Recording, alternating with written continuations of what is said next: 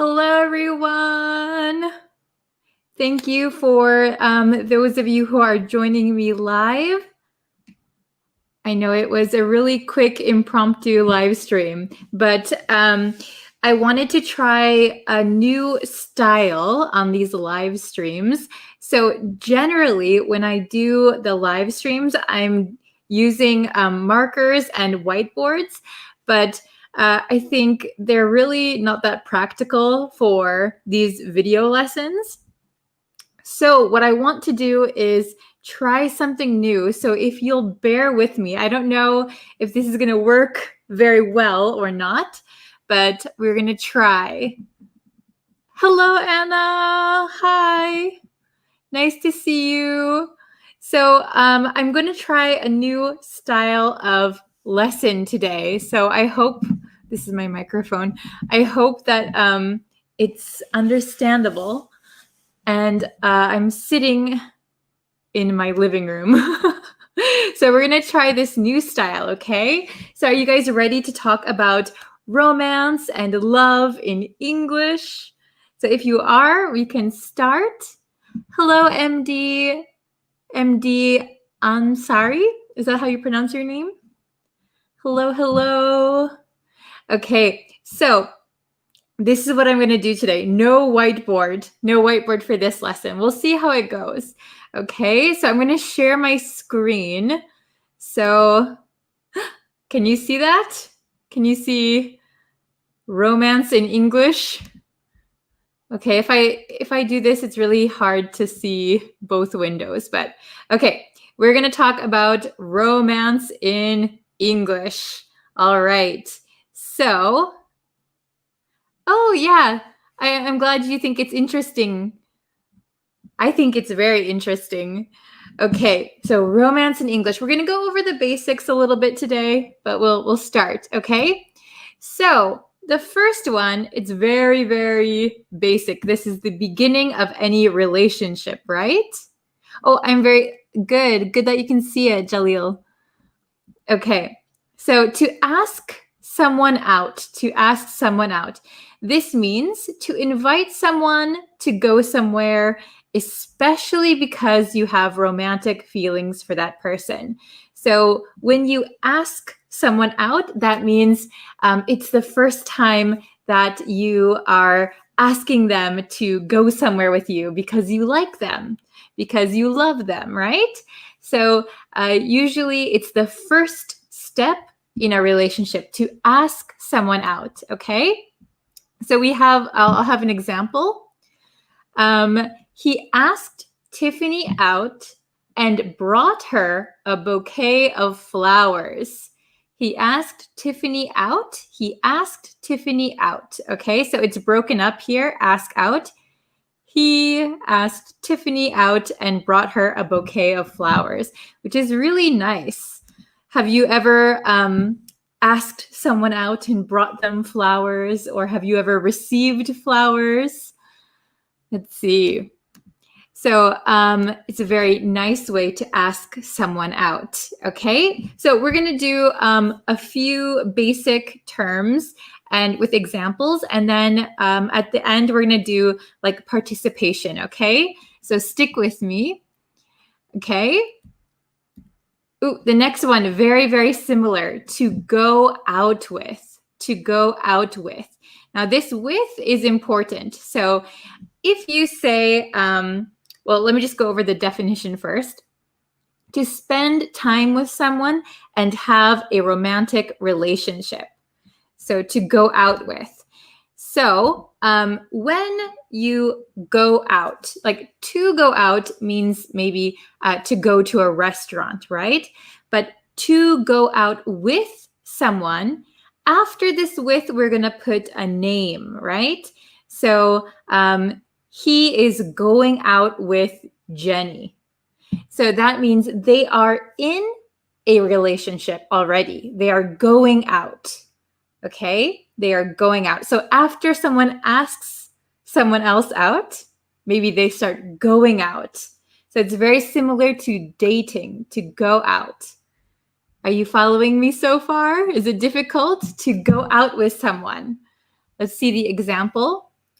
I'm going out with Tom. I'm going out with Tom. So this means that you have a relationship, a romantic relationship, very lovey-dovey with Tom, okay? Usually it's you don't date other people if you're going out with someone.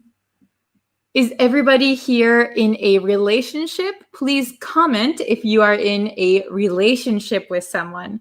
I'd love to see who is going out with someone. Okay, so we'll just move on to the next one. This is easy, right? So to date. So number one, there are two kind of meanings. Number one is to be in a romantic relationship with someone, right? And this is a verb. This is an action, to date someone. Okay? We've been dating for 6 months. So this is an action. You are actively dating someone. Okay? We've been dating for 6 months. Now we have another example, another definition, right? Oh, can you see everything? Okay. A social meeting planned before it happens, especially when you are in a romantic relationship. So this is a noun. I forgot to write it here, but this is a noun. So date can be a verb or a noun. And here's the example. Oops, you can't see it if I do that. This is brand new for me. We went on a date to a fancy restaurant. We went on a date. So we say to go on a date. We went on a date to a fancy restaurant. Okay, so I love going on dates to fancy restaurants. What is your favorite kind of date? Do you like to go on a date at a very fancy place, or do you like just watching a movie and staying home? Yeah, please let me know. Okay, so we're going to go to the next one.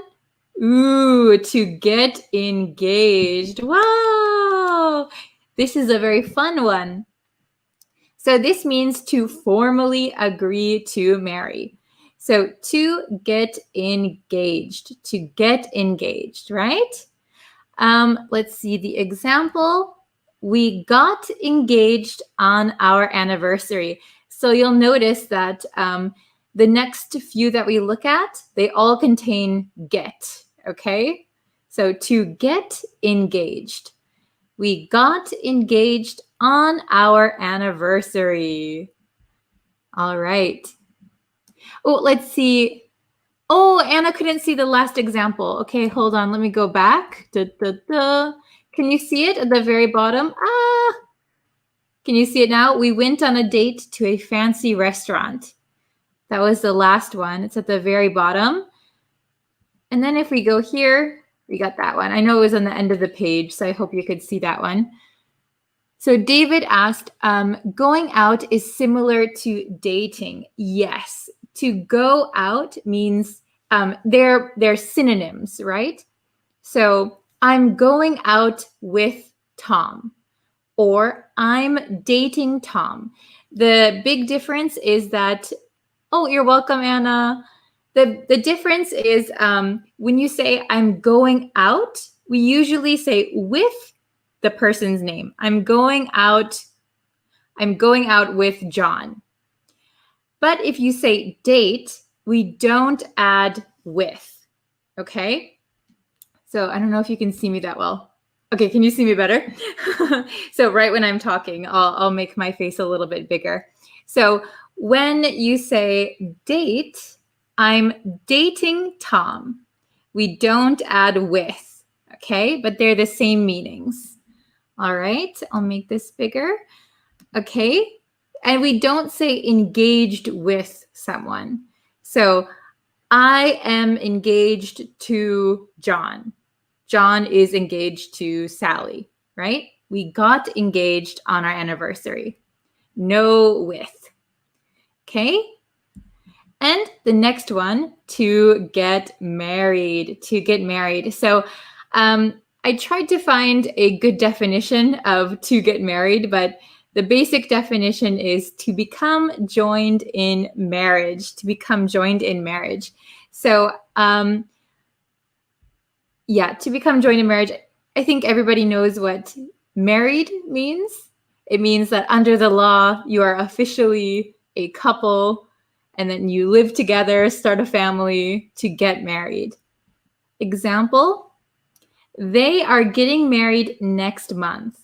They are getting married next month. Okay? So remember, to get married. And then we don't use with this one. We don't say, I'm getting married with him. We would say, I'm getting married to him. Okay? Or I'm getting married to her. So that's one difference here. To get married to someone. Okay? Oh, hello, Quarry. Nice to see you. Okay, so next one. Oh no, this is the terrible one, right? To get divorced. Oh, this is very sad. So it means to legally end a marriage, to get divorced. So I know in America, the divorce rate is about 45 or 50%. So I think that's right. Half of all marriages will end in divorce, and it's very sad. What is it like in your country? Do people get divorced often or not? Let me know. Okay, so here's the example. Okay. They seemed very happy, but in the end, they got divorced. They got divorced. So divorce, to get a divorce is one way of expressing it, but another way is Jill and John got a divorce. They got a divorce. So a divorce, to get a divorce means the same thing as to get divorced. So you can use it in both ways. They got divorced. They got a divorce. Okay? Yeah, I hope it doesn't happen. Oh, Corey, you're so funny. Okay, so next one. Oh, these are our questions. Okay, oops, I think you can't see the bottom one if I move it around. Okay, so we have our questions now. So do you remember we have ask out, go out with, date, get engaged, and get married, get divorced. So let's look at the first one, right? I can't wait to. Our wedding is in just 2 days. I can't wait to. Our wedding is in just 2 days. Can anyone answer number one? Can anyone answer number one? I can't wait to. Our wedding is in just 2 days. So by looking at this second sentence, we can kind of make a guess about what this one is going to be. So the wedding is already planned, right? Oh, very good, Anna and David. Very good. I can't wait to get married. Yay! How many of you are married? Is anyone married in the chat? Is anyone married? Okay. Number 2, I want to something. The new girl at school. She's so cute. I want to. The new girl at school. She's so cute. Now, there are 2 possibilities here, but I only picked one for the correct answer. Oh, very good. Oh, Anna, are you married? Congratulations. Ooh, so David says date, and my BF dog Dole says meet. Okay, so you could say, I want to date the new girl at school. She's so cute. Or you could say, I want to meet the new girl at school. She's so cute. But the answer that I chose was, I want to ask out the new girl at school. I want to ask out. So it's the first step to having a relationship, right? I want to ask out the new girl at school. She's so cute. Okay. So how about number 3? We went out on one, but decided to end things. So we went out on one maybe planned social gathering, but decided to end things. So they broke up. Oh, very good. Oh, yes. Good job. So the correct answer to number 3 is date. That is right. We went out on one date, but decided to end things. So you could say end things. So that means you're no longer dating. Or you could say we decided to break up. Break up means the same as to end things. Okay?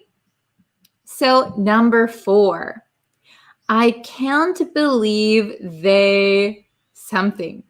They seemed so in love. So this is in past tense, right? They seemed so in love, but apparently they were not in love. I can't believe they something.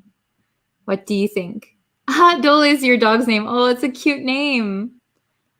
I like it. I really wish I had a dog. Okay, so I'll give you one more second to think. Yeah, to break up, here I'll type it in the chat. Break up. Break up means that you are no longer together. Oh, Anna, yes, very good. David, very good. Okay, so I can't believe they got divorced. Oh, that's so sad. I can't believe they got divorced. They seemed so in love. Okay, only 2 more. So number 5, Josh has been Sally for almost a year. Josh has been maybe together Sally for almost a year. Now, we could say dating. Josh has been dating Sally for almost a year, but we use date on number 3, so I chose a different expression. Oh, very good. So David said going out with, and Anna said gone with, and a couple. Okay, so the correct answer is Josh has been going out with. So has been.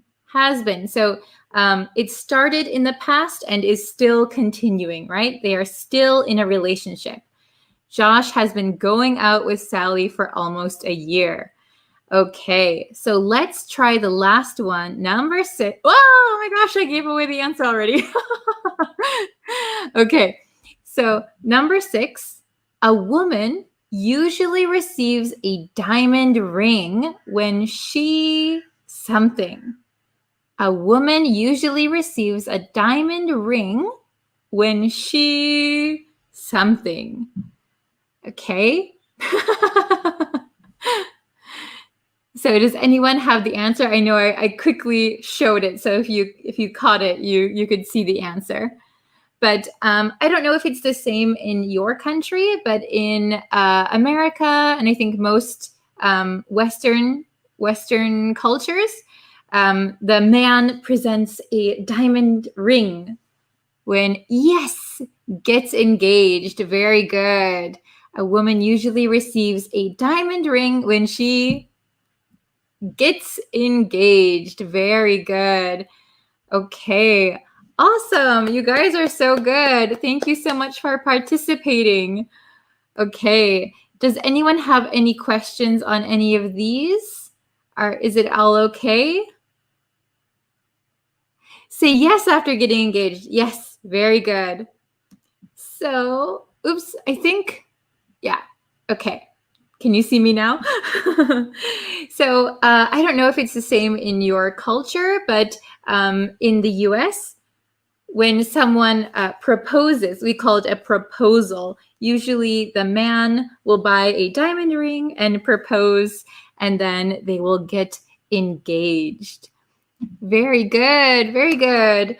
So, if you have any questions, feel free to write them in the comments anytime. I will always check them. And I think I will probably do a Facebook live stream in a few hours because I have another schedule in about 15 minutes. Okay, but thank you very much. If you want to see daily live streams or daily lessons, you can check out the Facebook page. I also have exclusive lessons only on YouTube, so please subscribe if you like. Okay? Oh, thank you. Oh, same in Georgia. Awesome. Oh, today you're in Korea. I think in Korea today is Chuseok. Is that correct? Okay. So anyway, thank you guys so much for watching. Oh, thank you, Anna. Yes, I know. It's Korean Thanksgiving Day. I have one other Korean student and they just told me, and it's very interesting. Yeah, I love Korea. I've been there a few times. Okay. Well, unfortunately, I have to go now. Oh, Dave, you're here. Hello. Enigma Dave. I have to go now, but thank you guys so much for watching. Oh, happy Middle Autumn Festival. Wow, there's a lot of holidays going on right now. And it's almost Halloween is this year, but I don't think anyone will be out doing anything, unfortunately. Oh, okay. Well, thank you guys so much for watching. I will try to post in an edited video this weekend. Okay. Thank you guys so much, and I will see you soon. Bye.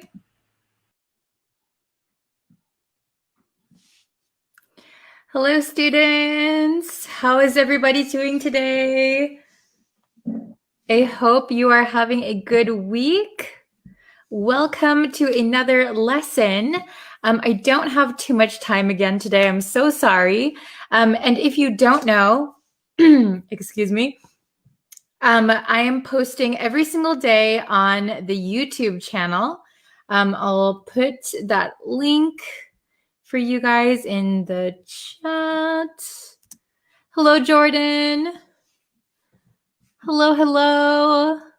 So I am, excuse me, again, I'm posting every single day on YouTube. So please, please, please subscribe and turn on notifications so that you know when the lessons will be, okay? So I'll post every single day, so including Saturday and Sunday. Okay, so please subscribe. I'd really appreciate it. And there is a new lesson out right now. I'll put that one in the chat also. So here's the newest video. Okay. Hello from Peru. Hello, hello. Hello from Myanmar. How is everybody? Everybody's having a good day? Okay, that's wonderful. Okay, so today we are going to review one vocabulary word that we learned before, and we're going to learn a new phrasal verb, okay? A phrasal verb that is related. So, okay. Hello, hello. Oh, hello from Canada. Yes, hello. I hope everyone is in good health and you're staying healthy and you are, yes, everybody is doing well. Stay healthy, stay fit. Very good. Hello from Iraq. Hello from Mexico. Okay, so we have these two words that we're going to look at today. And the first one we learned a very long time ago. I think when I first started the Facebook page, I think was like one of my first videos there. Okay, and then we have a new phrasal verb that we'll look at. Very good. Yes, very good. Hello from Nigeria. Hello from Kuwait. Hello, hello. Okay, So let's look at the first one. Cranky, cranky. So do you remember what cranky means? We learned it a long, long time ago together. Hello from El Salvador, Cambodia, Sudan, Azerbaijan. Is that how you say it? Oh my goodness. Azerbaijan. I hope I said that correctly. Okay. So if you don't know, cranky. So cranky means you are in a bad mood. You are in a bad mood. Okay? So it is a synonym for grumpy. It is a synonym for grumpy. Okay? So for example, if I don't get a lot of sleep, I might wake up and be cranky. I might be cranky or I might be grumpy. Okay? Please let me know a time when you felt cranky. Oh, hello from South Korea. Wow. I've been to Korea. Very nice. Hello from Afghanistan. Okay. So cranky. Please let me know a time that you have felt cranky. Do you feel cranky every day? Are you just cranky when certain situations happen? Okay, so cranky is an adjective, and we've learned this word before. Okay, if you followed all of my lessons, you would have seen this word before. Okay, the next one that we have down here, this is a new one. This is a phrasal verb, okay? And this is crank out. So you can see the theme here, cranky and crank out. So what does crank out mean? Well, if you know what a crank is kind of like a lever that does this. This is a crank. I'm cranking something, right? So there's a crank on like machines, okay? So we use this phrasal verb to mean to produce something or make something, produce something very quickly and maybe many of something. So similar to a machine. So if a machine makes 50 pairs of shoes, we could say the machine cranks out 50 pairs of shoes. So it makes them very quickly and makes a large quantity, okay? So we can also use this for people, even though we are not machines. For example, if it's your job to write down memos, okay? It's your job to write down memos. You are a secretary. That means you have to crank out many, many memos, okay? Maybe in your 8-hour workday, you crank out 50 memos. That is a lot. So maybe you have to work very quickly. Maybe the quality is not so good and you produce many of them, okay? Very good. Okay.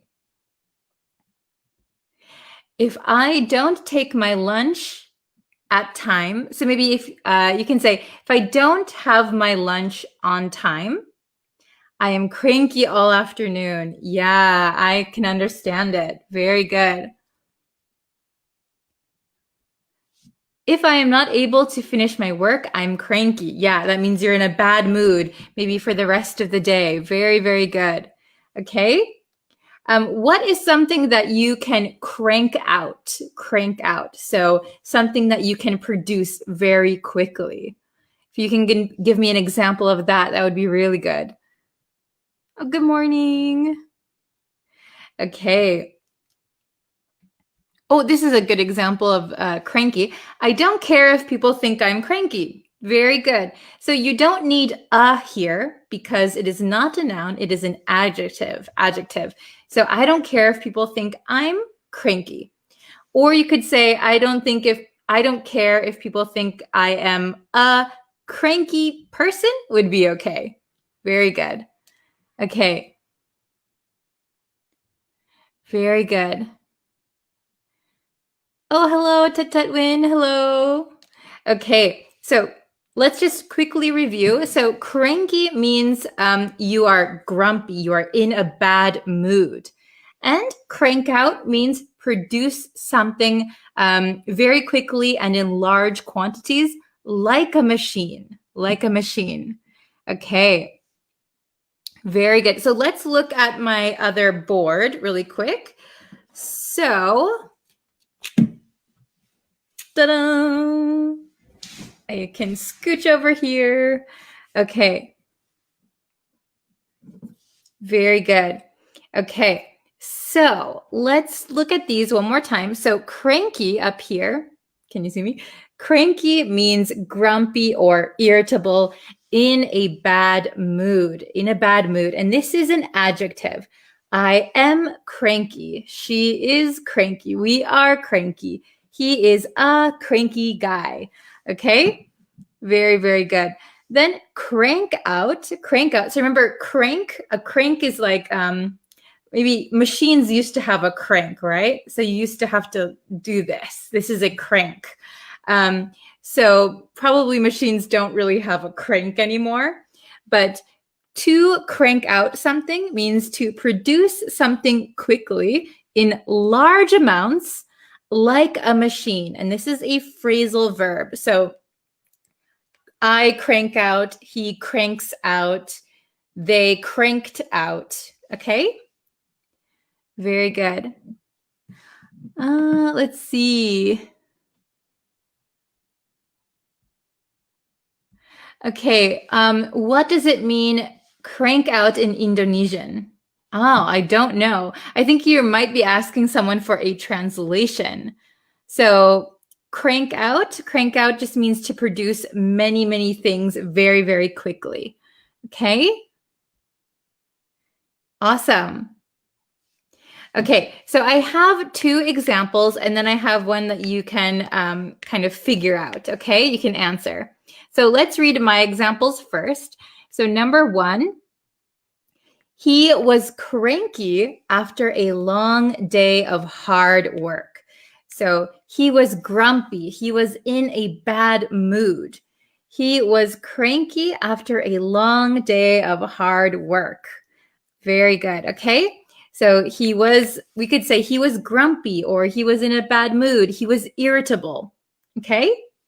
So long day of hard work. Maybe you're very tired. You want to relax. You're not going to be in the best mood. You're not going to be super happy, right? Okay. Very good. So number 2, the author. So maybe an author is a person who writes a book. So this author cranks out 5 new books a year. Oh my gosh. So usually if you write a good quality book, it probably takes some time, right?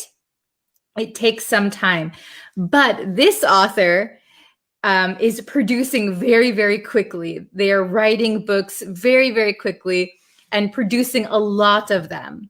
Okay, so maybe the quality is not the best, but the author cranks out 5 new books a year. So write a book, publish, write a book, publish, write a book, publish, write a book, publish, write a book, publish. Okay, I think I did that 5 times. All right, is it understandable? Okay, awesome. What is the meaning of the first sentence? He was cranky after a long day of hard work. So he worked, it was a long day, so maybe 8 hours, 10 hours, 12 hours of hard work. So because of that, he was cranky. He was in a bad mood. He wasn't happy, right? He was irritable. Okay.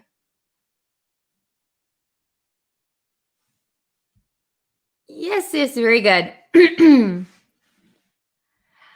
My brother and I crank out lots of bread this morning. Okay. So if you say, my brother and I crank out a lot of bread, maybe every morning, this means that you are making the bread. You're making the bread, and I don't know, maybe selling it or keeping it in your house. If you crank out something, it means you produce something. Okay, so if you're talking about eating, we wouldn't use crank out for consuming, just producing. Okay, awesome. Okay, so let's look at these two examples and you can figure out which one goes where. All right, pretty simple, I think. They're very different words. Okay, so number three. I didn't start working on my homework until now. So I waited and I waited and I waited, and I knew I had to do homework, but I waited until now to do it. And now I have to these 3 essays. So I didn't start working on my homework until now. And now I have to 3 essays. So, very good. Ashin, very good. Twahirwa, Jean Bosco, I think. Okay, Arthur, Patrick, good job. Okay. Yes, so the correct answer is crank out. So I have to write 3 essays in a short amount of time, which is a lot, and I have to do it very, very quickly. I didn't start working on my homework until now, and now I have to crank out 3 essays. Yes, so I have to work very quickly. Okay. Oh, everybody, good job. Wonderful, wonderful. Okay, number 4. She's when things don't go her way. She's when things don't go her way. So things don't go her way. That means that maybe the way she wants things doesn't actually go the way she wants them to, right? So maybe she is kind of it could be a young girl. We often say this about young children. They want things to go their way, so they get. Oh, very good. They get, yes, everybody got it right. She's cranky. So all the time. She's cranky when things don't go her way. So, for example, if a young child, let's say a little girl, I want to go to the park. I want to go to the park. I want to go to the park.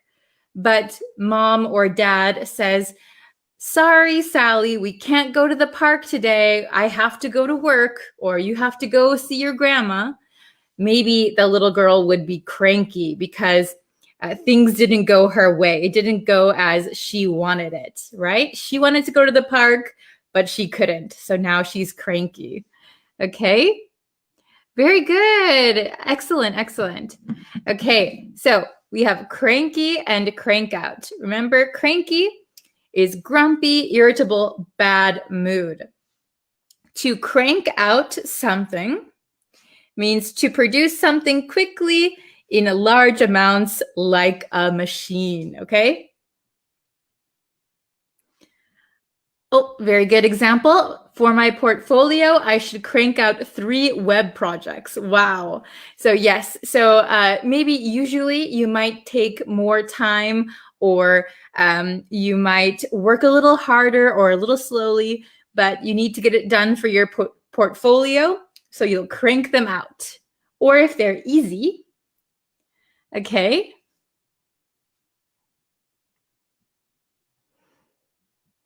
Oh, let's see. Okay, I'm going to put this down so I can see your examples a little bit better. Okay.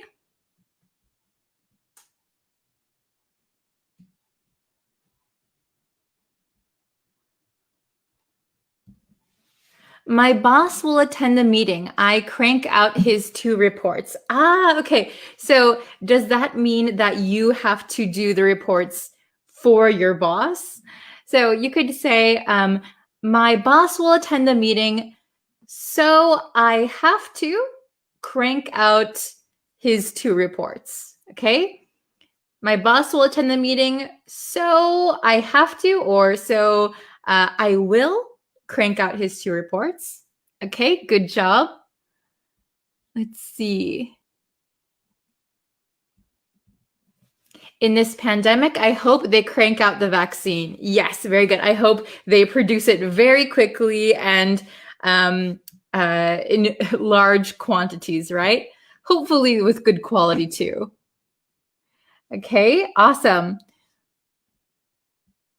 This is a good example. I am cranky if someone wakes me up too early. Yes, remember too early is T-O-O, too early. Okay. Oh, what's next?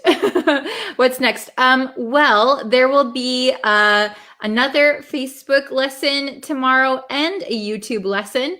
So that's right. Let me get, let's see.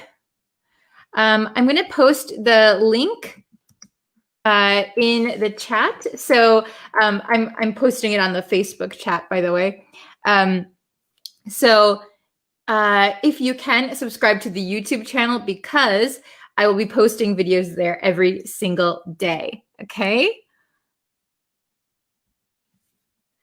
I had to crank out my projects because I was lazy the whole week. Very, very good. Good example. I had to crank out my projects one after the next. Okay. He can crank out many translation novel a year, but his translation skill is really lackluster.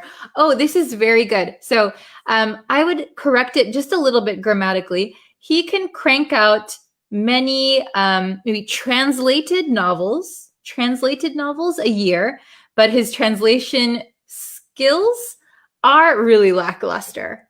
Excellent. Very good. So lackluster, we've learned before. It means kind of lacking that oomph. You can go check out that lesson on YouTube.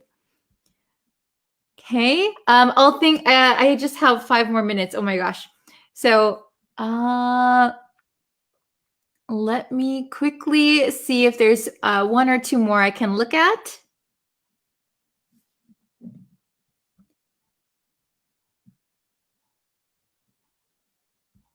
You need to crank out more lessons every day. Yes, very good. Very good. I should crank out more lessons. Hopefully, I can do them with good quality though. Okay. Let's see.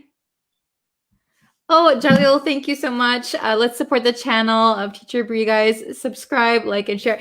Thank you so much. Yeah, if you can subscribe, like, and share, that really helps. And it gives me motivation to keep cranking out lessons. Okay. All right. So, okay, that's all for today's lesson. Sorry, it was a little bit short, only 20 minutes. But I will be back tomorrow with a Facebook lesson and a YouTube lesson. I'm cranking them out. Okay, so please like this video and share it with your friends who are learning English. I appreciate it, and I will see you guys tomorrow. Thank you very much. See you soon. Bye. Hello, everyone. Hello, hello. Let's see. Okay, I'm going to wait for a few people to get in the live stream, and then we can start. Did everybody watch yesterday's lesson? Do you remember what we learned yesterday? Yesterday we learned the expression once in a blue moon. Oh, hello, Nasir. Hello. So yesterday we learned once in a blue moon. So once in a blue moon means once in a very, very long time, right? So very rarely. Hello, Mahmood. Nice to see you. Hello, Angel. Hello, Nur Islam. Keep you, hello. Sandy, hello. Raz, hello. I hope everyone is doing well. Hello, Jerulo. Nice. Nice to see you all today. Oh, hello, Fozzie. Very good. Hello, Rogina. Nice to see you. Hello, Ali. Okay, so I was just explaining that yesterday we learned the expression once in a blue moon. So if you haven't seen that lesson yet, please watch it. But actually, I was really surprised how many people were in the live stream yesterday. That was amazing. I think on Facebook, the video has almost 10,000 views already, which is crazy. Thank you so much for sharing and liking the videos. That really helps me out, and I'm so happy that you guys like the lessons. Oh, hello from the Philippines. Hello, hello. So yes, so yesterday we learned about once in a blue moon. So if you can kind of guess what theme we're going for this week, we're talking about expressions with moon, okay? So because it's getting to be the fall season, I thought that would be a good time to talk about these expressions. Hello from Afghanistan. Oh, thank you so much, Sandy. Yeah, I'm doing pretty good. Today's a good day. I feel fine now. Hello, Lamia? Oh gosh, I think I never pronounce a lot of your names correctly, so I'm so sorry about that. Okay. Oh, thank you. So this week we're using expressions with moon that contain moon, okay? So today, and I actually saw somebody comment this yesterday, so I was so surprised. I was like, oh, that's tomorrow's lesson. So today we're going to learn what to moonlight means. To moonlight, okay? So if you know, moonlight is the light from the moon, right? So as not a verb, as a noun, moonlight means the light that shines from the moon, right? Well, it's like kind of reflected from the moon. So you can walk in the moonlight, right? But here it's a verb. What does it mean to moonlight? Are we shining like the moon? No. Okay. So, oh, hello from Myanmar. Hello. So, to moonlight means, okay. So, let's say you have a job, right? So, for example, let's say you are I don't know, what could you be? Say that you are a physics professor. You are a physics professor. So all day in the daytime, you work as a physics professor. But maybe you want to earn a little bit extra money. So at night after your job is finished, you go and work for a construction company. So in the moonlight at night, you go and work at a construction company. You could say that during the day, I work as a physics professor, but I moonlight as a construction worker. So that means you have a second job, usually at night, and usually it's a secret from your other work. Because sometimes your work doesn't allow you to have a second job. So moonlighting, it's kind of in the cover of darkness with only the moonlight. You have a second job. Does anybody moonlight as anything? Does anybody have two jobs here? When I was a high school student, I was a high school student by day, but I was moonlighting as a smoothie maker. I used to make smoothies in the shopping mall. So I was a high school student by day, moonlighting as a smoothie maker. Oh, hello from Sudan. Hello from Bangladesh. Very good. Does anybody have a second job? Or, for example, if you're a student during the day and have a job at night, that means you moonlight as that job. Okay? So let's look at our examples. I'll pull that up. Ooh, I need to figure out how to show like on my screen. I think that would be easier. Don't you think? Let me see. Oh, there's a share screen button. I'll have to figure out something. I'll have to figure out something. Okay, but for now we have my whiteboard. So let's see. I'll move over a little bit. Okay. So the meaning of to moonlight means to have a second job, typically secretly and at night, in addition to one's regular employment.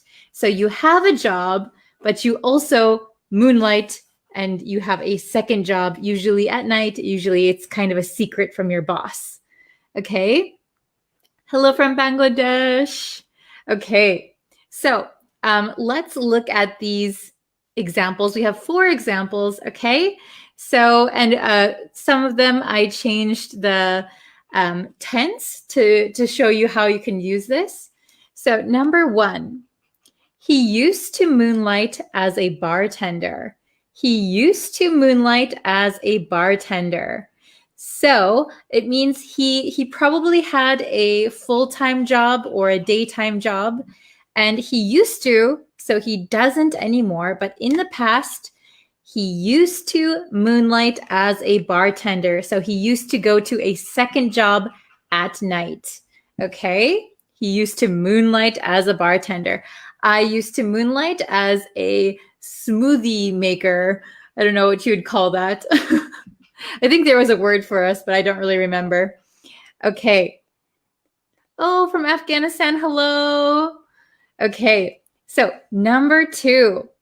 Her day job is working as a teacher, but she moonlights as a YouTuber. Is that me? Her day job, so in the day, her day job is working as a teacher, but she moonlights as a YouTuber.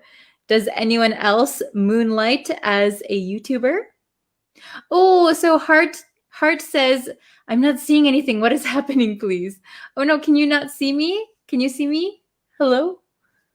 I hope you can see me.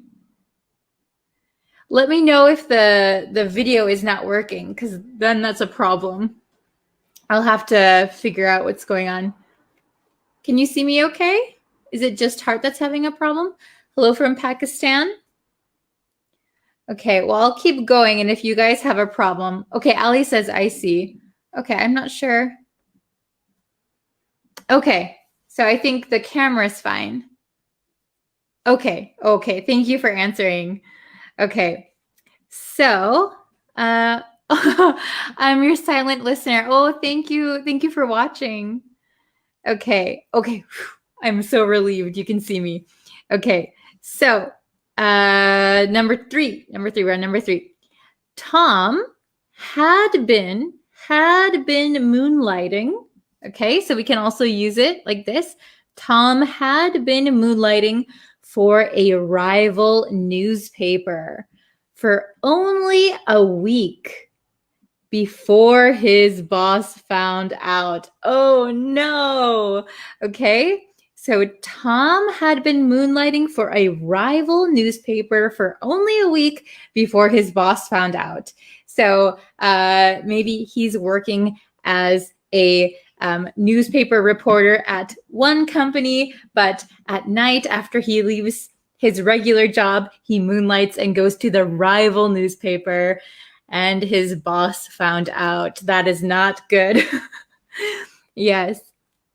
Okay. So, yeah, if your company or if your boss does not allow you to have a second job, you probably shouldn't be moonlighting at another job, right? You could get in trouble or you could get fired.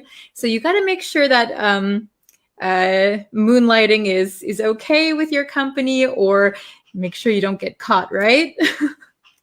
Okay, so we have the last one, number 4. She hated her 9-to-5 job, but loved moonlighting as an actress. She hated her 9-to-5 job. So 9-to-5 is, I don't know if it's the same in your countries, but in America, a full-time job is considered from 9 a.m. to 5 p.m., 9 a.m. to 5 p.m. So that is a full-time job. So we can just say a 9-to-5. I work a 9-to-5. That means you have a regular full-time job. So she hated her 9-to-5 job, but loved moonlighting as an actress. She hated her 9-to-5 job, but loved moonlighting as an actress.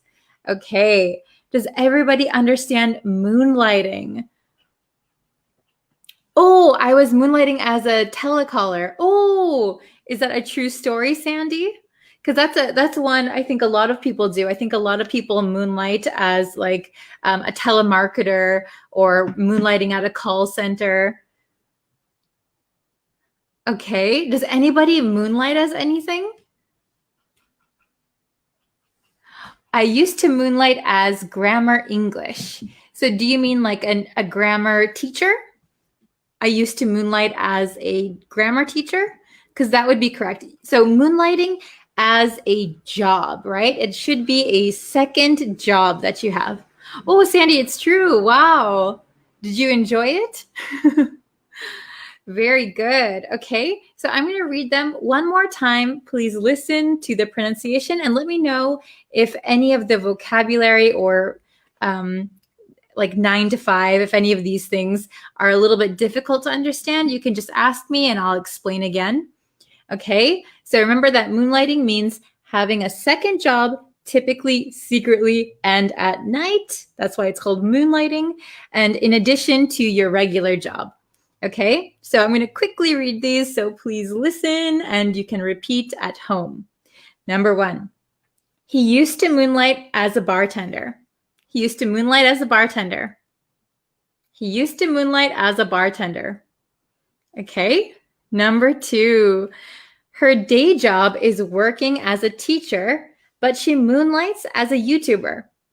Her day job is working as a teacher, but she moonlights as a YouTuber. Number 3, Tom had been moonlighting for a rival newspaper for only a week before his boss found out. So pay attention to this for. We don't usually say for, we say for. Notice how closed my mouth is.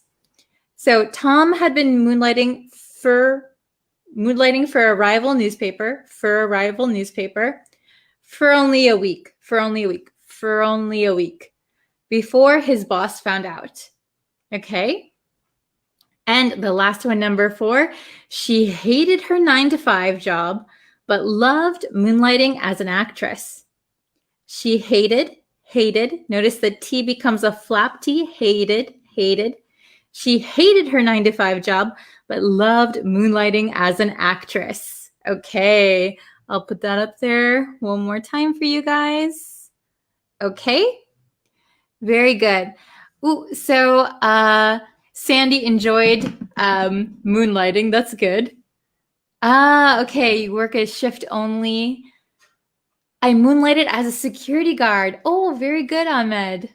That's a good job. I think a lot of security jobs are moonlighting, right? I used to moonlight as part of KTV job. Oh, KTV, is that like a TV network? I used to moonlight as a part-time waiter in a restaurant. Perfect. Very good. I have a tutorial as a moonlight. I see. So do you mean you moonlight as a tutor? So I moonlight as a tutor.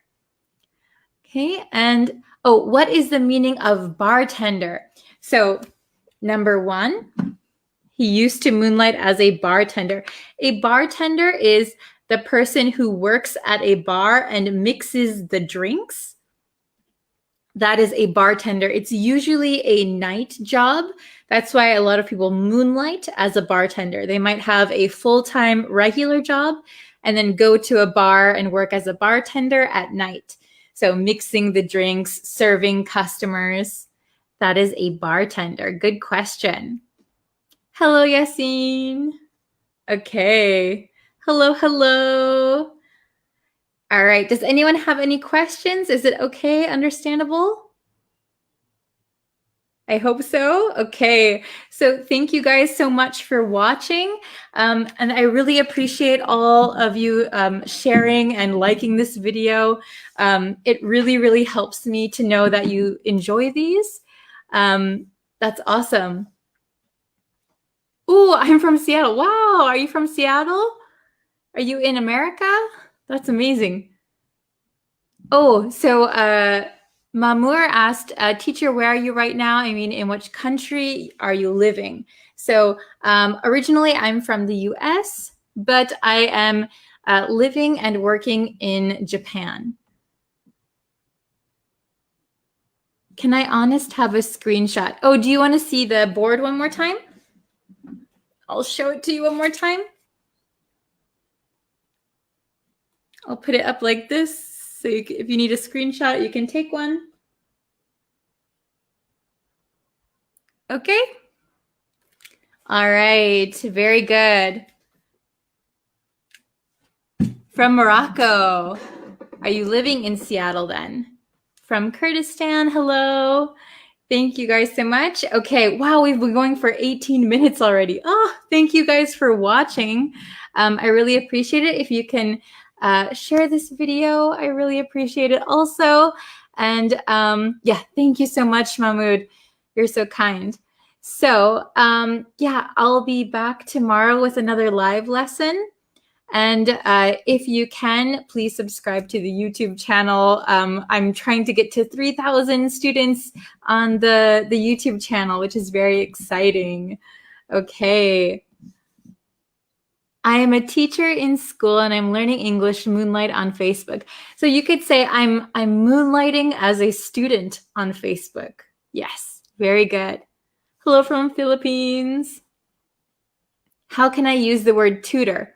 So tutor, to tutor someone means to help someone study, to tutor someone. But somebody can also be a tutor. So tutor can be an action or it can be somebody, describing somebody. Okay. Thank you guys very much. I have to go now, but I will be back tomorrow with another lesson. Thank you so much and see you guys tomorrow. Bye-bye.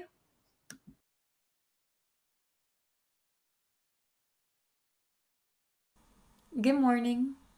Let's practice your English before you head out today. How are you feeling this morning?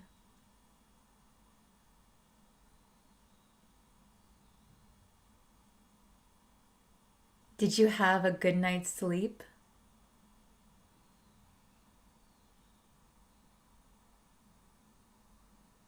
What time did you wake up this morning?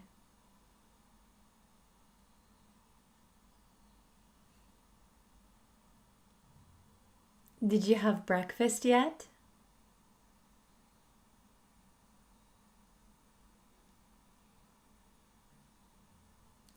Do you have any plans for the day?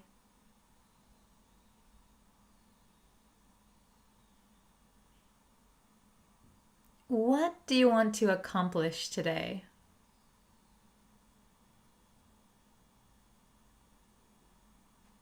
Is there anything causing you stress recently?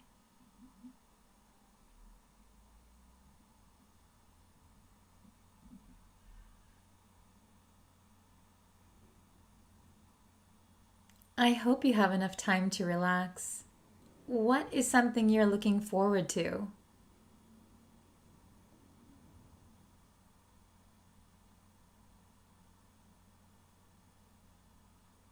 That sounds like fun. Well, it was nice chatting with you. Have a great day.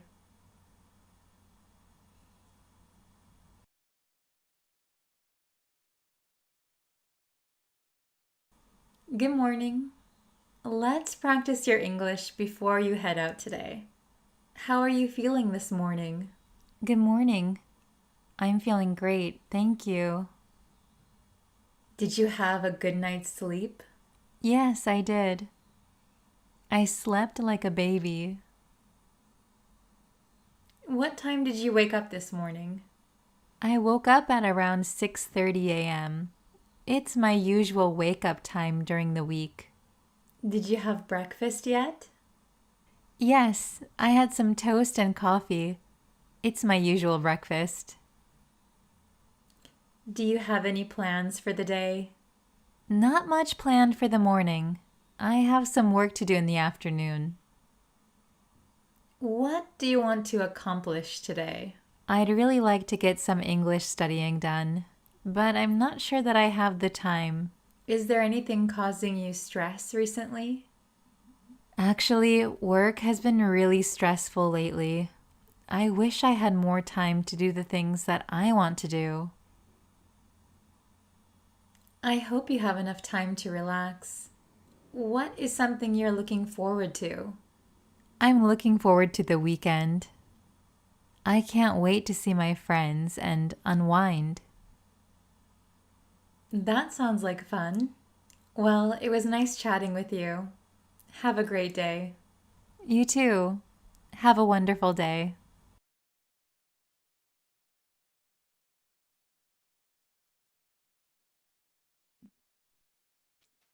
Hi, students. Welcome, welcome. Thank you for coming to today's lesson. Thank you for joining me.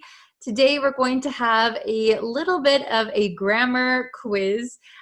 We're going to look at the differences between there, and there. They all sound the same, but they are spelled differently and they all have different meanings. So, this was requested by a student over on Facebook. So please, if you want some specific lessons, feel free to comment them, put them in the comments, and I will check them and I will try to answer your question as soon as I can. So yes, if you could like this video, subscribe and share it with your friends. That is always very, very helpful to help grow this community. So thank you everyone who has already subscribed. You guys are awesome. But yes, we are going to be looking at there, and there. So you've probably already studied these several times throughout your English education, but sometimes people still make mistakes. That's okay, but here we're going to try and master the differences between each one, okay? So I want you to get 100% on this quiz, okay? So I'm going to go over them and then we'll take the quiz. It's only 4 questions, very, very simple, I think, okay? So first, there, T-H-E-R-E. So you have to be careful of spelling. That is the whole point of these ones. You have to know which one is spelled which way. Okay, so the first there is talking about a place. So you know here, there, over there, here, there. There is a location, a place. Okay, easy enough. There, T-H-E-I-R, means it's the possessive of a group of people, right? So we have my pen. So I am one person, I, and the possessive would be my pen. If we have a group of people, we would say they. And if something belongs to that group of people, we'd say they're something. their pen, their yard, their dog. Okay, so this one is a possessive. Okay, I know it's a little bit confusing because sometimes, these ones, they look very similar, right? Only this one has an I here, this one has an E at the end. Okay, then the last one, there. So a lot of my students, at least in Japan, they pronounce this as they are. But it is the same pronunciation as this one. There. They're all the same, okay? So this one is a contraction. So we have they, and this is the contraction for are. So maybe this one might be the simplest one. They are hungry. So when we use the contraction, we would say they're hungry. Okay? So let's go over there. I think that's their dog. Belongs to maybe a couple of people. And they're going to Hawaii. Okay? Very good. Do you have any questions? If you have any questions, leave them in the comments, but we are going to be getting into the quiz, okay? So please remember the spelling, okay? Remember the meanings. Pronunciation is the easy part. They're all the same, okay? So we have only 4 questions. Pretty easy, okay? So let me get my red marker. We'll go one at a time, okay? One at a time. We're going to read the sentence and you're going to pick the correct answer. So I want you to write the answer in the comments so we know where we make our mistakes, okay? So number 1, okay, number 1. We got lost going to house. We got lost going to house. Okay, so we have A there, B there, C there. Oopsies. Okay, so take a few seconds, look at the question, look at the answers, write your answer in the comments. Okay, did you pick your answer? All right, the correct answer is B. We got lost going to their house. This is the possessive. The house that belongs to them. Their house. Very good. Okay.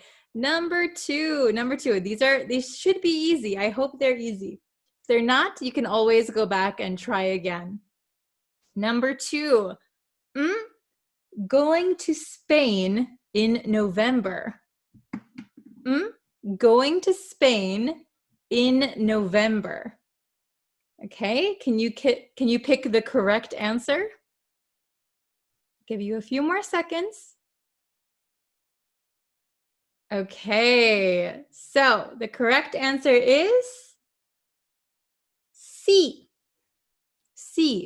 So we could say they are going. They are going to Spain in November, or we can use the contraction they're going to Spain in November. So this one means they are. Okay, number 3. Are 5 chairs. Are 5 chairs. Take your time. Hopefully it's easy. Okay, very good. So the correct answer here is there. There are 5 chairs. Very good. There are. So we use there as in a place over there, and we can just say there are. They exist, right? There are 5 chairs. Okay, a little bit tricky. Was it okay? we would not use this one because this is the contraction for they are. So it wouldn't make sense. They are our 5 chairs. And we wouldn't say there are 5 chairs because there is the possessive, okay? We would say those are their chairs, we could say. But we want to say 5 chairs are here. They exist, right? There are 5 chairs. Okay? Very good. The last one, number 4. We have 3 here. Wow, what a confusing sentence, right? So we have moving over with children. Moving over with children. Okay, A, B, or C. There.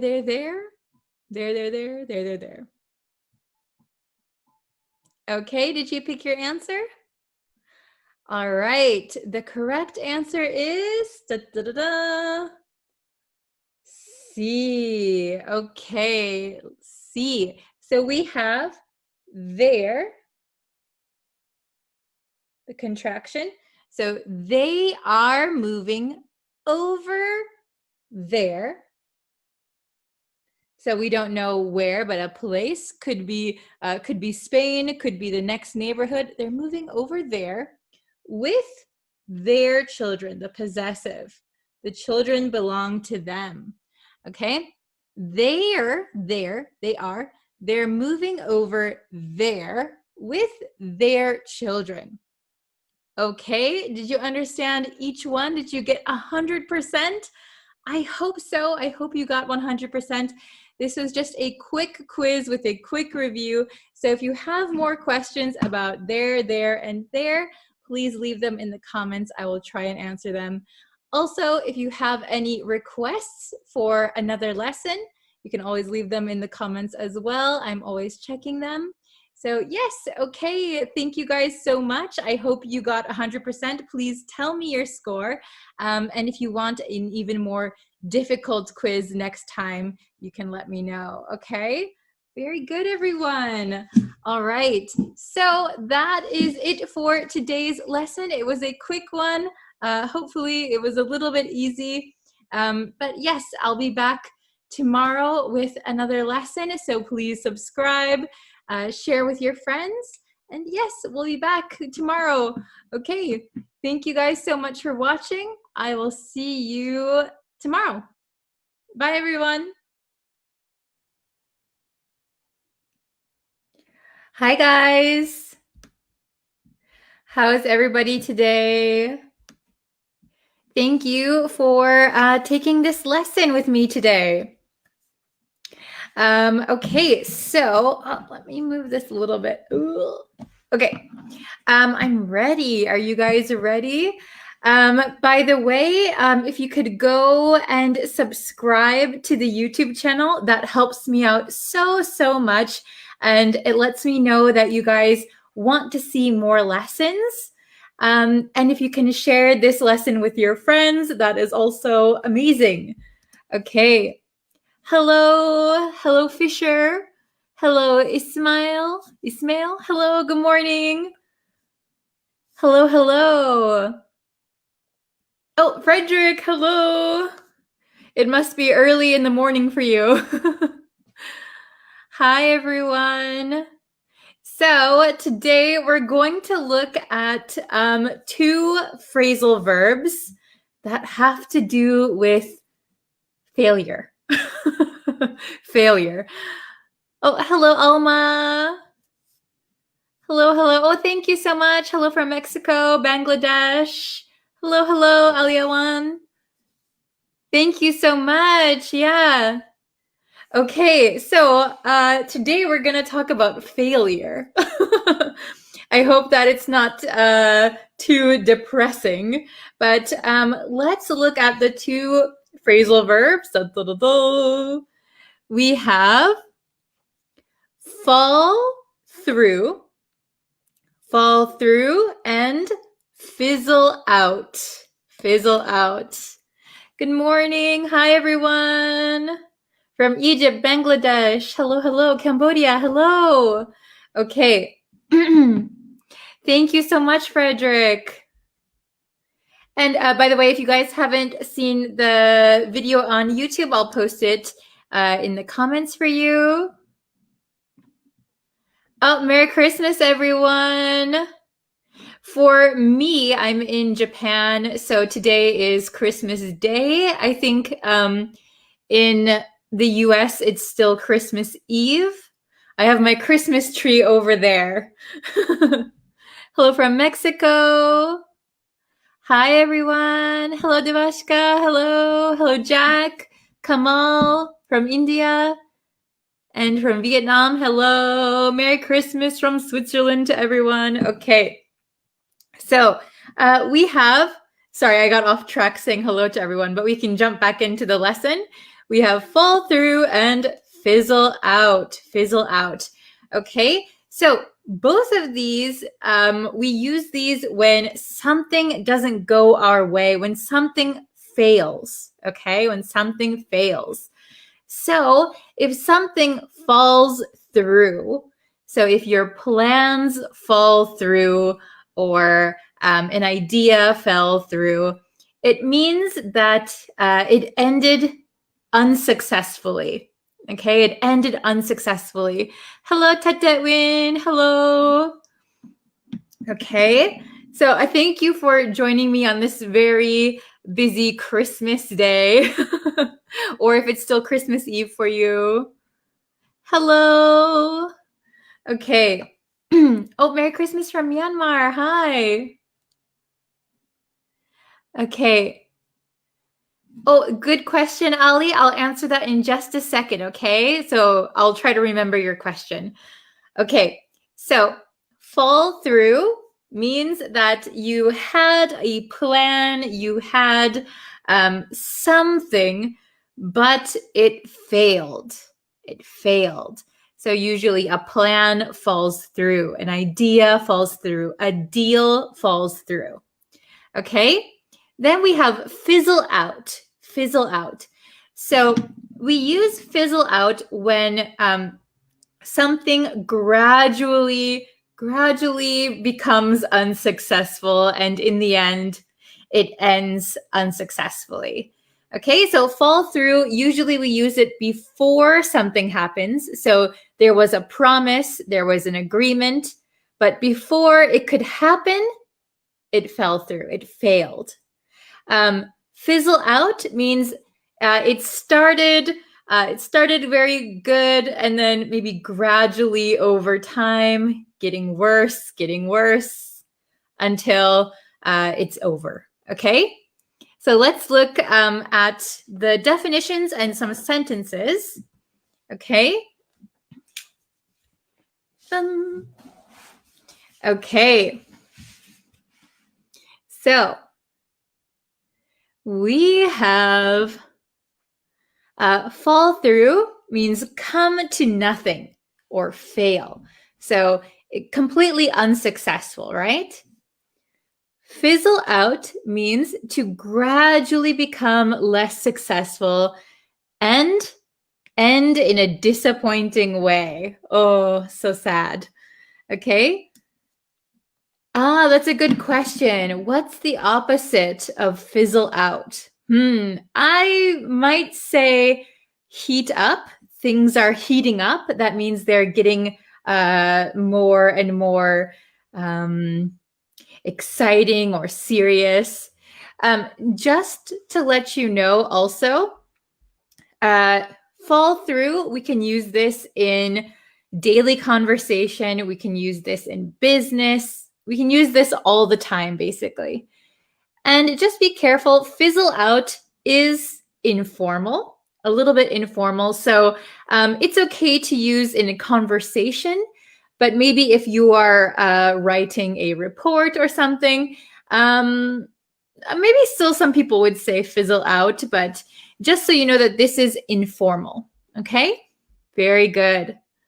Okay, so fall through, fizzle out. So I have two sentences written already. I'll read those for you. Number 1, their romance. Ooh la la. Their romance fizzled out after the summer. Their romance fizzled out after the summer. This is a good one by Frederick. MySpace is fizzling out. I think MySpace already fizzled out. I don't know anyone who uses MySpace anymore. Okay. Oh, this is a good one. My idea of buying a car fell through. Yes, so here, if it already fell through, you can use fell, F-E-L-L. Okay, good job. Okay, so number 2, unfortunately, the business deal fell through.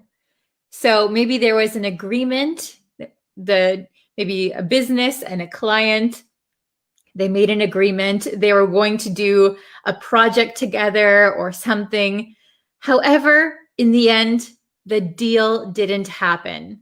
Okay, so unfortunately, the business deal fell through. Okay, their romance fizzled out after the summer. So maybe at the start of summer, they were so happy, they were in love, but after the summer, maybe things were getting worse. They weren't seeing each other anymore. They don't feel the same way. And in the end, they broke up. Okay. Thank you, everyone. Okay. Merry Christmas. Merry Christmas. All right. Let's see. Number 3. So I have fizzled out here. So I want you to try and make a sentence. Something, something, something fizzled out after a day. So at the beginning of the day, maybe it was very exciting or something was very interesting, and slowly it fizzled out after just a day. So who can give me a good example for number 3? Oh, Ali, very good. My enthusiasm for the UK tour fizzled out after a day. Very good. Interesting. What UK tour? Interesting. Okay. Let's see. Oh, let's see. My happiness fizzled out. Oh no, my happiness fizzled out after a day. Oh, that's so sad. Okay. The project fizzled out after a day. So maybe the project started well, but it didn't end up well. Oh, very good. My energy fizzled out after a day.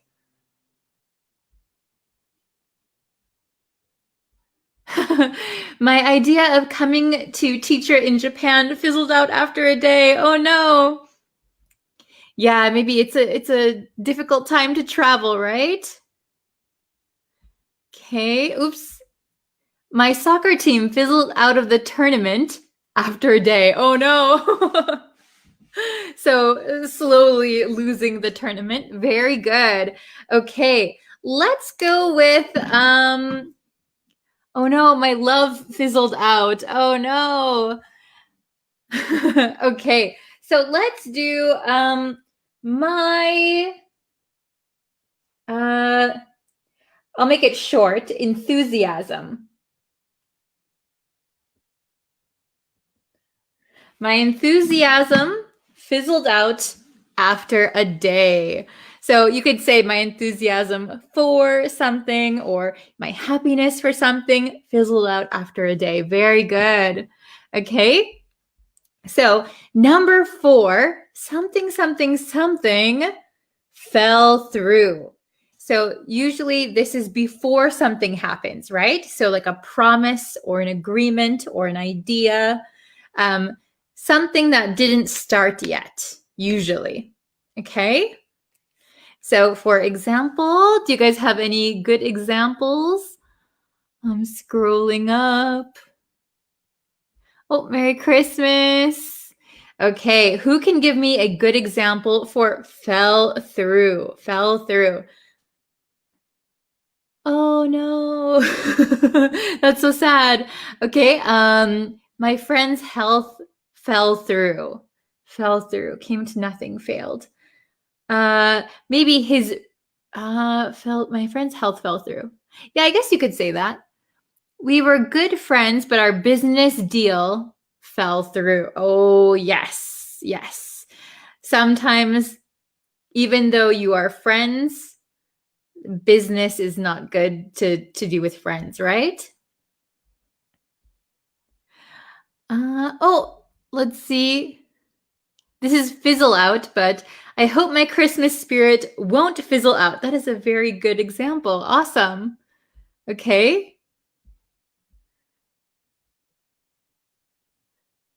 Oh, the union of American and China's relationships fell through. Oh no. So maybe the relationships between two countries fell through. Oh no. All right. My plans during the day fell through. Yes. So we often say this with plans. So, oh, my plans for tonight fell through. My plans for tomorrow fell through. Okay. There was one. My ambition fell through. For this one, ambition, usually you have ambition at first, and then gradually you lose your ambition. So I would recommend saying, my ambition fizzled out. So when we use fall through, usually it's a plan or something. So something that hasn't happened yet, but there's like a promise or there's the understanding that it will happen, but it doesn't. Okay. Due to COVID-19, my Christmas party fell through. Yeah, it's a lot of people, right? My dream of celebrating New Year's Eve fell through. Yes, very good, very good. Not good, but it's a good example, right? Oh no, my engagement fell through. Uh-oh. That's a good example though. Okay. My dreams of becoming a doctor fell through. Yes. So you had the idea, I want to be a doctor, but for some reason, maybe the exams were too hard, school was too hard, you couldn't afford it. Then your dream fell through. Very good. Okay. Let's see. Okay, let's do very good, very good. I see a lot of good ones. Okay, so I'm gonna say, let's say let's say holiday plans, kind of combining a few of them. My holiday plans fell through. My holiday plans fell through. Very good. So maybe you had plans for the holidays. You want to see your family, you want to travel, but for various reasons, those plans fell through. Very, very good. Okay. Awesome. So remember that fall through is usually you have an agreement, an idea, a dream, but before it can happen, it falls through. It fails. Fizzle out means it existed at one point, but gradually it got worse and ended unsuccessfully. Okay? You did not reply to my message, so my heart fell through. Oh no. So we wouldn't say like my heart fell through. We would say my heart broke, maybe. My heart broke. Usually fall through is for plans. Okay? Okay, so Ali had a good question. Thank you for reminding me. What does start over mean? Start over. So start over means to start again. So like for example, if I was doing this live stream, but for some reason my computer shut off. So I might come back online and start over. I might start over my live stream. So start again. Okay? Start over means start again. From the beginning, usually. Okay? All right. Can the word fizzle out mean the same as to disappear? Fizzle out, disappear. I haven't heard it used that way, but I can understand the connection because you started something, but it fizzled out. We can use like fizzle out for what is it? Like if you light something, like if you know, like, do you know sparklers? Sparklers, like fireworks. So if you have a sparkler, you light it and it goes, psh, psh, psh, psh, psh. You're holding it, psh, but eventually it fizzles out. We wouldn't say disappear in that case either. So disappear means like all of a sudden without warning. Fizzle out means gradually. You can kind of see it decline. Okay? I had a plan to lose weight in 2020, but I fizzle out at the end of the year because of COVID-19 contagious.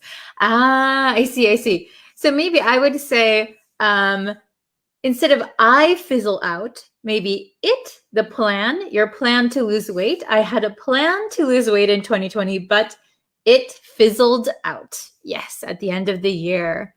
Okay. Let's see. I'll answer maybe one or two. A person can disappear. Yes. Quite scary or like magic. Okay.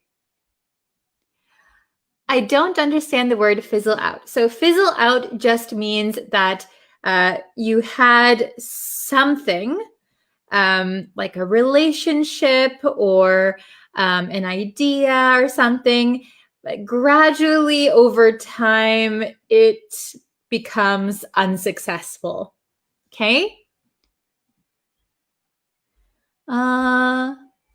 Frederick had a good one.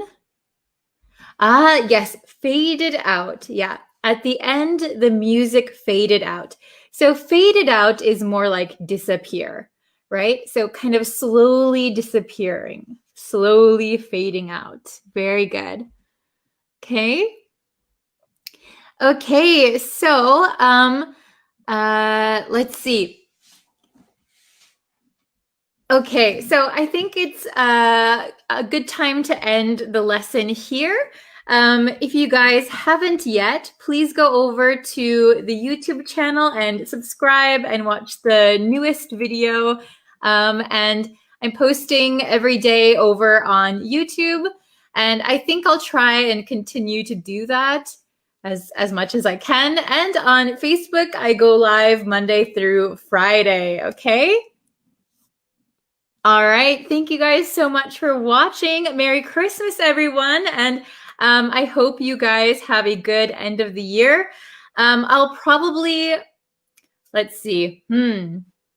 I haven't decided if I'll be posting on Facebook every day or not during the new year, but I might because I have time.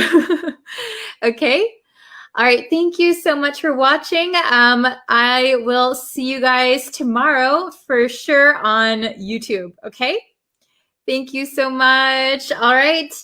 Take care. Merry Christmas. See you guys later. Bye.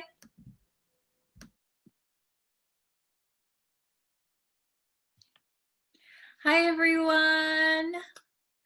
Hello. Welcome to our lesson. Thank you for joining. I hope everyone is doing well today. I did a different lesson today on Facebook already. So if you're not and you want to see those lessons, you can go find my Facebook page. It's the same name as here. So if you just search for my name, Breeze Practical English, on Facebook, you'll be able to find it. Okay. So today I wanted to go over two essential phrases for the office or for business. And if you are not using English for business, but just for general daily life, these are also very, very important words to know. So I have two of them for you today. We have, I'll block the sun. We have catch up on something and catch up with someone, okay? So catch up on something, catch up with someone. So the difference is obviously the on or the with and something or someone, okay? So you probably have heard catch up in general. Catch up means like to get up to speed on something. So that's generally the same meaning as catch up on and catch up with. But just know that we use catch up on something. Catch up with someone, okay? So I sometimes hear my students saying like, oh, I need to catch up with my email. That is incorrect. You don't catch up with your email. You catch up on your email. And you don't catch up on your friend. You catch up with your friend. Okay, so let's look at my bigger whiteboard for a second. Okay, can you see this? Is it understandable? Okay, I think they're pretty easy, but it's good to review anyway. So, catch up on something. To do something that you have not been able to do recently. So, for example, if I have been very, very busy recently and I haven't been able to watch my favorite TV show, I could say, I really want to catch up on my favorite TV show. So that is an example that you can use in everyday life, not necessarily in business, but catch up on my favorite TV show. Okay, so my favorite TV show is something, right? Okay, let's look here. Catch up with someone.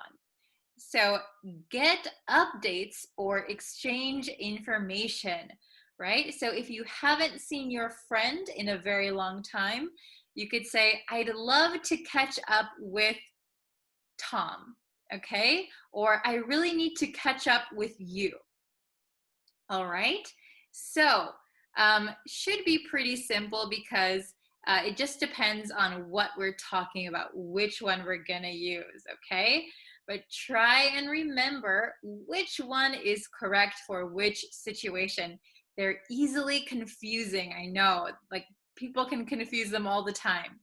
So please write your answers in the chat or in the comments, okay? So we have four questions. I think they're pretty easy, but if you have any questions, let me know. I'll try to answer them, okay? So, okay.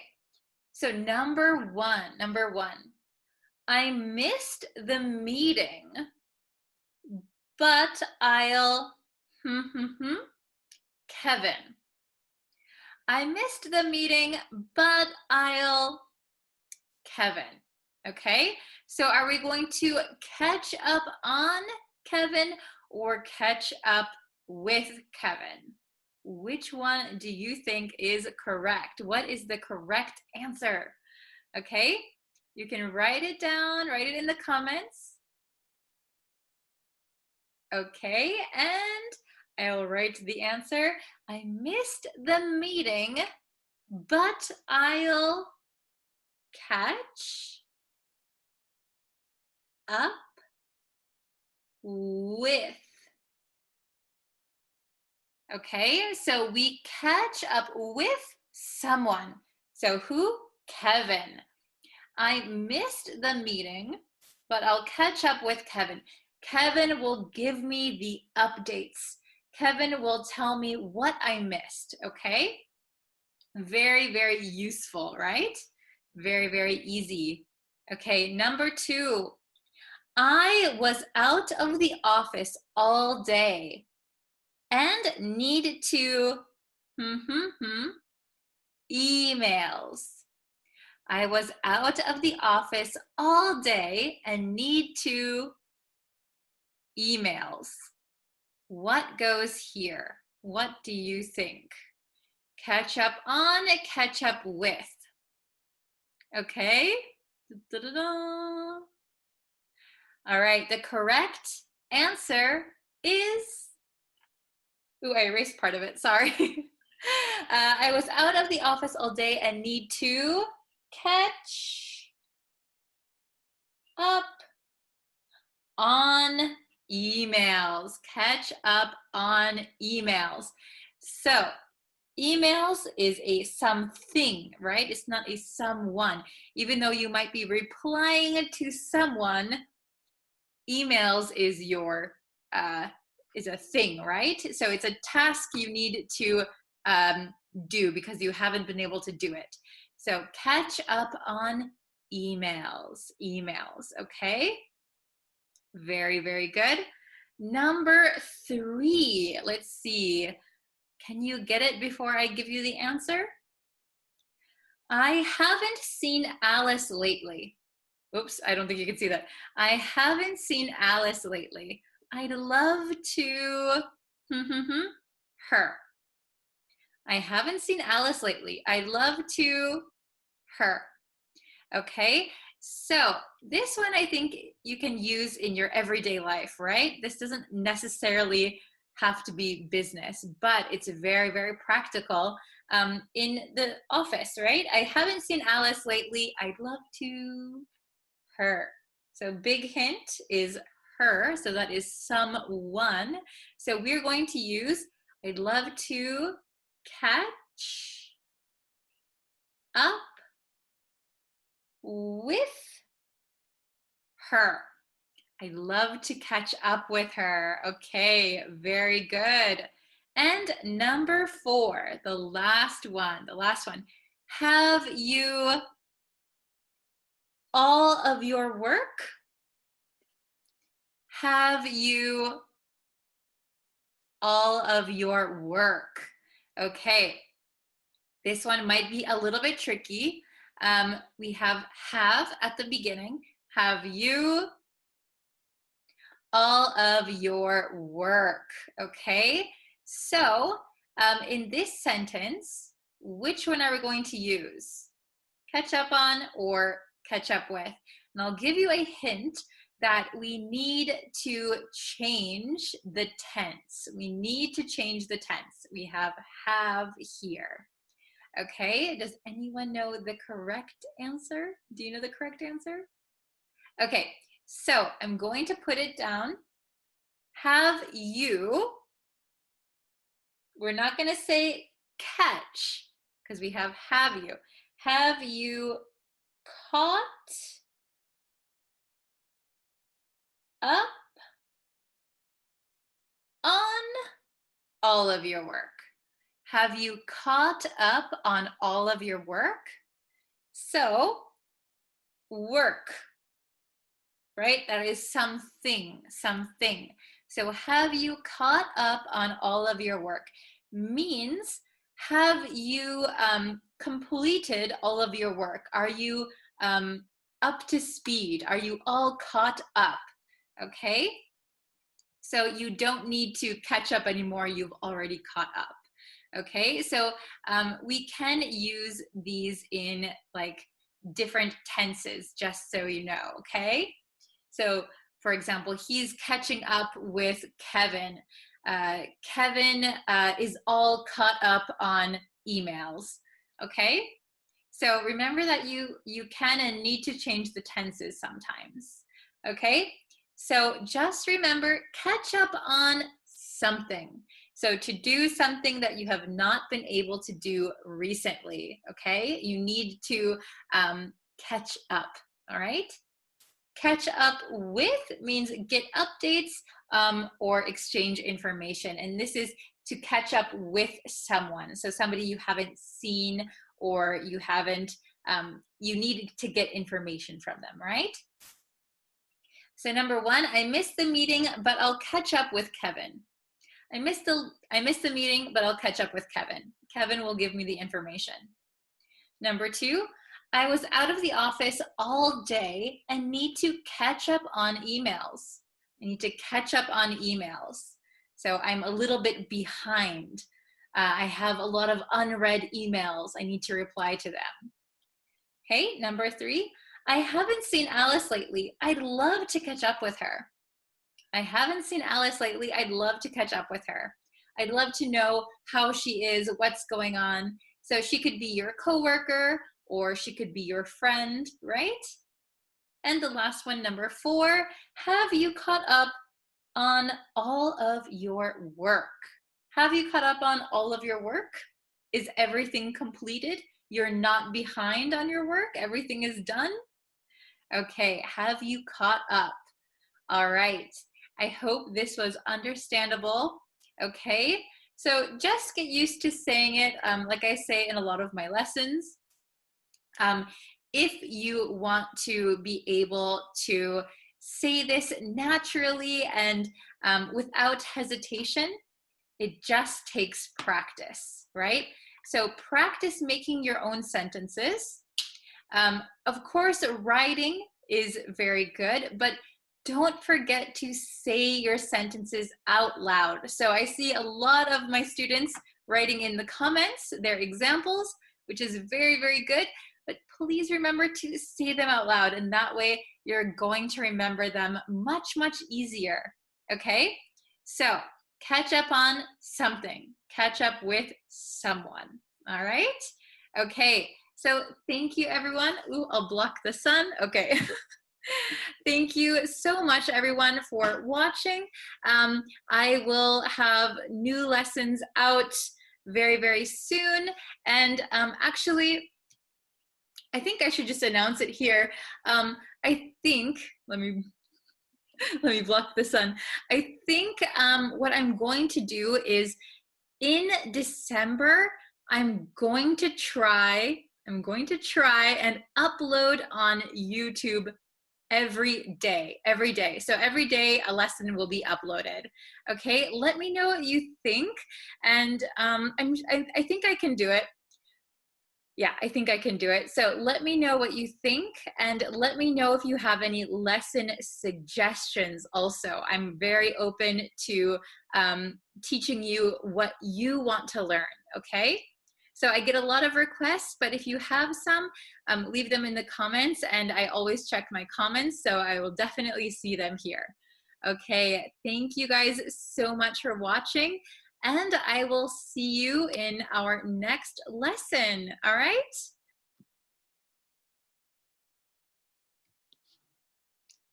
Hello, everyone. Hello, hello. Welcome to another lesson. So again, sorry, my microphone for some reason does not work with what I'm using right now. And I'm sorry if the audio is a little bit difficult to hear. Please leave in the comments if it is difficult. Can you hear me? Is it okay? We're gonna try our best today. Okay, so today I wanted to go over a phrasal verb, which is actually two phrasal verbs, but they mean exactly the same thing, okay? So we're gonna go over these together.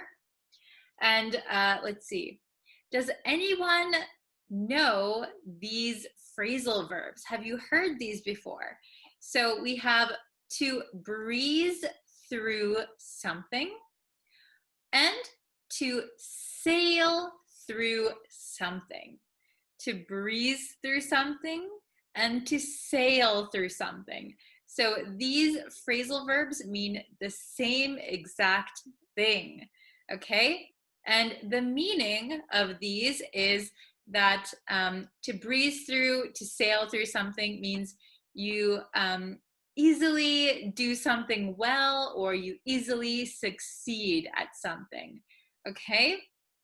So we also have another expression. Maybe you have heard it. So we can say, the test was a breeze. The test was a breeze. So breeze means easy. It was easy. So I breezed through the test, or I sailed through the test. So when you use these phrasal verbs, remember that it means that it was so easy, no problem, okay? So if you breeze through a test, if you sail through a class, that means you must be very smart, right? It was so easy, it was not a problem, okay? To breeze through, to sail through. Okay, we're gonna look at my other whiteboard, and we're gonna see some exercises that we can do together. Well, together, but actually I already wrote the answers, because to breeze through and to sail through mean the exact same thing. So we don't really have to ask any questions, right? So, okay, we'll do these, we'll look at these together, and we're gonna pay attention to pronunciation also. So this is really to get used to saying these, to get used to using these phrasal verbs, right? Because you could learn all day long phrasal verbs, but if you don't use them, if you don't actually say them out loud, you're probably going to forget, okay? So I want you to say these with me when we review them, okay? But first, let's look at this again. So to breeze, or to sail through something, it means to do something successfully and easily. Successfully and easily, okay? So think of what you can do successfully and easily. So for example, if you work on cars, for example, if you've been working on cars for 20 years, right? Working on cars, it's a breeze. It's a breeze. I breeze through working on 10 cars a day, right? Oh, I can sail through 10 cars in an hour, okay? I'm not sure how you would do that. That's pretty good. Okay, but let's look at some of these examples, all right? So number one, she never studied. She never studied and just breezed through high school. Wow, she's very, very smart, right? She's very intelligent. Excuse my voice. She never studied and just breezed through high school. She just breezed through it. High school was a breeze. It was very easy for her. So for a lot of people, high school is difficult. You need to study. You really need to hit the books. But for her, she just breezed through it. She never did her homework, but it was super easy. Okay?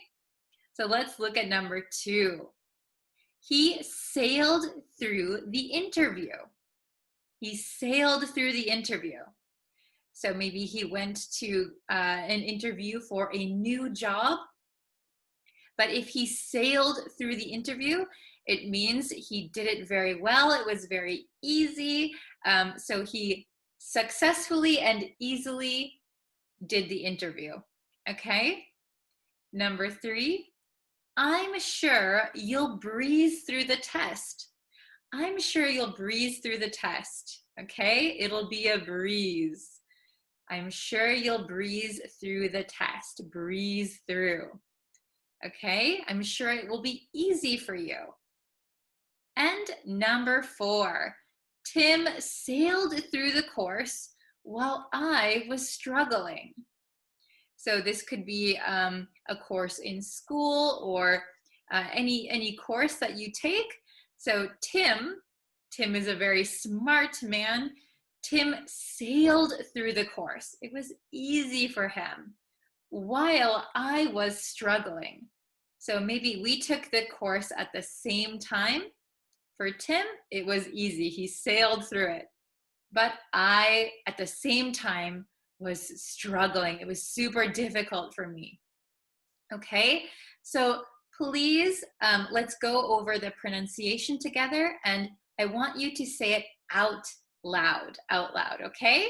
So can you say breeze through, breeze through, breeze through, breeze through, and sail through, sail through, sail through.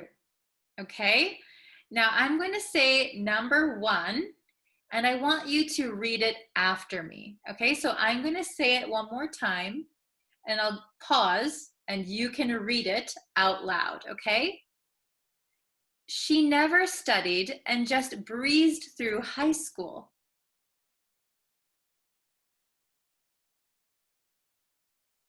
Okay, one more time. She never studied and just breezed through high school. Okay, did everybody do it? Okay, number 2, he sailed through the interview. Again, he sailed through the interview. Okay, number 3, I'm sure you'll breeze through the test.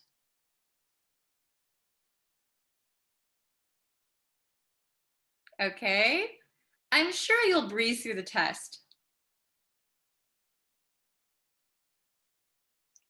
Okay, so when we say it very quickly, you might notice that I said, I'm sure you'll breeze through, breeze through, breeze through. The z and the th almost become one. Breeze through, breeze through, breeze through. Okay, number 4, Tim sailed through the course while I was struggling.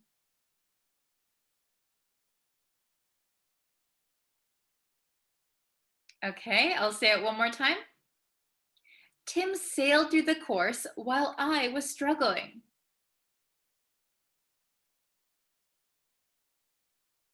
Okay, and if you notice, sailed through, it's very difficult to say sailed through, right? So this D sometimes disappears if we say it very quickly. Sailed through, sailed through, sailed through, breeze through, breeze through, breeze through, sailed through. Okay, very good. I hope this was an understandable lesson on these phrasal verbs. So please try and use them when something is very, very easy. So if I give you a lesson and you thought it was easy and you understood it, oh, I breezed through your lesson, okay? I sailed through your lesson, okay? Very, very good. So please try and use it as much as you can so that you can remember it, all right? Okay, and if you have any questions, please feel free to put them in the comments. I'm always checking my comments, and I try to reply to people's questions as often as I can, okay? So thank you guys so much for watching this lesson. Please share it with your friends. Please subscribe to my YouTube channel, follow my Facebook page, and we'll grow our community together, right? So I know that a lot of students help each other out in the comments, which is wonderful. So thank you guys so much for doing that. And I will see you for our next lesson. Thank you guys so much for watching. I'll see you next time. Bye.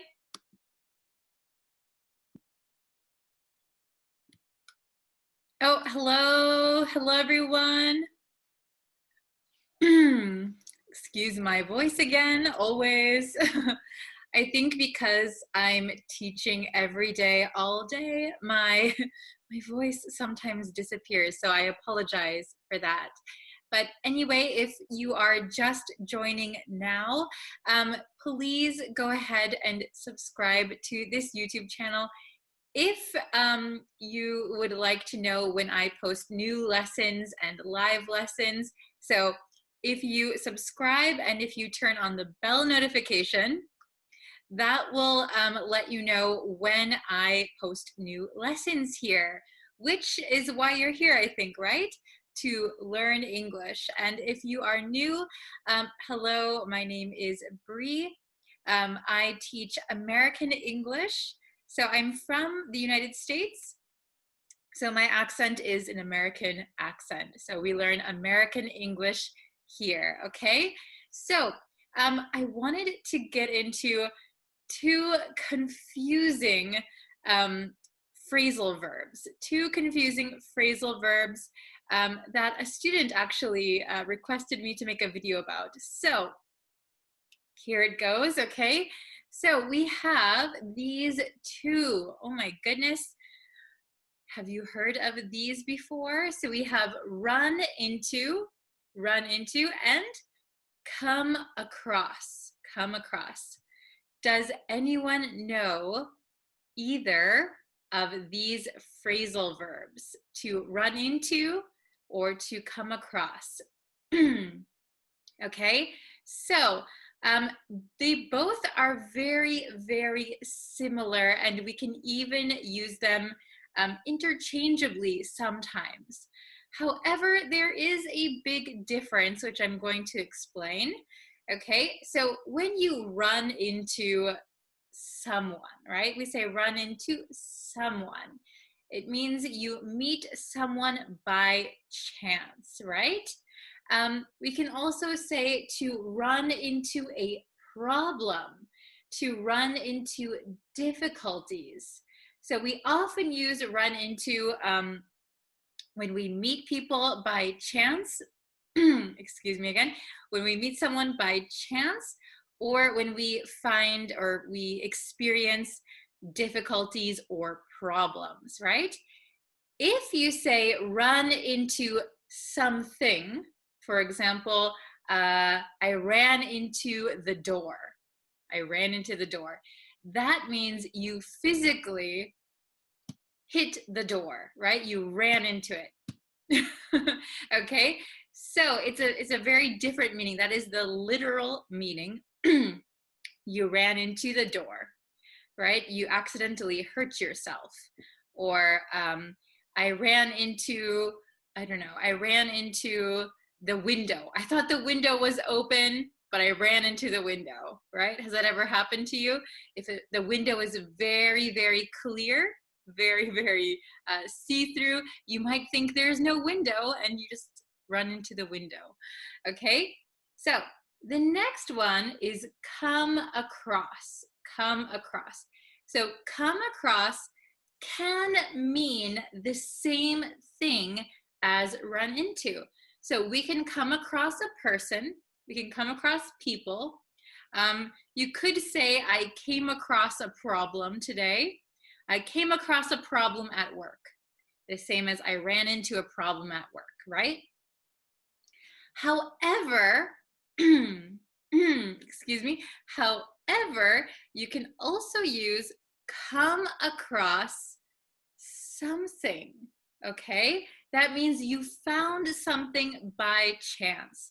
So I was reading a magazine and I came across your picture.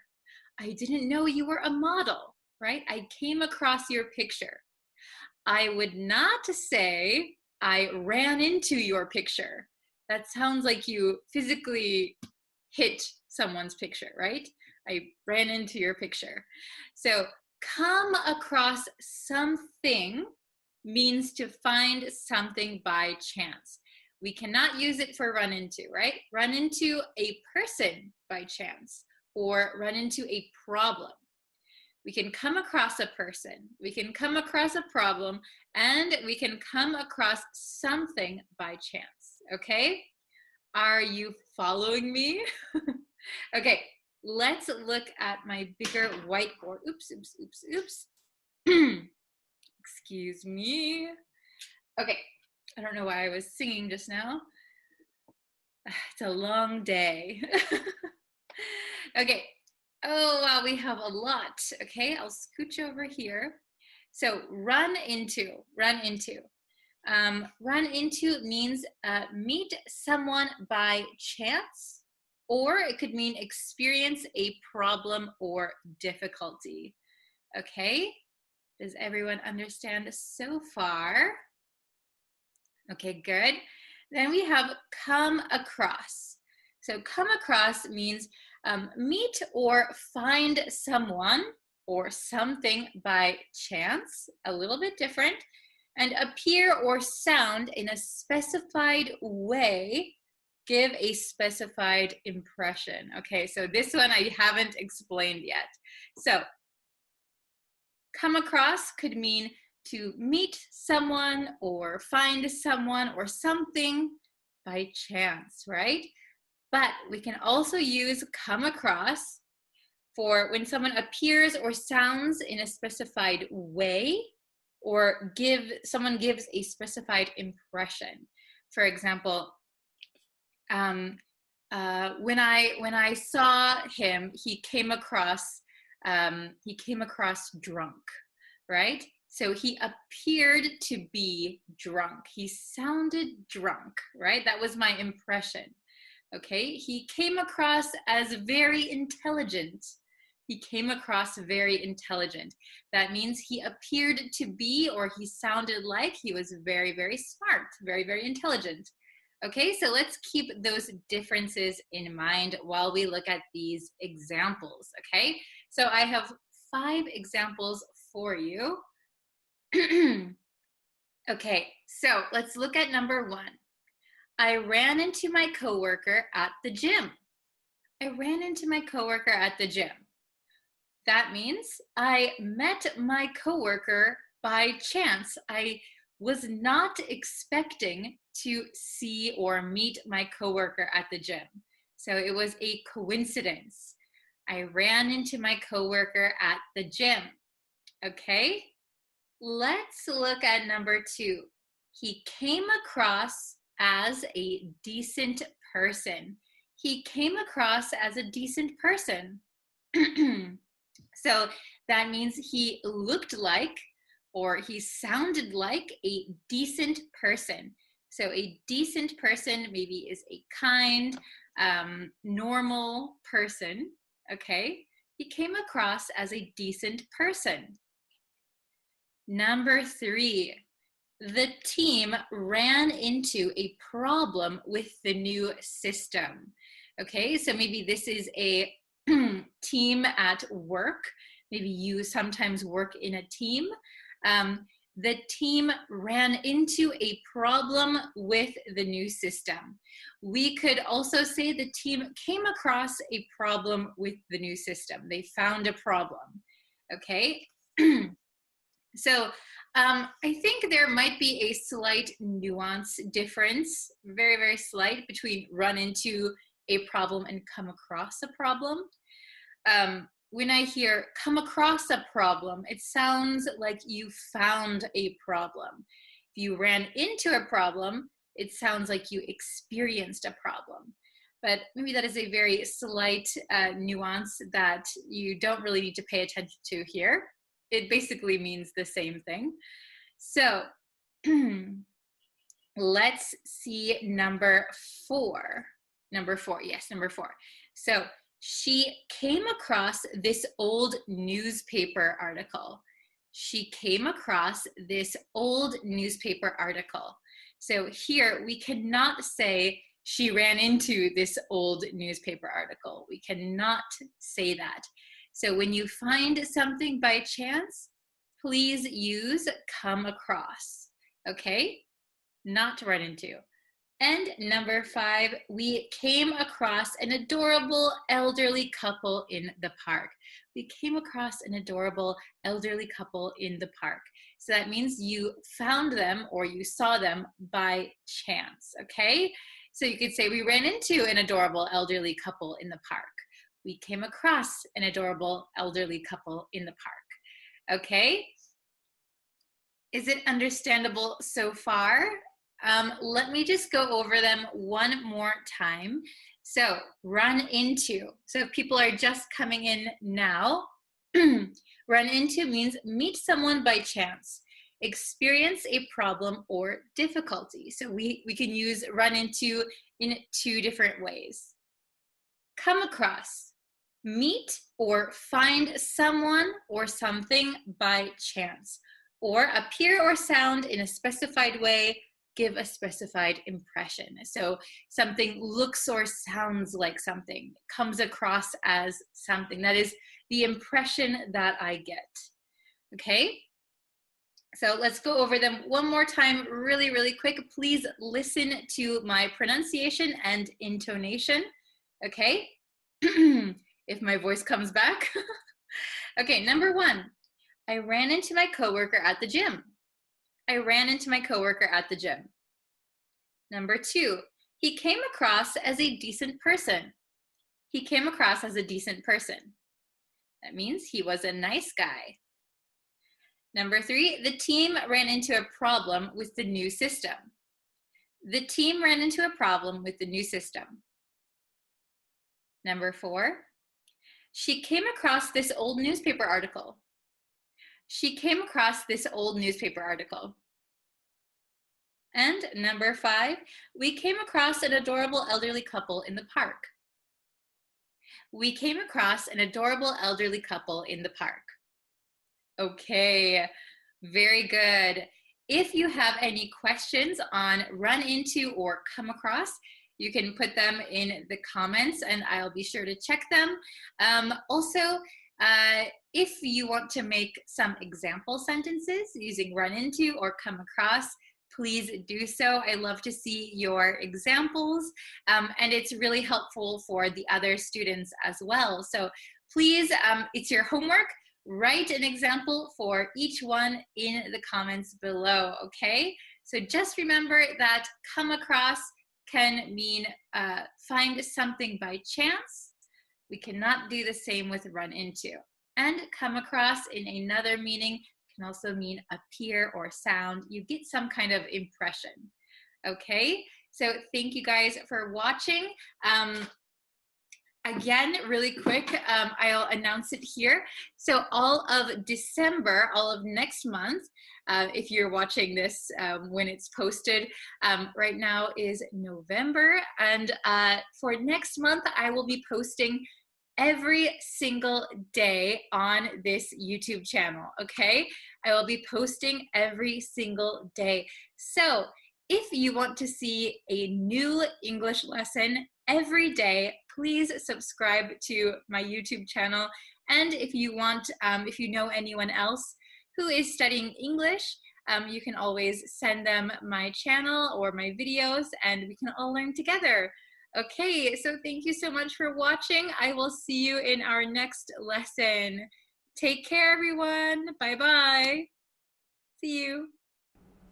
Hi, everyone. Welcome back to my English learning channel. Thank you for coming by for today's lesson. And if you would like to, and you haven't already, please don't forget to subscribe to this YouTube channel.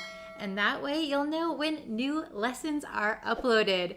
Okay. So this is going to be a fairly straightforward video. I'm going to give you 10 phrases that if you're learning English, you need to know these phrases.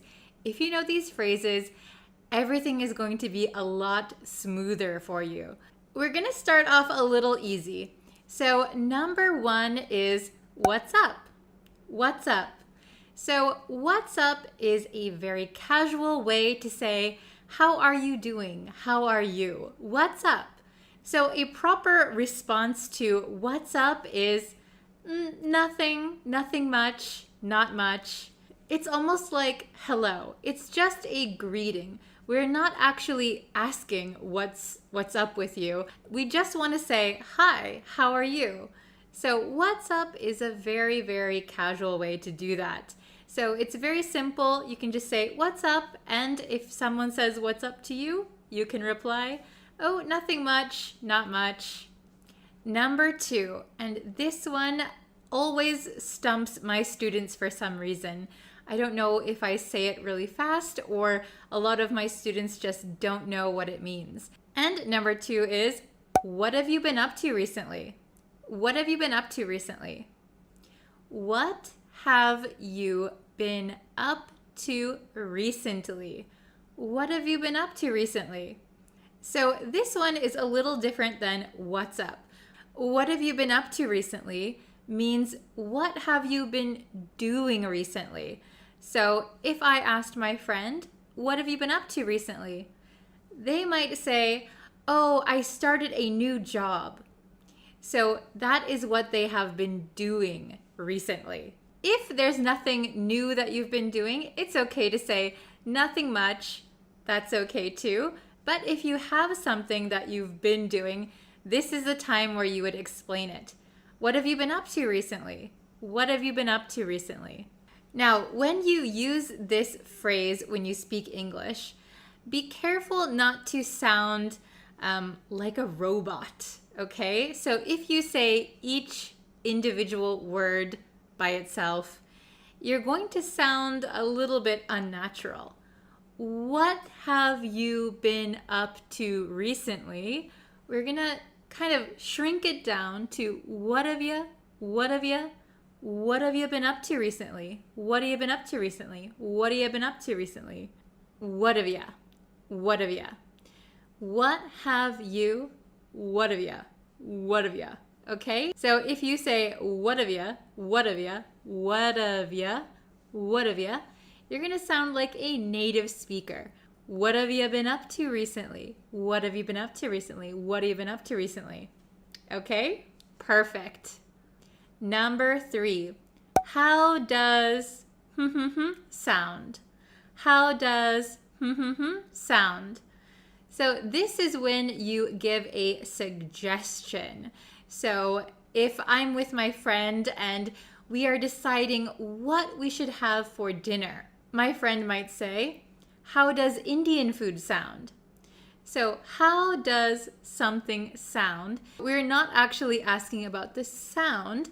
It means how about Indian food? How does Indian food sound? We want to know how our suggestion sounds to the other person. Do you think it's a good idea? How does waking up early sound? Oh, that sounds awful.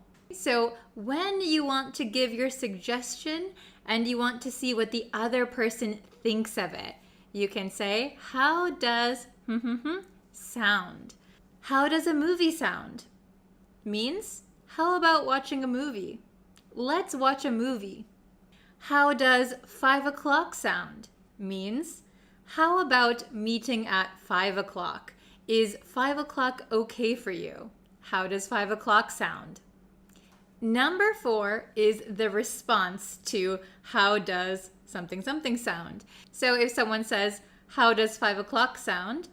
If we think it's a good time to meet, we could say, sounds great or sounds good. Sounds something. Sounds something. So if it is a bad idea, for example, if someone says, how does waking up at 4 a.m. sound? If that doesn't sound appealing or if you don't really like that idea, you could say, that sounds awful. That sounds awful. That is a strong way to kind of reject that person's idea. That sounds awful. Okay? So usually we use that sounds great or that sounds good or just sounds great, sounds good. Number 5. So number 5 is pretty simple, I think, but still a lot of students make mistakes when using it. And number 5 is never mind. Never mind. So when we use never mind in English, it means forget about it. Forget I said something. Forget I mentioned something. Never mind. Okay? For example, you have to go to a meeting, but A package is going to be delivered to your home. You might ask your family, hey, a package is coming, so could you please receive that package? I have to go to a meeting. Your family agrees, but later your meeting is canceled, so you don't have to go anywhere. You could tell your family, I asked you to receive a package, but never mind. I'll stay home. So that means forget I asked you. Never mind. Number 6. This one is used a lot when you meet people for the first time. Number 6 is, what do you do? What do you do? What do you do? So most of the time when I ask my students, what do you do? They get this really confused look on their face, and sometimes they start explaining about their hobbies or what they do on the weekends. That is not the meaning of this question. What do you do means what is your job? Or what do you do for a living? What do you do? So if I go to a party and meet someone, they might ask me, what do you do? I could say, I'm an English teacher. So for you guys, I want you to leave in the comments what you do. Leave your job in the comments. I'd be very interested to see what all of you are doing for a living. Okay, number 7. Number 7 is actually. So native speakers of English often say actually. Actually. We love to say actually. Do you know how to use actually in a sentence? So a lot of the times we use it when we disagree with someone. So if someone said, let's meet at Starbucks, you could say, actually, I thought we could meet at McDonald's. So you are disagreeing with someone, but it's kind of a kinder way to disagree with someone. It's not that strong. Actually, I was thinking we could meet at McDonald's. We can also use this when we want to reject something in a kind of kind way. So for example, if someone said, hey, did you eat lunch already? We could go to a restaurant. And if you already ate, you could say, actually, I've already eaten, sorry. Actually. Okay, please try it the next chance you get. Number 8. Number 8 is also used for suggesting something. Number 8 is why not? Why not? Why not? So I was teaching this to a student a few months ago, and he was really confused about this expression, why not? He thought it sounded very strong and asking the reason why not to do something. But this is a very kind way to suggest something. So if somebody was telling me, Bree, I really want to improve my English, what should I do? I could reply, why not take an English class online? Why not take an English class online? This is a very light suggestion. Why not try this? Why not try that? Okay? It is not a strong suggestion. If I looked outside and said, it looks like it's gonna rain, maybe my friend could say, why not bring an umbrella just in case? Why not bring an umbrella just in case? So try using this expression the next time you want to suggest something. Number 9. Number 9 is about to. About to. So we can say, I was about to call you. That means I was almost going to call you, but then something came up. I was about to call you when the doorbell rang. Maybe I had my hand on the phone. I was about to call you, but the doorbell rang. So this is a very convenient phrase when you want to tell a story or give a reason that you didn't do something yet. So I know when I was a child, my parents would ask me, did you do your homework yet? And I would always say, I was just about to. I was just about to. It means I was getting ready to, and I was going to do it now, but you just asked me. I was just about to do my homework. It was kind of a lie, though. I was never just about to do my homework. So this is very useful when you want to tell a story or give a reason or an excuse for something. I was just about to. I was about to watch TV when I remembered I had to take an English lesson with Bree.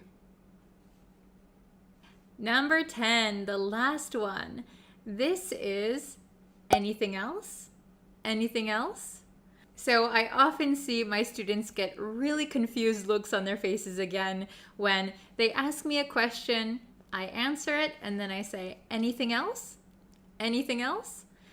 Anything else means, do you have any other whatever we're talking about? So if my student asked me a question and I answered it and I said, anything else? Anything else means, do you have any other questions besides the one you just asked? At the gas station in America, you might come across this expression. So in America, you have to pay for gas, and you can pay at the pump with a credit card, or you can go into the gas station and pay, and you can buy other things as well, for example, a snack or a bottle of water. So if you go up to the register and say, I'd like to pay for my gas, the clerk might ask you, okay, anything else? Do you want some water? Do you want a sandwich? Are you going to buy anything else? So if you don't have anything else that you want, you can say, no, that's it, or no, that's okay. That's all you need to say. Simple answers are going to be the key to your success as an English student. So if you notice with the expressions I shared with you today, most of them require just very short answers. And that is going to be the key to success for you. That is going to make you sound more fluent even though you're saying less. Okay, please let me know if there are any other expressions that I missed, if there's anything else you would like to study, and please don't forget to leave a comment. What do you do? Leave it in the comments. Okay, thank you for watching this lesson. I will see you in the next one. Bye!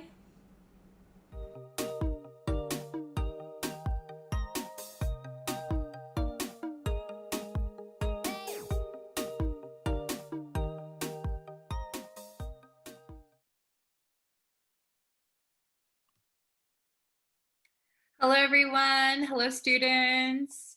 I hope you're having a great day. How is everybody today? Okay, so today I wanted to go over one specific idiom that I realized we say a lot in America, and I'm not sure about in other parts of the world, like in England or anything, but we do often say it in America, and I just realized it's probably very confusing for non-native speakers who are maybe in America or talk with Americans. So this one I think is very, very useful, and I think it's really hard to understand if you don't learn what it means. Okay, so we're going to learn the idiom. Da, da, da, da. Neck of the woods, neck of the woods. So I just say this naturally in English, neck of the woods, but I never thought about why we say it or what it means actually.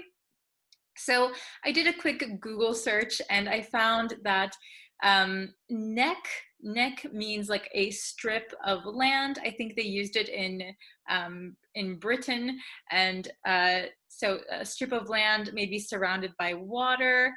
But when people went over to America, they used neck to mean an area by the woods. So what neck of the woods means a particular area. It means a particular area. So neck of the woods equals a particular area. Okay, so I know just telling the meaning is probably confusing, right? So let's get into it, and I have some example sentences to share with you. Things that we would often say naturally while speaking with other native speakers. So I think this one is going to be really useful for you guys. Okay, so I have my other big whiteboard. Let's see. Okay. Oh, and okay, I don't know where my other marker went, but it's okay because everything is already written down anyway. But okay. So oh, I found one. Oh, I found it. I found my marker. Okay. So the meaning, again, once more, neck of the woods means a particular area, a particular area. So also when we say neck of the woods, usually this of, the V sound kind of disappears because V's are hard to pronounce. So we tend to say neck of the woods, neck, this of becomes just the vowel sound, neck of the woods, neck of the woods. If we speak very, very slowly, neck of the woods. But if you say it very quickly, neck of the woods, neck of the woods, okay? So let's try to look at number one. So I picked these 4 sentences, 4 examples that I thought are pretty often used. So the first one, funny seeing you in this neck of the woods. Funny seeing you in this neck of the woods. So funny seeing you, it's not ha ha funny, but a little bit strange, interesting. So interesting seeing you in this area. So maybe if you are in, I don't know, maybe an area with a lot of bars or something. There's an area with a lot of bars, a lot of young people partying, and you see someone who is normally not in that area. Maybe somebody who doesn't drink alcohol, and who doesn't party. Oh, it's funny seeing you in this neck of the woods. So interesting. Why are you in this area? That's interesting. That's kind of strange. Okay. Funny seeing you in this neck of the woods. So it's unusual to see this person in this area, this particular area. Okay. Let's try number 2. Number 2. It's a 2-hour drive to your neck of the woods. It's a 2-hour drive to your neck of the woods. So from maybe my house or where I am, it is a 2-hour drive to your neighborhood, to your area, to your neck of the woods. Okay? And I know sometimes it's confusing why we say a 2-hour drive. So this 2-hour, notice it doesn't have 2 hours. 2-hour becomes an adjective for this kind of drive. What kind of drive is it? It's a 2-hour drive. Okay, so we're gonna put a and 2-hour with no S. Okay, it's a 2-hour drive to your neck of the woods. So it is a 2-hour drive to your area, to your neighborhood, to your neck of the woods. Okay, are you following me so far? I hope it's a little bit easy. It's a very simple meaning, right? Just a particular area, okay? Let's look at number 3. I'll be near your neck of the woods this weekend. Why don't we have lunch together? I'll be near your neck of the woods this weekend. Why don't we have lunch together? So what does this mean? It means I'll be near your neighborhood, or I'll be near where you work, wherever the other person is, right? Their area. I'll be near your neighborhood, your area, this weekend. Why don't we have lunch together? Okay, so instead of saying your area or your neighborhood, we generally say your neck of the woods. Okay, So how about number 4? This is the last example that I have. Let's see. If you're ever in our neck of the woods, make sure you stop by to say hello. So if you are ever in our neighborhood, if you're ever near our house, make sure, so certainly make sure you stop by our house to say hello. Okay? If you're ever in our neck of the woods, make sure to stop by and say hello. Okay? Is it understandable so far? If you have any questions, please leave them in the comments. You can always leave them in the comments. I will try and answer as many as I can. Okay, so let's just go over this. Oh, I erased the exclamation point, but it's okay. Let's go over this one more time. So if you're just joining us, neck of the woods means a particular area, So listen to how I pronounce things. And if you can, try and read the sentence after me, okay? Funny seeing you in this neck of the woods. Okay, I'm gonna say it one more time. Funny seeing you in this neck of the woods. Okay, let's try number 2. It's a 2-hour drive to your neck of the woods.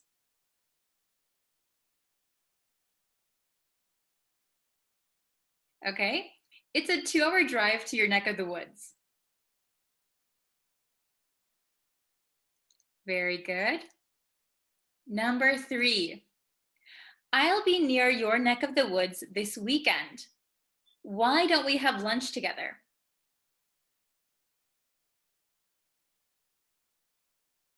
Okay, this is a very long sentence. The last 2 are pretty long, but that's good.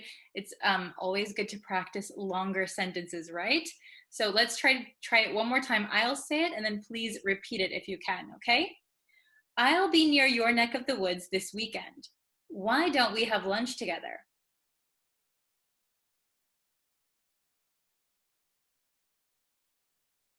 Okay, and the last one, it's also long. Let's try our best.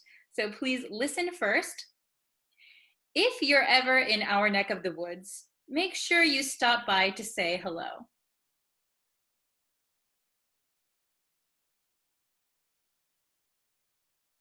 Okay, we'll try it one more time. If you're ever in our neck of the woods, make sure you stop by to say hello.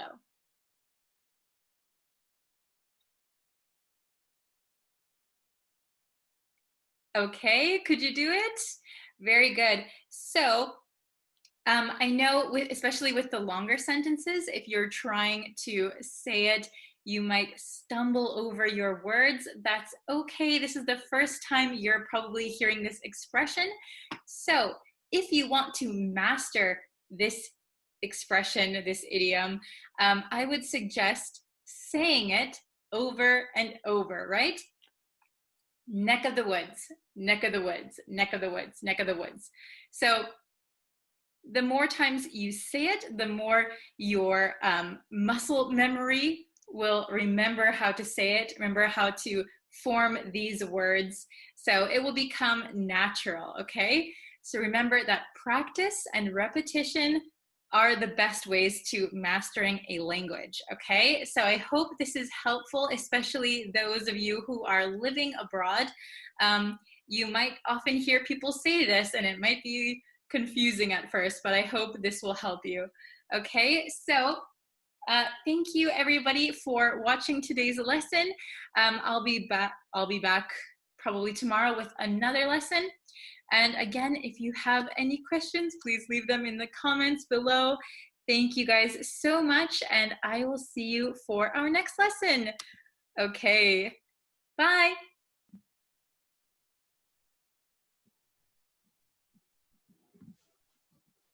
Hello, everyone. Welcome. Hi. So what we're going to do today, I'm using a different software actually. So I'm not sure if my mic is working or if I'm using my computer audio? We will see, I guess. We will see. So, yes, today we're going to look at two idioms. We're going to look at two idioms. They have a similar word. They have the same word actually in them. And we're going to look at how we can use these. And I thought it's good to join idioms in at least pairs or kind of similar groups so that they're easier to remember, okay? So I have my whiteboard here as usual, so you can see which ones we're going to learn today. We are going to learn two idioms today. Okay, so the two idioms that we're learning are, ta-da! Cut to the chase, cut to the chase, and cut it out, cut it out, cut it out. Okay, so cut to the chase. Let's listen to the pronunciation first, okay? Get used to the pronunciation. So we are going to say cut to the chase, right? If we say it very, very slowly. But when we speak quickly, like a native speaker would, this T is going to kind of be erased and join with this T. So we're going to say cut, cut. Okay, and you might know by now, I say it in a lot of lessons, but this two, when we say ooh, we need a lot of muscle power, right? Ooh, two. However, when we talk fast, we're not going to use that much power. So it's going to become cut, t. Do you see how my mouth looks? Compared to cut to, cut to the chase. See how my mouth barely opens, right? Cut to the chase, cut to the chase, cut to the chase. Okay, please try and repeat it after me. Ready? Cut to the chase, cut to the chase, cut to the chase. Okay, what does cut to the chase mean? Well, cut to the chase means hurry up, get to your point. So if someone is talking and they're talking about something totally off topic, so you asked, hey, how is business? Tell me about business. And then the person starts talking about business, but then they kind of go into a story about their parents. You could say, hey, I don't have time, cut to the chase. So we use cut to the chase when we are maybe a little bit impatient, okay? So when we don't have a lot of time or somebody's talking and talking and talking, we feel a little bit irritated, a little bit annoyed. Can you hurry up, please? What are you trying to say? We could say, cut to the chase. Hey, cut to the chase. So, or if you want to be polite, if you realize somebody doesn't have a lot of time, you could say, oh, I see that you are very busy, so I'll cut to the chase. Here's my point, okay? The second one is cut it out. Cut it out. Now let's listen to the pronunciation, okay? When we say it very, very slowly, we say cut it out. But if you're listening to a native speaker, they are not going to say cut it out, right? So cut it.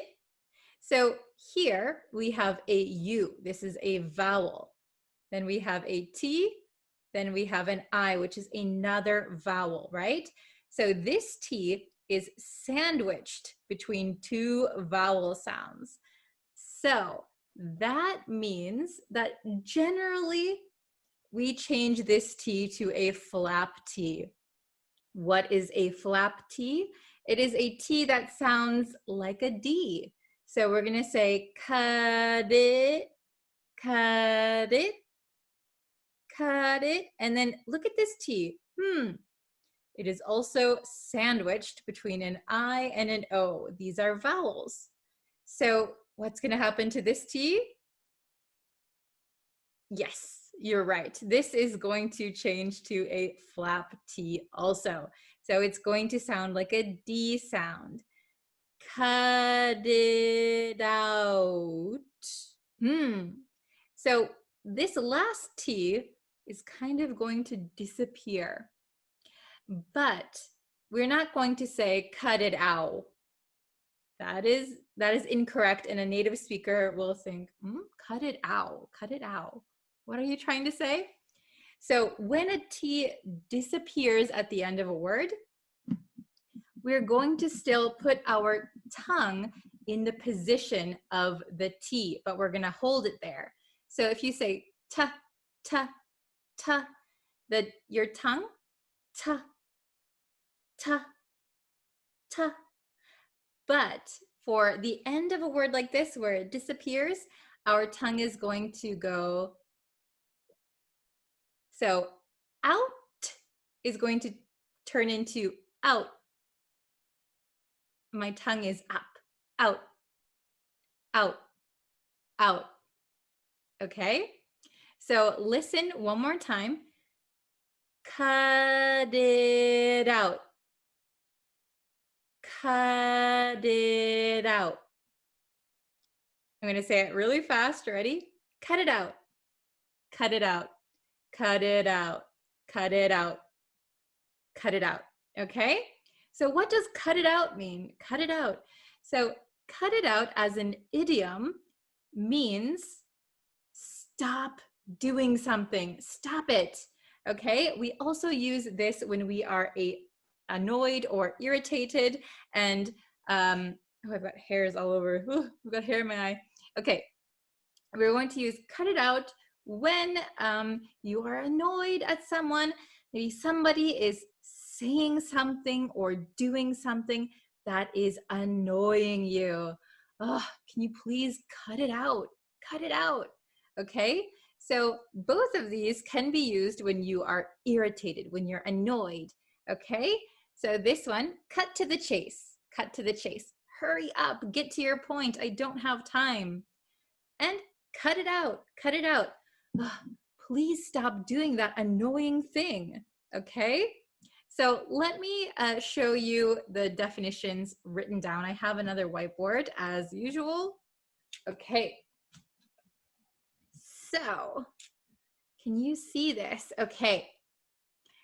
So, the meaning, we have the meanings here. So, cut to the chase, cut to the chase. This means get to the point. So, if you're having a conversation, get to the point, cut to the chase. Hurry up and tell me what you're trying to tell me, okay? I don't need to hear about your dogs or your parents or anything else. Cut to the chase, okay? Then we have cut it out, cut it out, cut it out. Cut it out is used, it's used to tell someone to stop doing or saying something annoying or offensive, okay? So let's go through, I have 4 examples, so please write your answers in the comments, okay? Write your answers in the comments and we'll see if you are correct or incorrect, but that's okay because these are brand new idioms. Okay, is everybody following me so far? Okay, very, very good.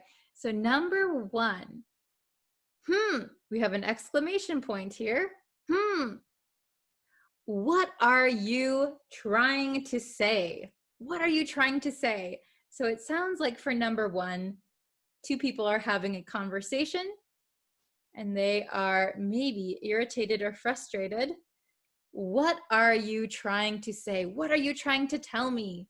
So Which one are we going to use? Cut to the chase or cut it out? Okay, I would say the correct answer for number one. Did you put it in the comments yet? Did you put your answer? Okay, very, very good. So the correct answer would be, I'll write it down here. You have a few extra moments in case you didn't write it yet.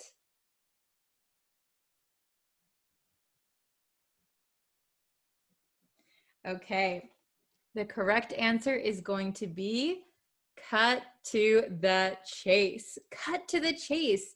What are you trying to say? So hurry up and tell me what you want to say, okay? Very, very good. Number two, ooh, another exclamation point. So we're saying it as kind of an expletive. I don't want to listen to you fight. I don't want to listen to you fight. What is the correct answer? Cut to the chase or cut it out? So I'll give you a few minutes. Please put your answer in the chat, in the comments. Oh, very good. Okay, okay. So the correct answer is going to be cut it out. Cut it out, okay? Cut it out. I don't want to listen to you fight. So maybe, not maybe, actually, my mother used to say this all the time to me and my little sister. So if we were in the back seat of my mother's car, maybe my sister and I would start fighting. Hey, she took my toy. My mother would say, cut it out. So stop fighting, right? Stop fighting. You're annoying me. You're being too noisy. Cut it out. Stop it. I don't want to listen to you fight. Okay. Very good. Very good. Let's try number three together. Okay. I'm sick of your jokes. I'm sick of your jokes. So sick of something doesn't mean sick. Sick of your jokes means I'm tired of your jokes. I don't like your jokes. They're not funny. I'm sick of your jokes. Okay. Number three, I'm sick of your jokes. Okay. What is the correct answer? Okay, please write it down. You guys are doing very, very well so far. So good job. I'm sick of your, okay. The correct answer is cut it out. Cut it out. Cut it out, cut it out, cut it out. I'm sick of your jokes. Cut it out, okay? Stop telling me your jokes. I don't like them. They're not funny. Sounds very, very annoyed, irritated. Cut it out, okay? You might also, if you've ever watched Full House, it's an American TV show from the 90s. I used to watch it growing up. There's a character, Joey, who says, cut it out. So that's kind of his catchphrase. If you ever watched Full House, you might know cut it out, okay? Last one, number four. I know you don't have time. I know you don't have time, so I'll... I know you don't have time, so I'll... In this case, nobody is irritated, nobody is annoyed, but the speaker, I know that you are busy. I know that you don't have a lot of time. So I'm going to be polite and...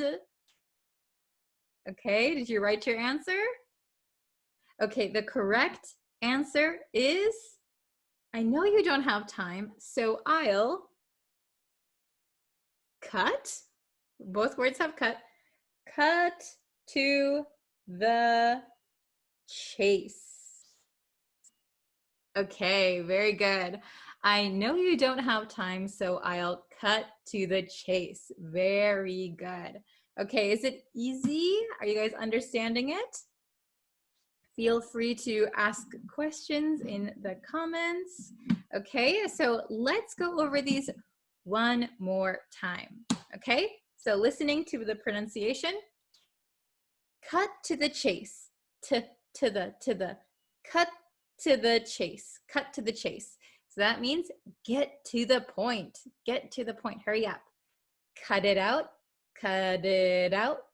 Cut it out means so stop saying something annoying or doing something annoying or offensive, right? Stop saying or doing something annoying or offensive. Okay. So number 1, cut to the chase. What are you trying to say? Cut to the chase. What are you trying to say? Okay. Number 2, cut it out. Cut it out. I don't want to listen to your fight. To you fight. Cut it out. I don't want to listen to you fight.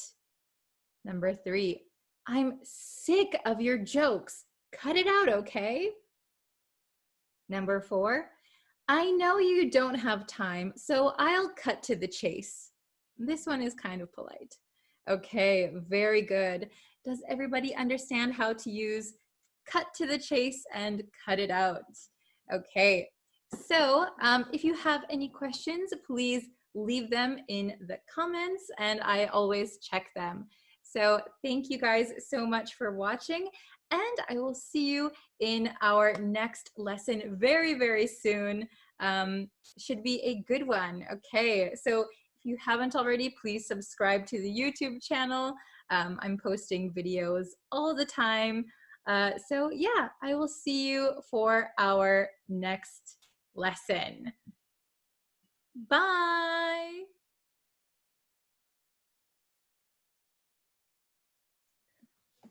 Hello, everyone. Hello, hello. Welcome to another lesson. So we're just going to get into it straight away today. I have 3 new expressions for you, which I think they're going to be helpful. Let me get this mic a little bit closer so you can hear me, okay? Please let me know if you can hear me, okay? We're going to start with our 3 new expressions, okay? So we are using the word lose. So if you know what the word lose is, it's going to be a little bit easy to understand these, right? So make sure you understand the pronunciation, lose. It's not los and it's not loose, okay? It's lose. Okay, this S sounds like a Z, lose. So what does it mean to lose something? Well, it means that you no longer have it. So I have my marker. I have this marker, but if I put it down somewhere and then I forgot where I put it, oh, I lost my marker. Okay, so I no longer have it. So understanding the word lose is going to help you understand these expressions, right? So let's look at each one. We have lose patience. So if you lose your patience, that means you no longer have your patience. And what is patience? Well, patience is when you can keep yourself, keep your temper under control. You can, you don't get angry. You're maybe kind of zen. Huh? So if you lose your patience, maybe that means you lose your temper. You can say lose your temper also. You lose your temper, you get angry, you get frustrated, maybe you start arguing with someone, you've lost your patience, okay? Then lose control. So this could mean a lot of different things. So if you have control over something, that means you are controlling it. You are managing something, or you're driving something. You are deciding what happens if you have control. So if you lose control, you no longer have control. So a lot of the times you'll hear this, lose control of a vehicle. So lose control of a car, lose control of a motorcycle, or like if you lose control of, it could be about power. For example, the Republicans lost control of the White House, for example, right?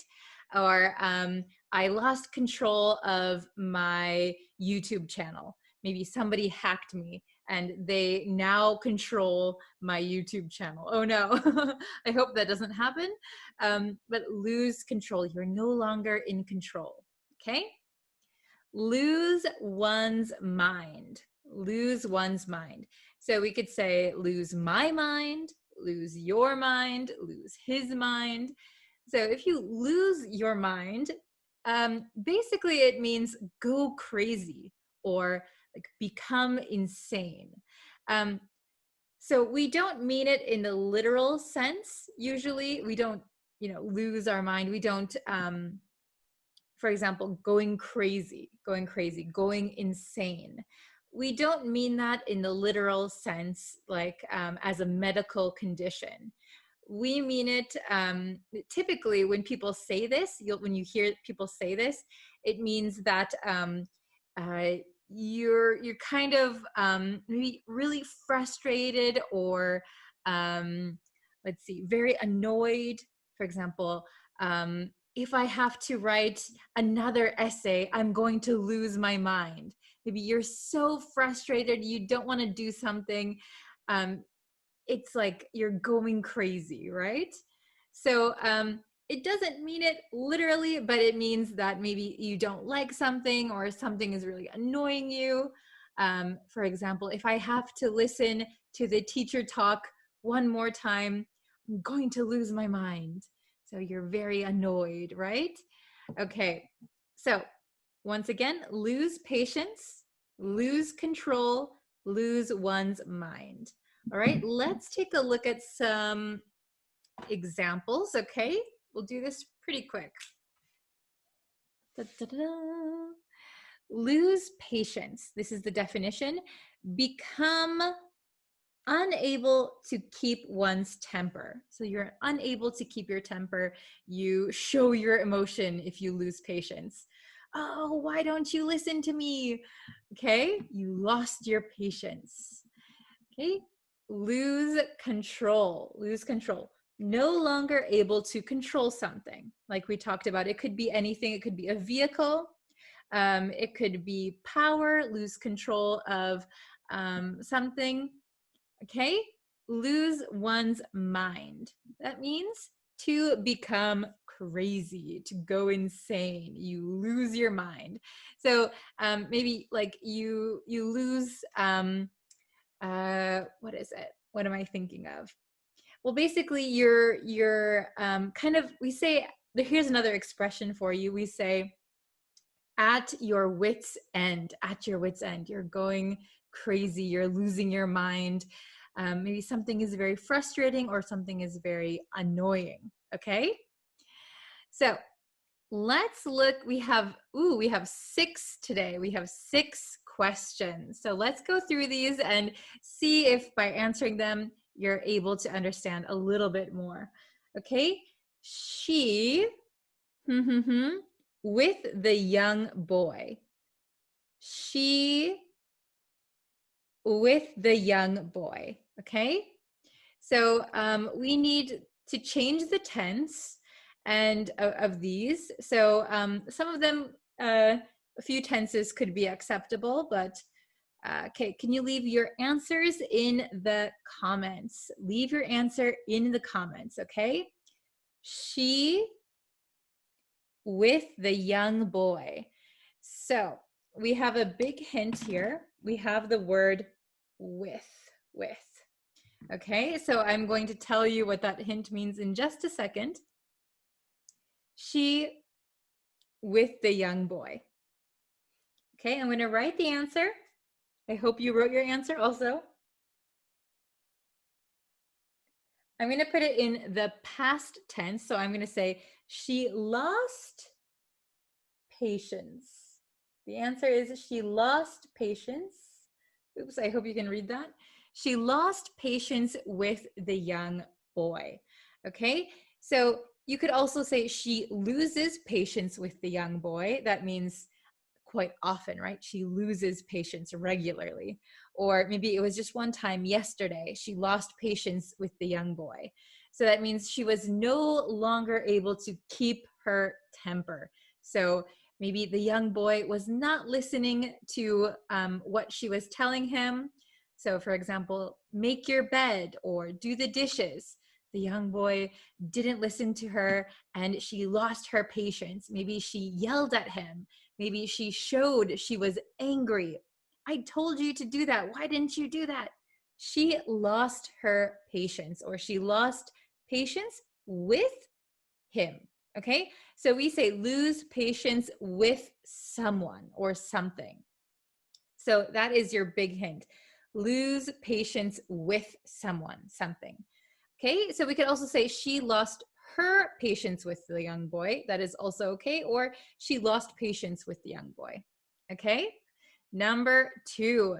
He of the car on the icy road. Ooh. So I'm from Wisconsin, which is very cold in the winter.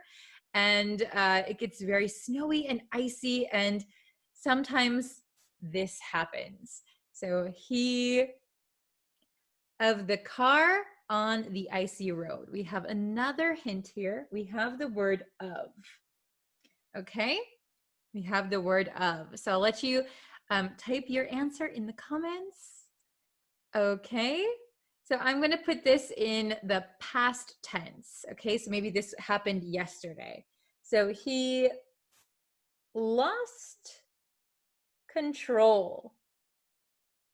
He lost control of the car on the icy road. So he was controlling the car, he was driving the car, but because he was on an icy road, maybe it started sliding or going the wrong direction. Very, very scary. He lost control of the car on the icy road. Okay, so we lose control of something. Lose control of something. Okay, very, very good. Okay, number 3. If I have to stay here any longer, so if I have to stay here any longer, I'm going to, so I don't like being here. I can't stand it. If I have to be here any longer, I'm going to something. Okay, I'll give you a few seconds to write your answer. If I have to stay here any longer, I'm going to. Okay, so we have I'm going to. So we're going to say lose.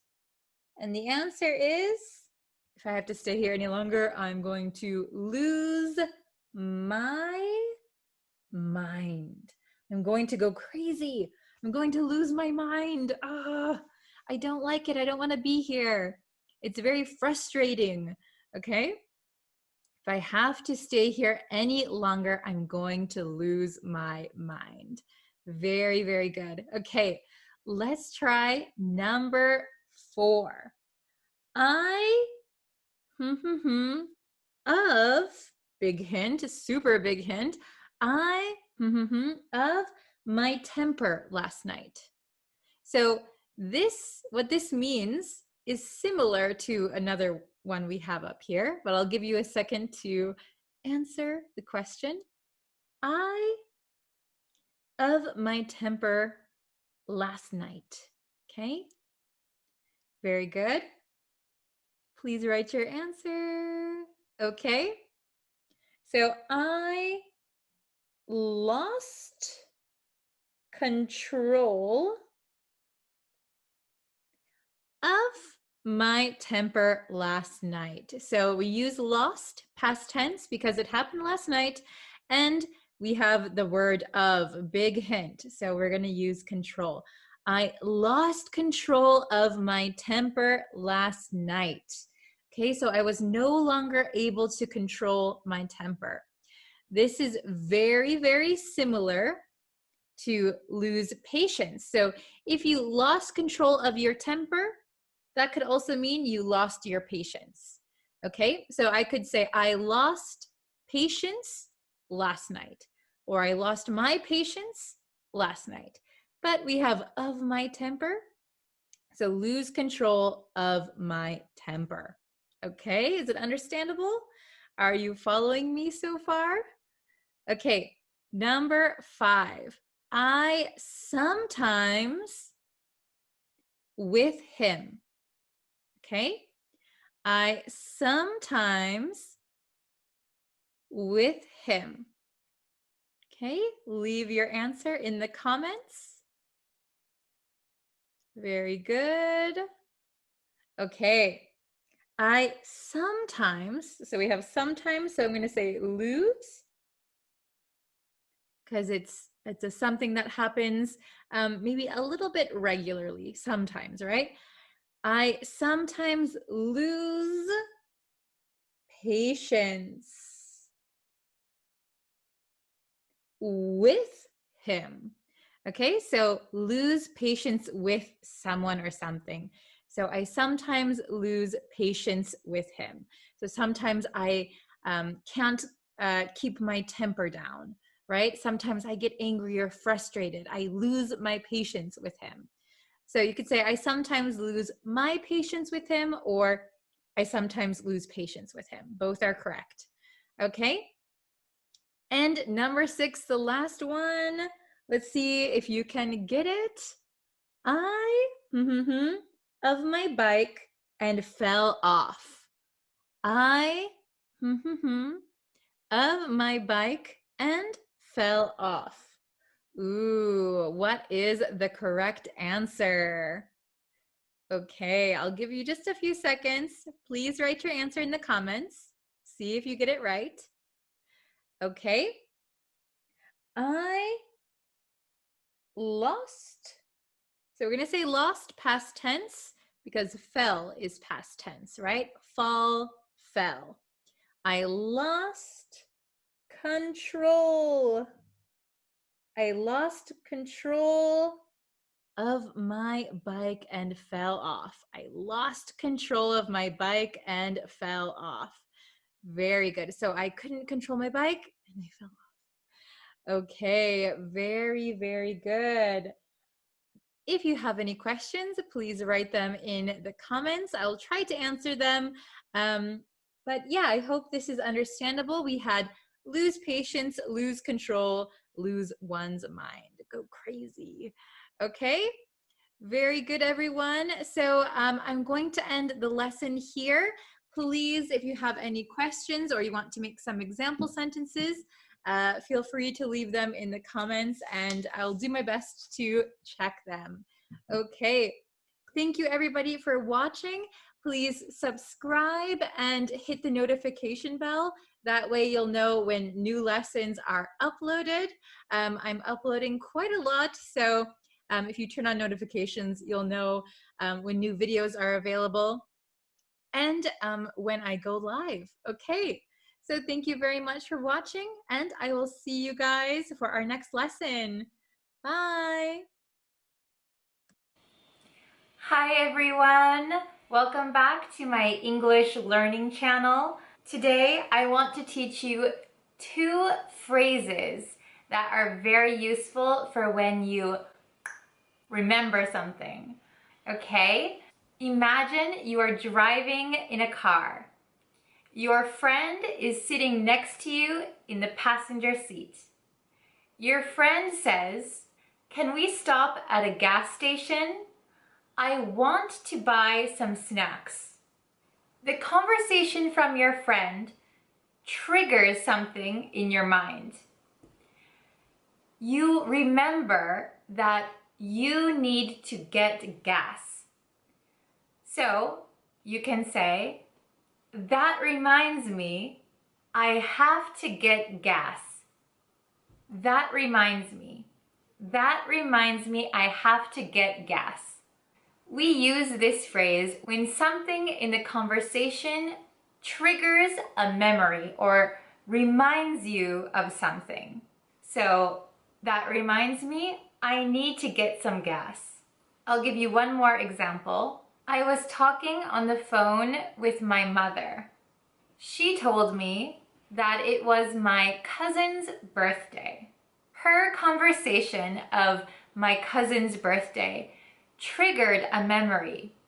That reminds me, I have to buy a present for my friend's birthday next week.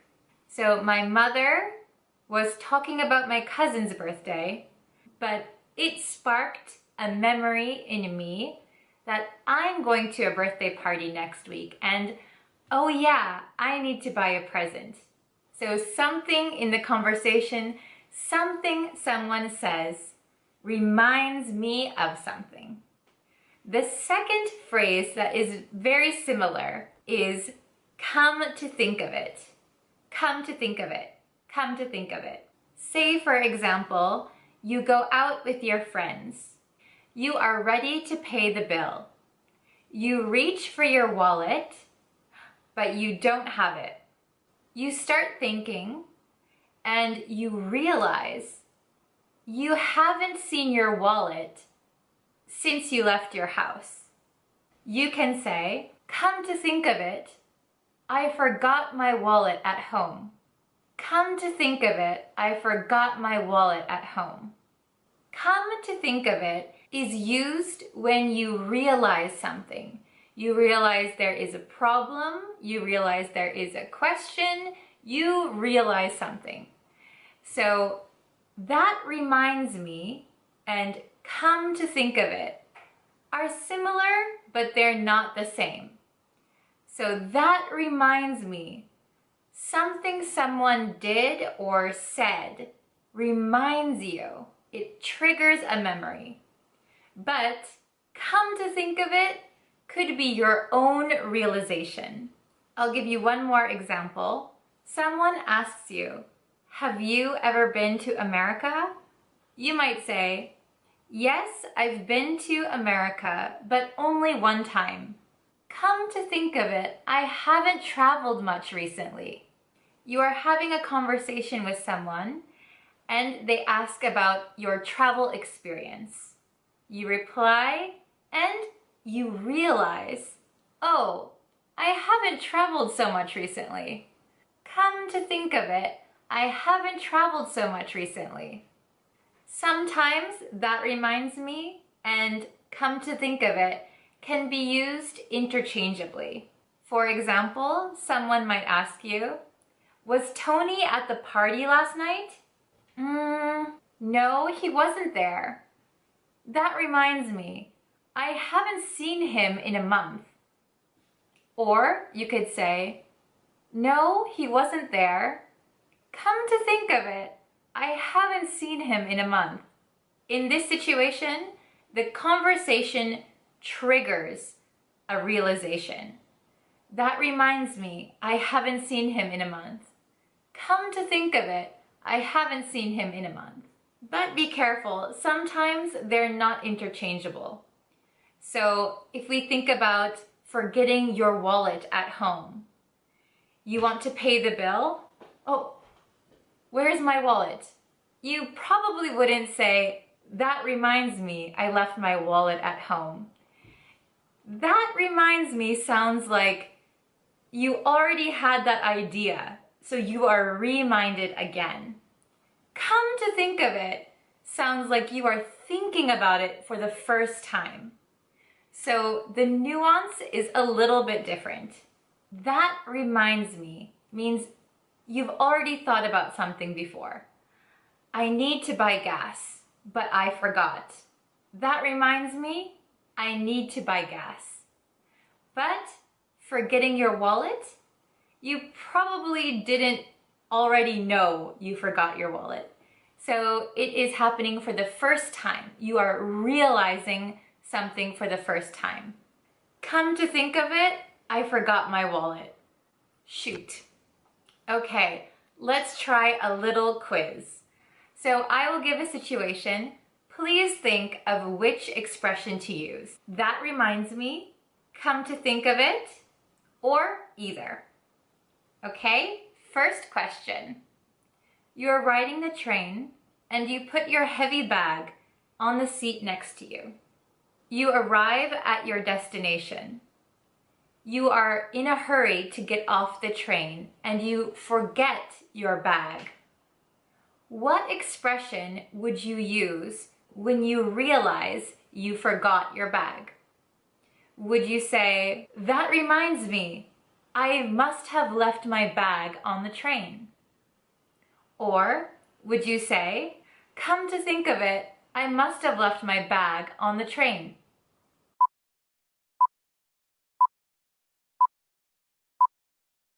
Time's up. The correct answer would be, come to think of it. Come to think of it. So you get off the train. Where's my bag? Oh, come to think of it, I must have left it on the train. Okay? Question number 2. Your friend is looking for a new job. They ask you, do you know anyone who is hiring? What would you say? Which expression would you use? Come to think of it, I know someone who's hiring. Or, that reminds me, I know someone who's hiring. I think you can get this one.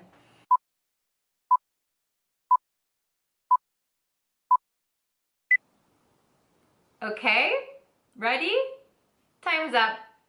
The correct answer is either of them. So both are okay in this situation. That reminds me, I know someone hiring. Come to think of it, I know someone who's hiring. How did you do on that short quiz? So that's it for today's lesson. Please stay to the end of this video to get your homework. Please write your answers to the homework question down in the comments, and I will see you in our next lesson. Bye-bye!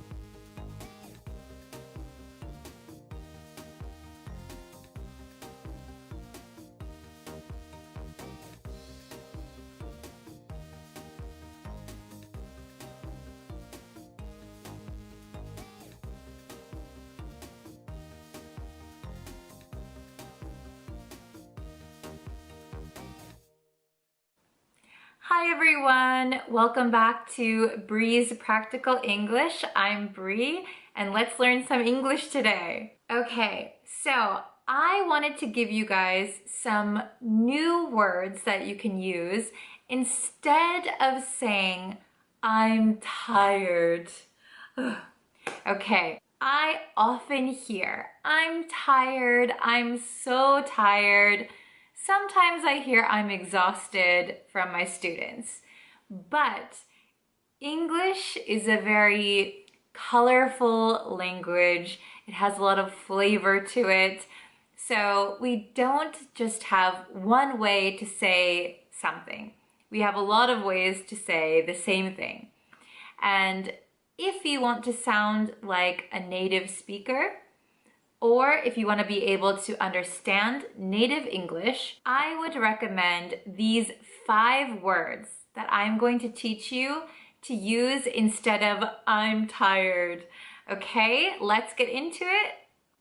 Go! So the first word I'm going to teach you is drained. Drained. So if you know the word drain, we use drain usually for liquid. So if you have your sink or your bathtub full of water and you take out the plug to the drain, the water kind of swirls around and eventually everything is gone. It goes down the drain. The hole in the sink or the bathtub is called the drain, and the action of the water leaving the tub or sink is called draining. To drain the sink, to drain the tub. So if you can imagine that the water in the bathtub is your energy, and you unplug the tub of your energy, all of your energy is gonna go down the tubes. Bye-bye energy, no more energy. You are drained. You have no more energy. You just wanna sit down and relax. You are drained. I often say this after a long day of work. I come home, I take off my shoes, I sit on this sofa and I just say, oh, I'm so drained today, okay? I am so drained. So please remember this word. It comes in very handy. I think a lot of my friends back in the US use this word, and I think it's nice to say this instead of I'm tired or exhausted. Sometimes you can say, I'm drained. Okay, the next word I have for you is actually 2 words. So, worn out. Worn out. So, we can use worn out when we talk about something that we've used for a long time and maybe it's not as in perfect condition as it once was. For example, this sweater, if I wore this sweater a lot, maybe I would wear some holes into my elbows. So my sweater would be a little bit worn out. Or if you have a nice pair of shoes, but you do a lot of walking, maybe the bottom or the soles of your shoes might get worn out. So it means you've used it a lot, now there might be a hole. So we can use the same word to describe when we feel very tired. So if you can imagine using something until maybe there's a hole in it or it doesn't work anymore, that is worn out. So when we talk about being tired, I've used all my strength, all my energy, and now I'm worn out. I'm so tired, I'm worn out. It kind of gives that image that you've used everything that you have and now you are so exhausted, you are worn out. Okay, so we have drained and worn out so far. Let's see what the next one is. Okay, the third word that I want to tell you today is spent. I am spent. So, of course, I'm spent means I'm tired. We use the word spend for money. You spend a lot of money.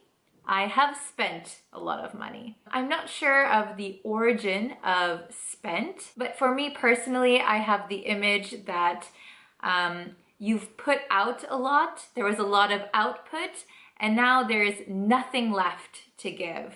You spent all of your energy, so you are spent. So it's really like you put everything out, you're spending your energy, you're spending your time on something, and now you are spent. No energy, no motivation, just tired. You are spent. Okay, so let's try another word. So the next one I want to teach you is tuckered out. Tuckered out. I don't really have a good way for you to remember tuckered out, but maybe in my imagination, I think tuckered out is kind of a little bit of a cute way to say that you're tired. That might not be the case for everyone, but that's just my personal imagination. I think I would use tuckered out more for children or pets. Oh, look at that dog. He was chasing the ball and he's all tuckered out now. Or look at little Johnny over there. He's been playing with his friends all day. He must be tuckered out. So tuckered out for me at least sounds a little bit cute. I probably wouldn't use it for like other adults, or I might not even use it for myself, but maybe a small child or a pet, they are tuckered out. So after a quick Google image search, I found that most of the pictures for tuckered out are of cute little tired animals. So I don't think I'm alone on this one. I think it's usually reserved for pets or small children.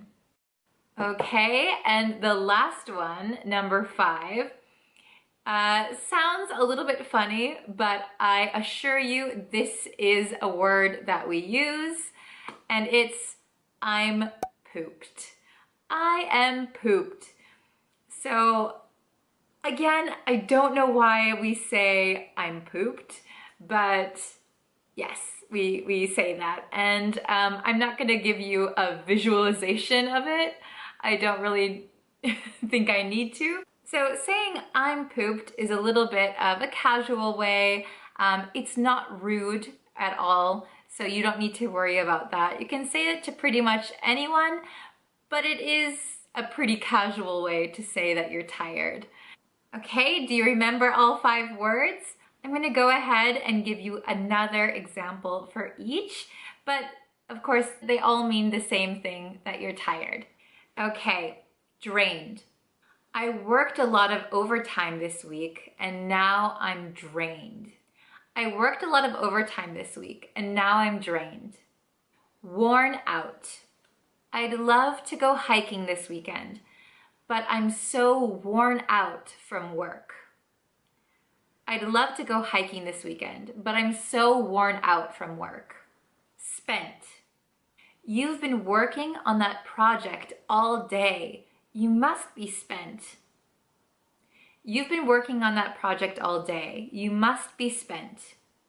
Tuckered out. I was playing frisbee in the park with my dog, and now he's pretty tuckered out. I was playing frisbee in the park with my dog, and now he's pretty tuckered out. Pooped. It's been such a long day. I'm pooped. I'm going home early. It's been such a long day. I'm pooped. I'm going home early. Okay, I hope these new words and phrases were helpful for you, and I hope that you can try and use them in your everyday life when you're speaking English. So your homework for today is in the comments. Please tell me about a time that you were very, very tired, but use one of the 5 words that we learned today. So I'll check your stories down in the comments below. Please remember to like this video, subscribe if you're not already, share it with some people who also want to learn English, and check out some of my other videos where you can learn other English words and phrases that are useful in your everyday life. I'll see you in the next lesson. Bye!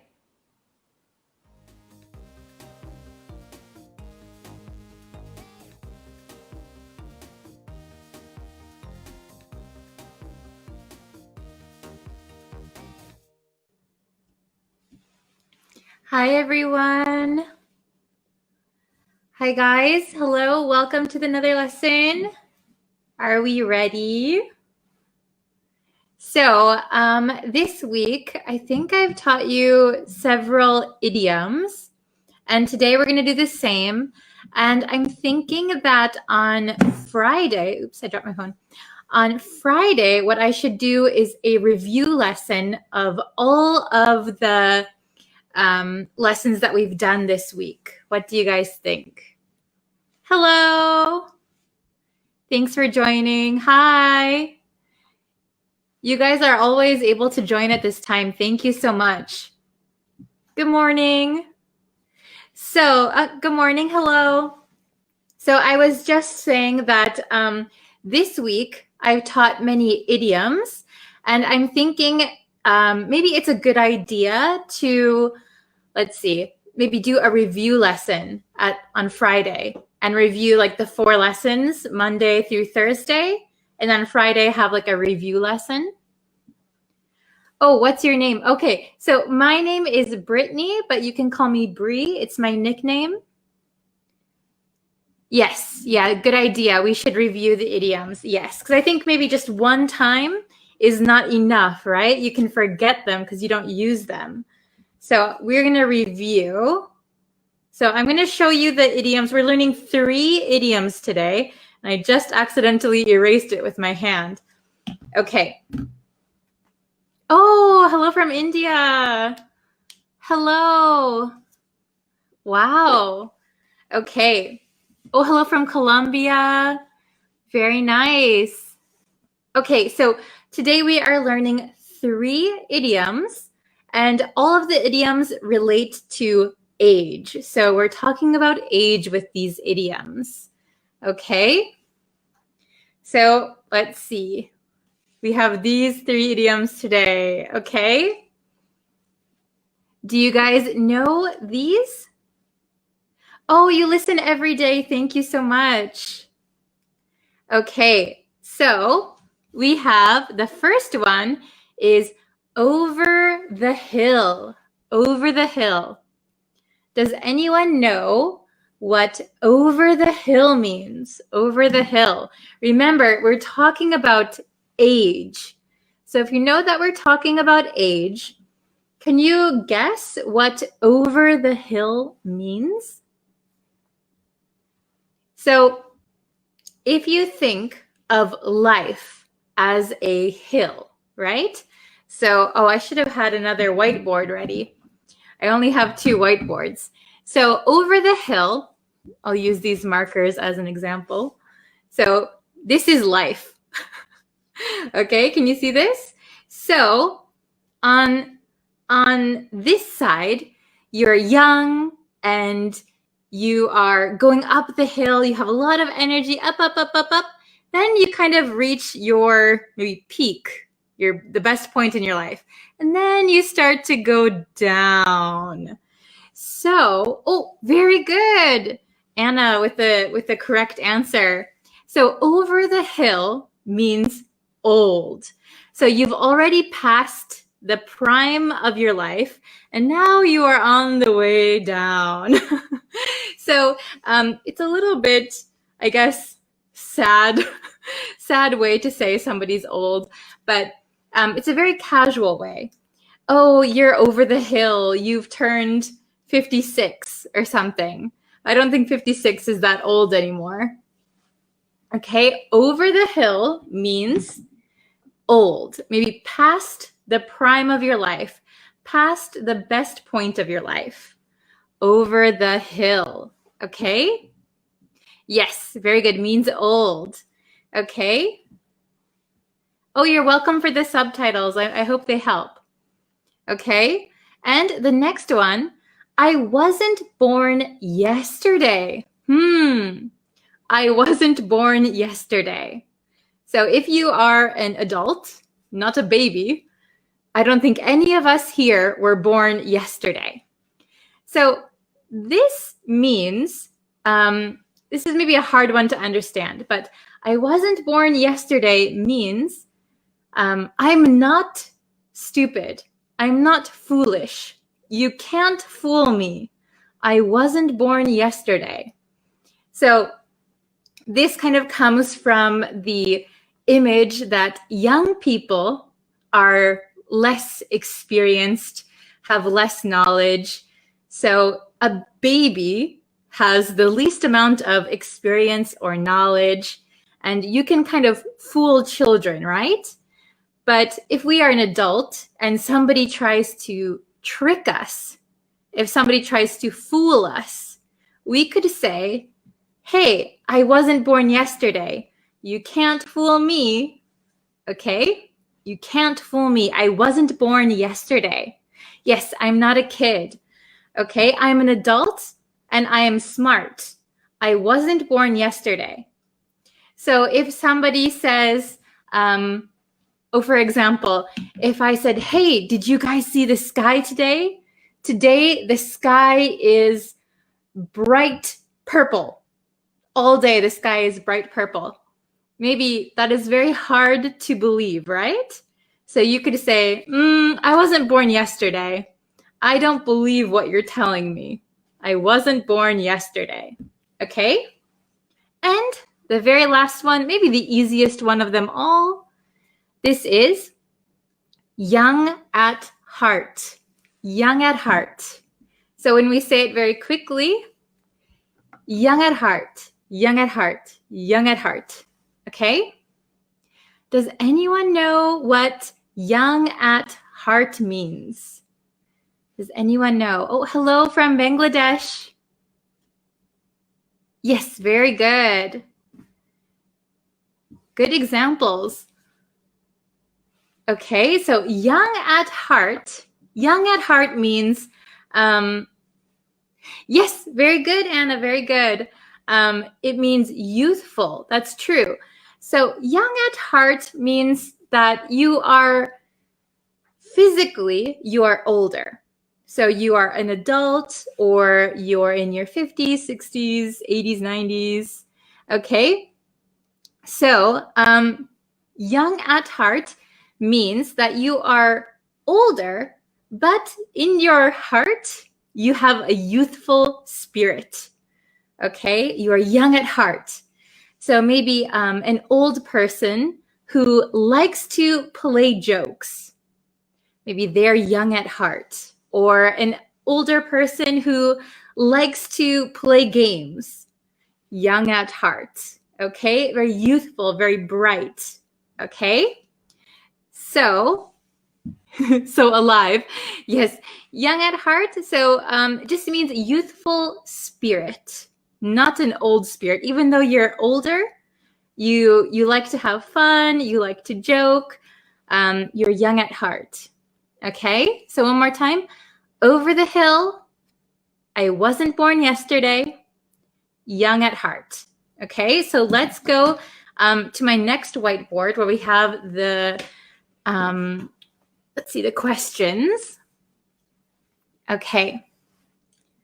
Ooh, I wrote it this way today because I thought I could fit more on it, but I guess it doesn't really fit on the screen that well. Okay, let's look at the definitions one more time.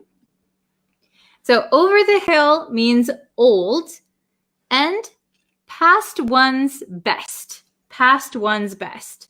So you're over the peak of your life. Okay? I wasn't born yesterday means you can't fool me. You can't fool me. And young at heart means having a youthful outlook in spite of one's age. Okay, I'll put that up here really quick. Can you see? Okay, so now that we understand the meanings, let's try the exercises, all right? So we have 3 exercises, okay? So number 1, let's do it together. I'll read it. He tried to overcharge me. Oops. He tried to overcharge me, but he tried to overcharge me, but so if you don't know, overcharge means charge too much. So if I go to the store and I want to buy bread, and the bread says it's $1.50, $1.50. But the store clerk says, that'll be $3. I could say, hey, you're trying to overcharge me. It's too much money. Oh, very good. We have some answers. Tanvir and Anna, very good. I wasn't born yesterday. Very good. So I'll write that one here. I wasn't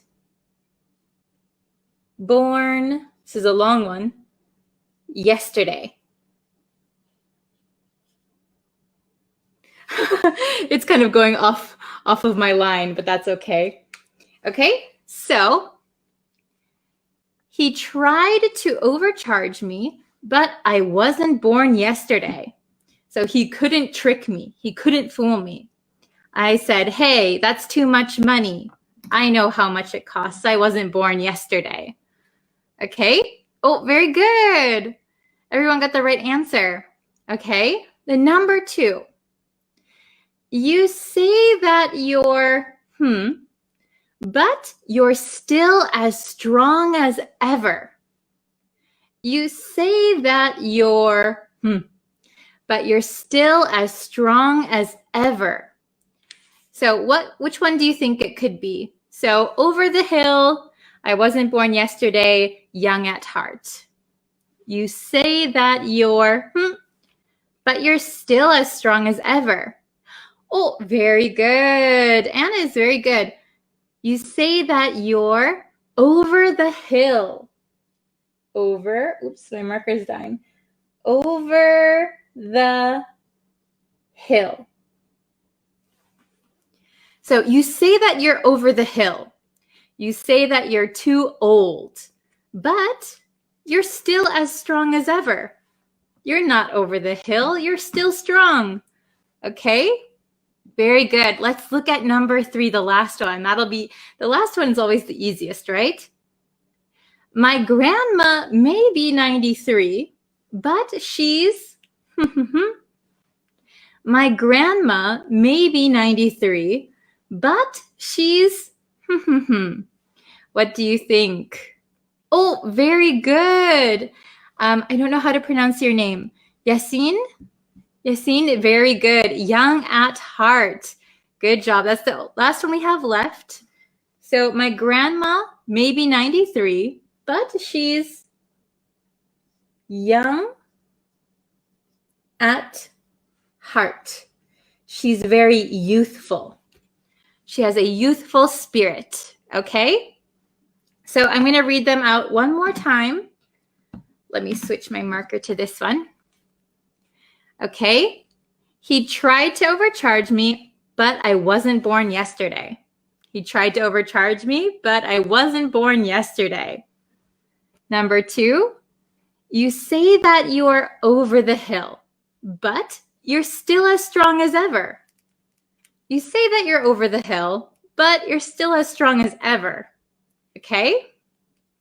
Then number 3, my grandma may be 93, but she's young at heart. My grandma may be 93, but she's young at heart. Okay, very good. So remember, these ones, here are the definitions one more time. Over the hill means old and past one's best. You're on the other side of the hill. I wasn't born yesterday. You can't fool me. Okay, I'm not a baby. I'm not a child. Young at heart, having a youthful outlook in spite of one's age. Here you are. Okay, so please remember these words. These 3 idioms all have to do with age. Okay? So as you know, we have many idioms in the English language. And I think a lot of them, people don't study so much. So I want you to remember these 3. And I want you to remember all of the idioms that we're learning this week. So on Friday, I will come back with another lesson and we will review. I won't teach you any new ones on Friday. We will review all of the ones that we've learned. Okay? I think that's going to be a better way to help you guys remember. Do you guys think that's a good idea? Oh, you're welcome. I like having lessons every day. It's really fun. Okay, so remember, this Friday, we're going to have a review lesson. So come prepared, okay? Oh, very good. Yes, that's a good example. Okay, so please remember these. We'll be back on Friday with a review lesson. Today is Wednesday, so Thursday there'll be one more new lesson, and then Friday the review, okay? Thank you very much. So I'll see you tomorrow with a new lesson. Okay, thank you very much. If you could like this video and share it with a friend, that would be really helpful. If you're not subscribed to the YouTube channel, if you could go subscribe to that, that's also really helpful. And I will see you for our next lesson. Bye, everyone. Thank you so much. See you next time.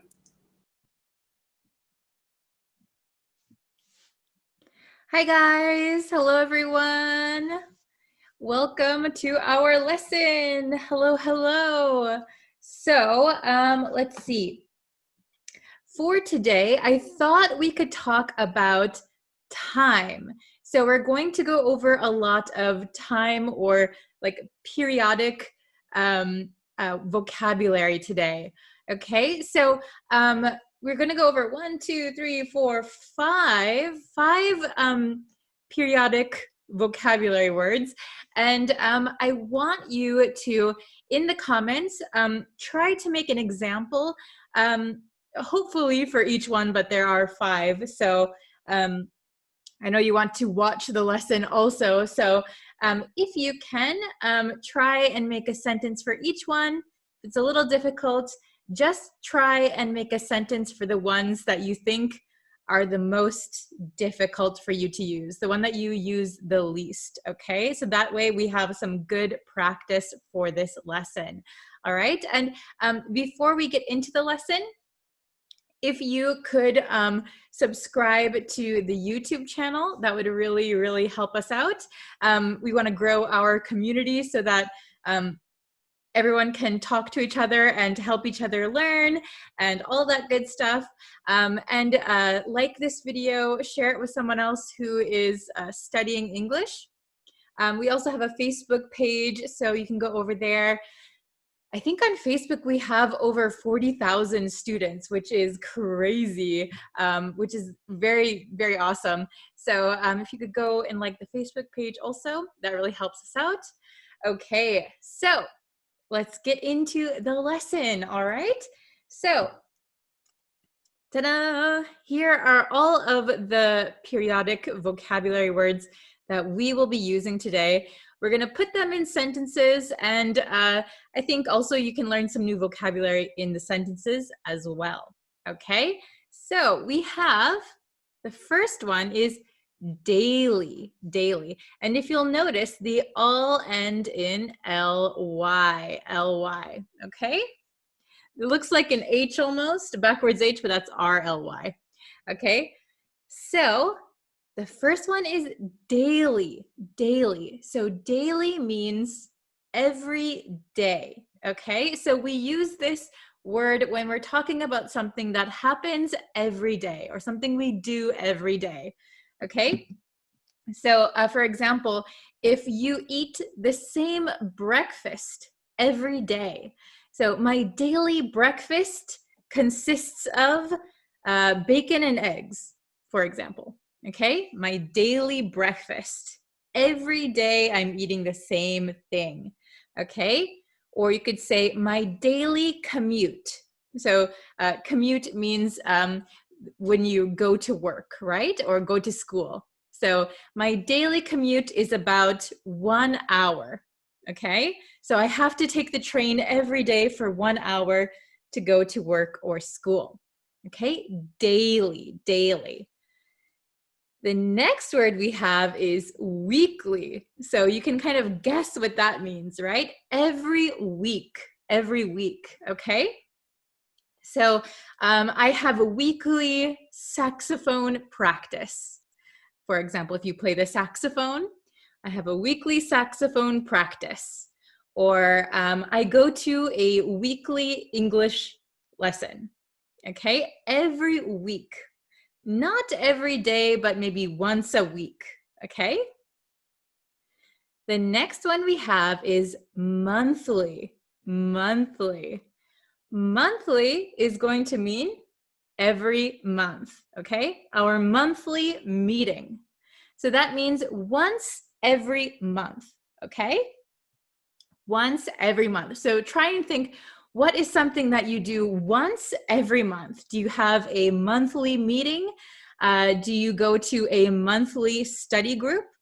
What do you do every month, once a month, okay?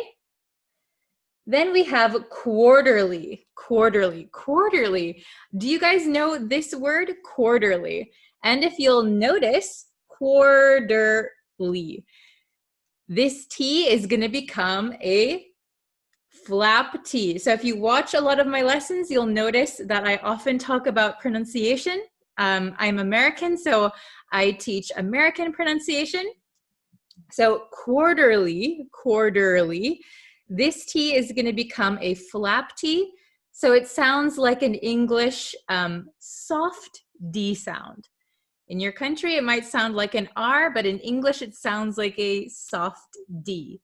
Quarterly, quarterly. Okay, so what does quarterly mean? So if you know what a quarter means 1/4, 1/4. So a quarterly something is going to be something that happens every quarter. So 4 times a year or 4 times like a school year, quarterly, all right? So if you, for example, if you go to school, 4 times during the school year, you might have a test, for example, a quarterly test, okay? Or you might have to give quarterly reports, quarterly income reports, quarterly sales reports, okay? So that happens 4 times in a year, okay? So a quarter, remember a quarter means 1/4. So I'll put it right here. Easy to understand, right? This is a quarter. So quarterly is 1/4. It happens every 4th of a year, right? Okay. So yearly. This means every year. That's right, every year. So I'm going to our yearly picnic, right? It happens once a year, okay?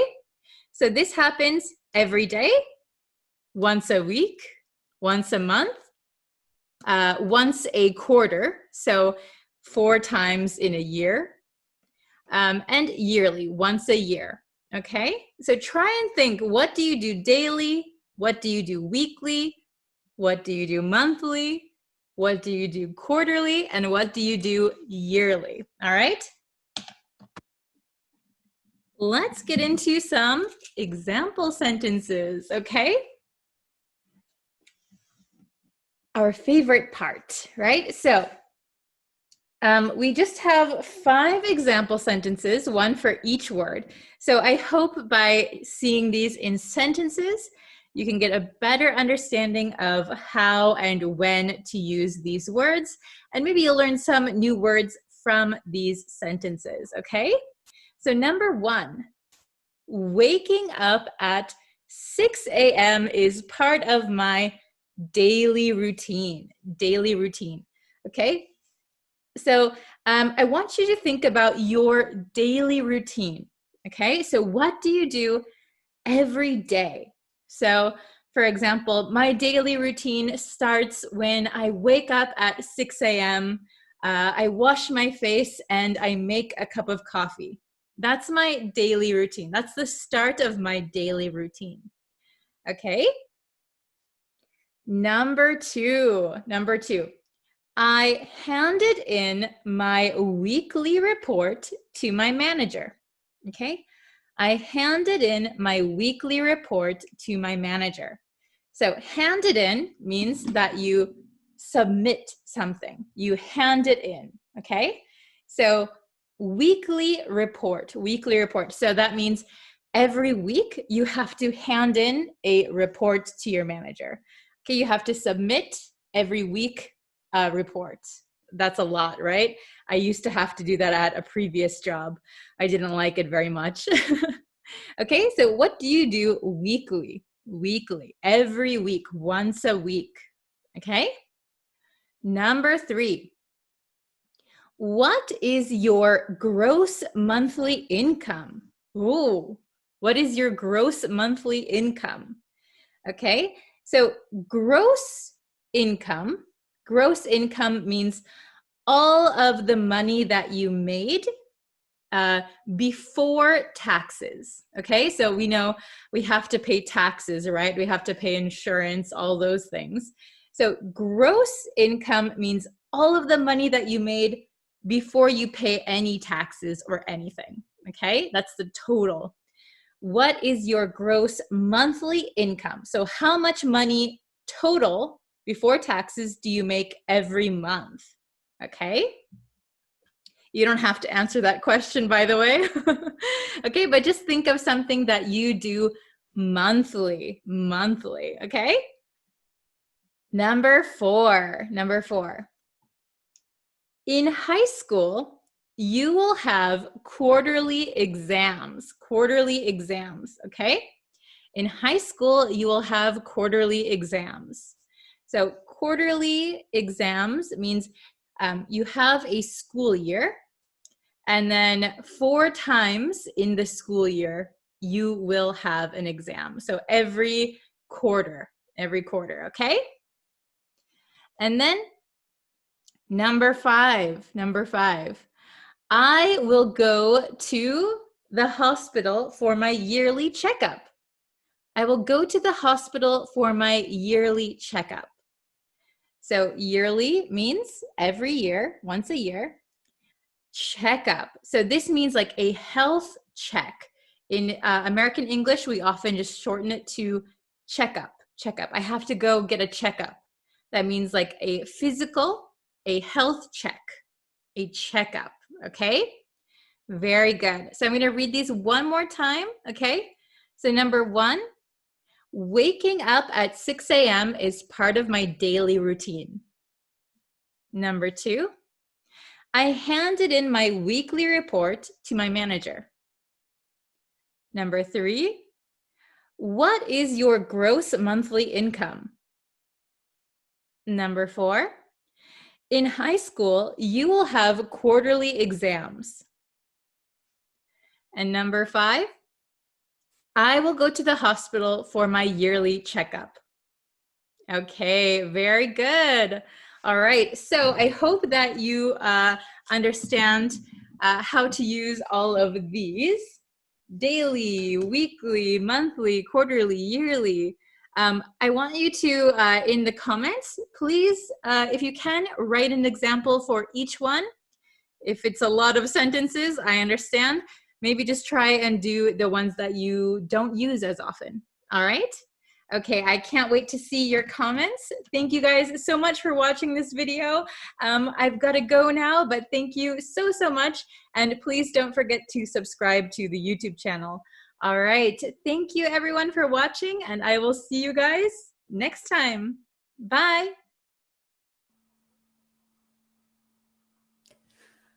Hello, everyone. Hello. Welcome to today's live English lesson. I hope you are ready.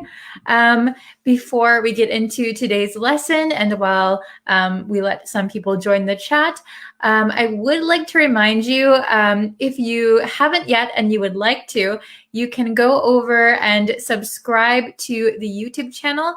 You can hit the red button and you can turn on notifications. You can also like me on Facebook, and you can hit notifications, turn on notifications on Facebook also, and that way you'll know when I go live, when I post new lessons. Hello, everyone. Hello, Mohammed. Hello, Sadman, Subas, Muslim, Bosco. Hello. Labiang. Is that how you pronounce it? Hello. Hi, everyone. Welcome. Okay. So we are going to do a reading comprehension lesson. So we're going to be reading just a small part of an article, a news article, and we're going to be going over the new vocabulary, okay?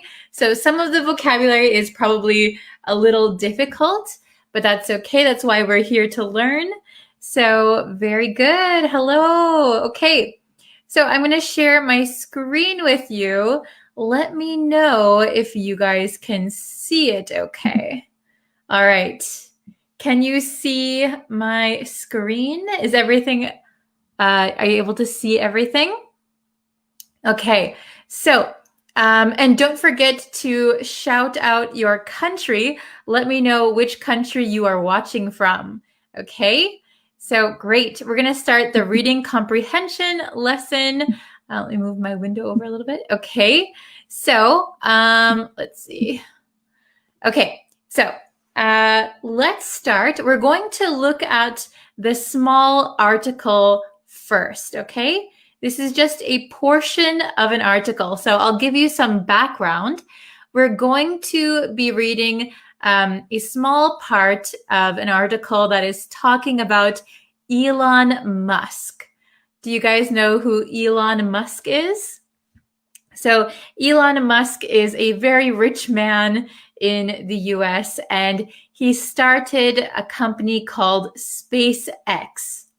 And what he wants to do is eventually get people to travel to Mars, the planet Mars, okay?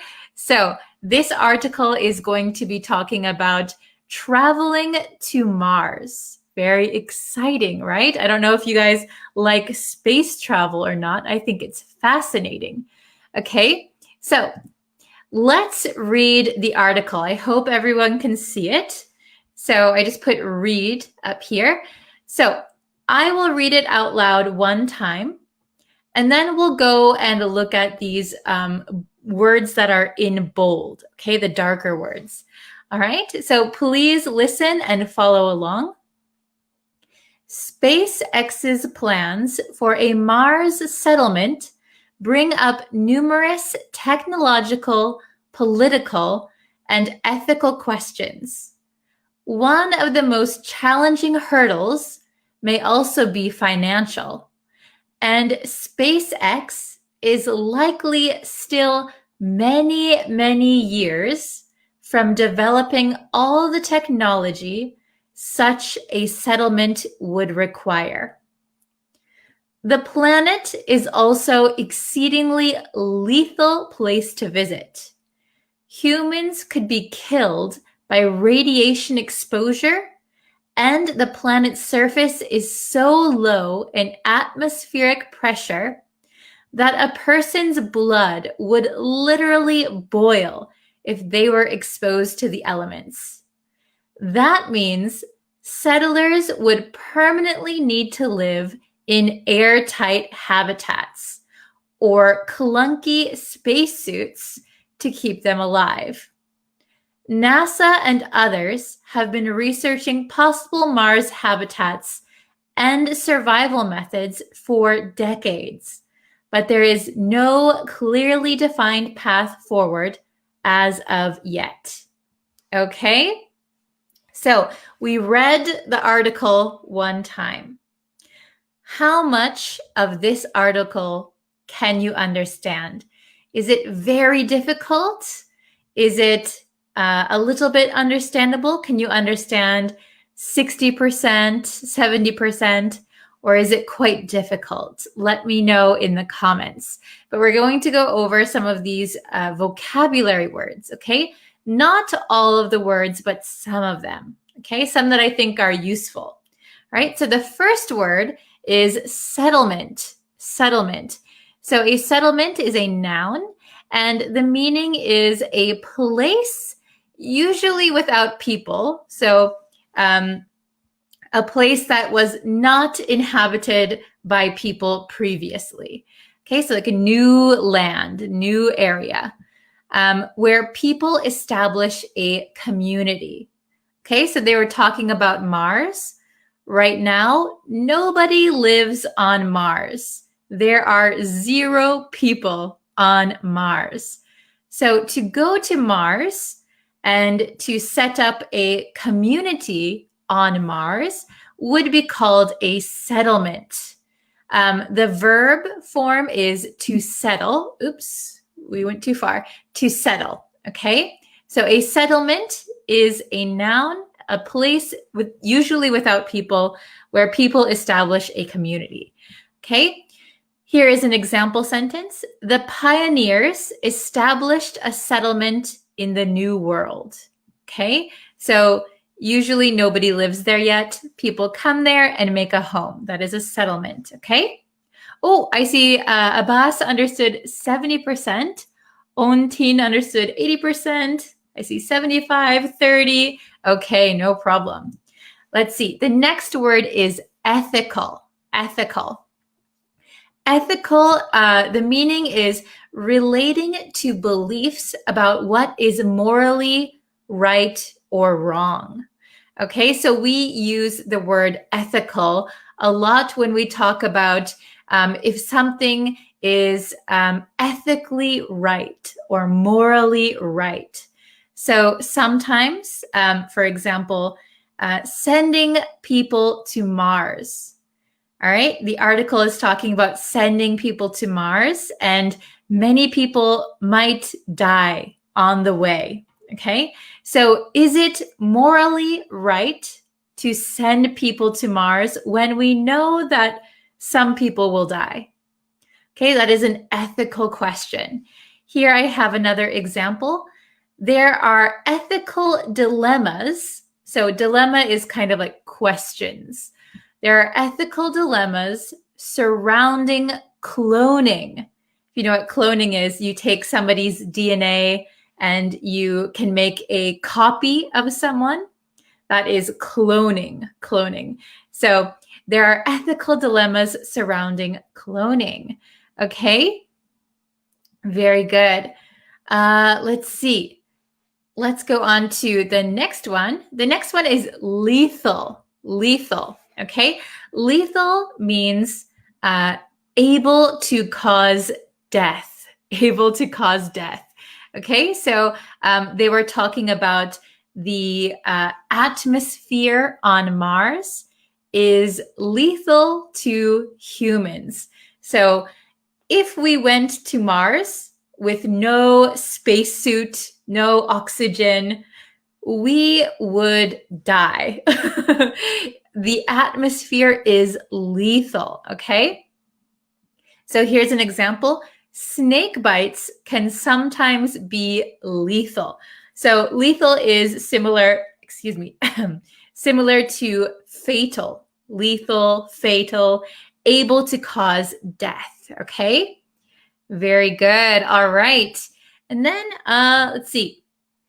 Literally is a difficult word because there is the original meaning, and then there's the meaning that we use in kind of daily life. Here we are talking about the original meaning of literally. So, literally means without exaggerating. So literally means exactly what you say. Okay? So here's my example. The man took it literally when I said I could eat a horse. So in English, when you say, "Oh, I'm so hungry, I could eat a horse," that is an exaggeration. It is an expression. I'm just really hungry. But if a man heard me saying that and they took it literally, they actually think I want to eat a horse. But I don't mean it literally. It's an expression. Okay? Literally, without exaggerating. Exactly how it is. Okay? And then we have clunky. So clunky means solid, heavy, and sometimes old-fashioned. Okay? So my old cell phone is really clunky. It was really big, kind of heavy. and it's kind of old-fashioned, right? It doesn't do as much as my current cell phone can do. It is clunky, okay? Oh my gosh, we have an example here. I literally ate a crocodile alive. Oh my gosh. So that means you truly ate a crocodile alive. I don't know how you would do that. Wow. Okay. Very good. Oh, it's becoming voiceless or just me. Can you hear me all right? Is my microphone on? Hello, hello. Are you able to hear me? Please post it in the comments if you can hear me, okay? Oh, very good. The word lethal. Excellent. Yes, lethal means deadly. That is right. Very good. Okay. Oh, good. You can hear me. Okay. Yes. And by the way, I save all of my live streams, so you can always come back and watch it again. Oh, very good. Nokia. So Nokia is a cell phone company, right? Nokia's old model is really clunky. Excellent example. Very good. Okay. Oh, I'm glad you guys can hear me. Okay. So habitat. I think this is the last word. A habitat is the natural home or environment of a living being. So animals, organisms, humans, our natural home is a habitat. Okay, so we could say Earth is our habitat. This is our natural home, our natural environment. So in the article, they wanted to create a habitat, create a home on Mars for people. Okay, very good. So my example, I would love to see a lion in its natural habitat. I have seen lions in the zoo, but that is not their natural habitat. Their natural habitat would be in Africa, right? Okay, very good. So let's read this one more time. We'll go over it a little bit more, okay? So SpaceX's plans for a Mars settlement bring up numerous technological, political, and ethical questions. So SpaceX is the company's name. And their plans for a Mars settlement. So establishing a community on Mars. This plan, this idea, brings up many technological, political, and ethical questions. So if we're going to go to Mars, okay, technology, how are we going to go there? How are we going to get there? Political, maybe who is going to fund this mission? Who is going to support this mission? And ethical questions. People might die on the way. Is that okay? Morally, is it all right? Okay. Next sentence. One of the most challenging hurdles, I think we learned the word hurdles before. A hurdle is a challenge, something difficult that you have to overcome. One of the most challenging difficulties, hurdles, may also be financial. So money is a difficult thing.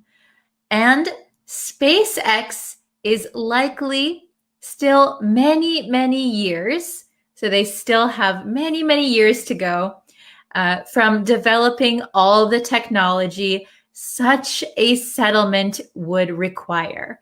So if we want to make a community, a settlement on Mars, SpaceX needs to create that technology.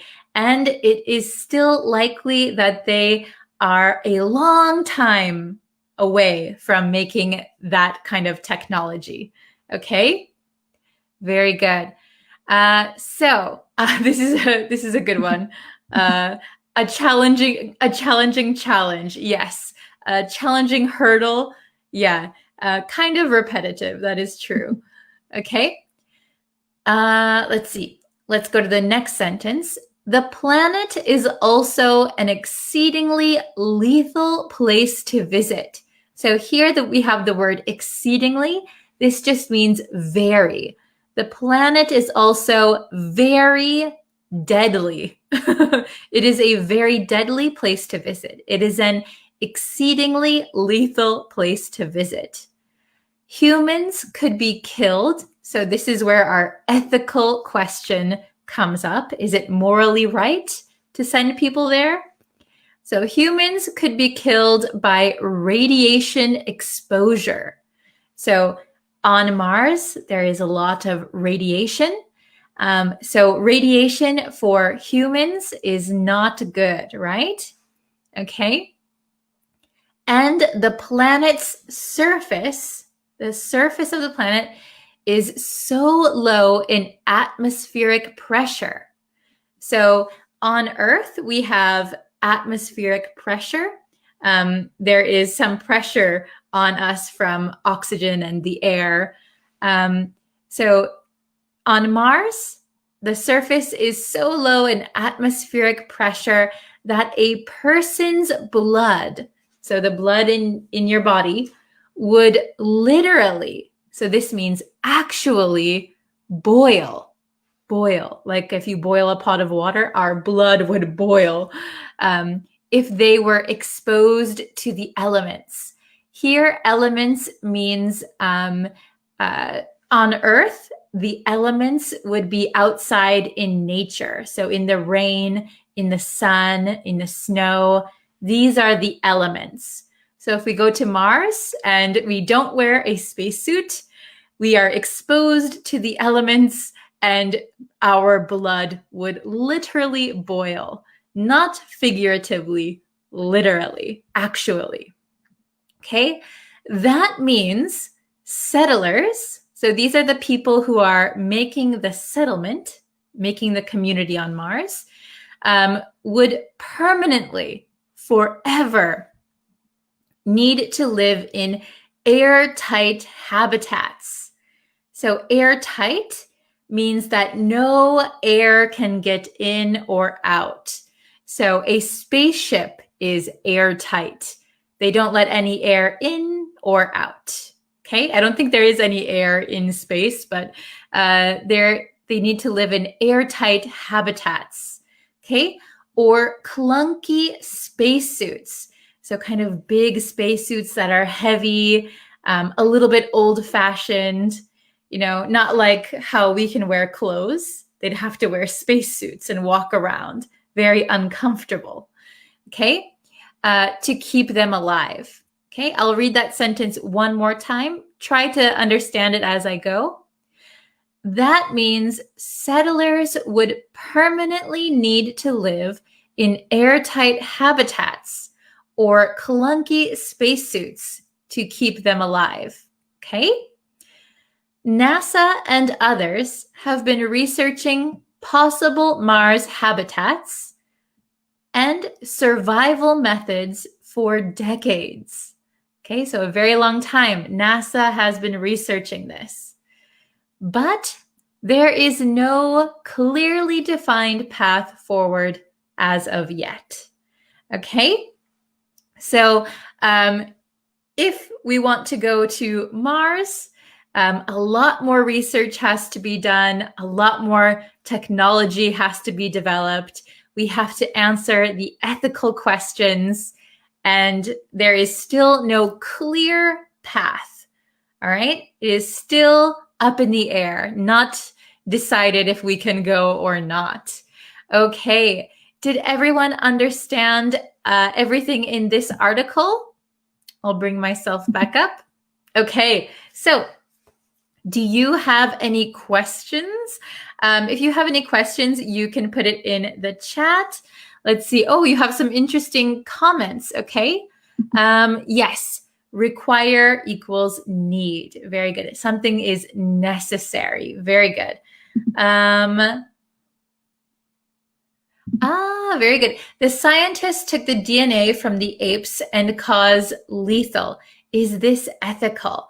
Very good. So maybe the word lethal is an adjective, okay? So the scientists took the DNA from apes and caused lethal injuries or lethal harm. Is this ethical? That is a good question. Very good. Okay.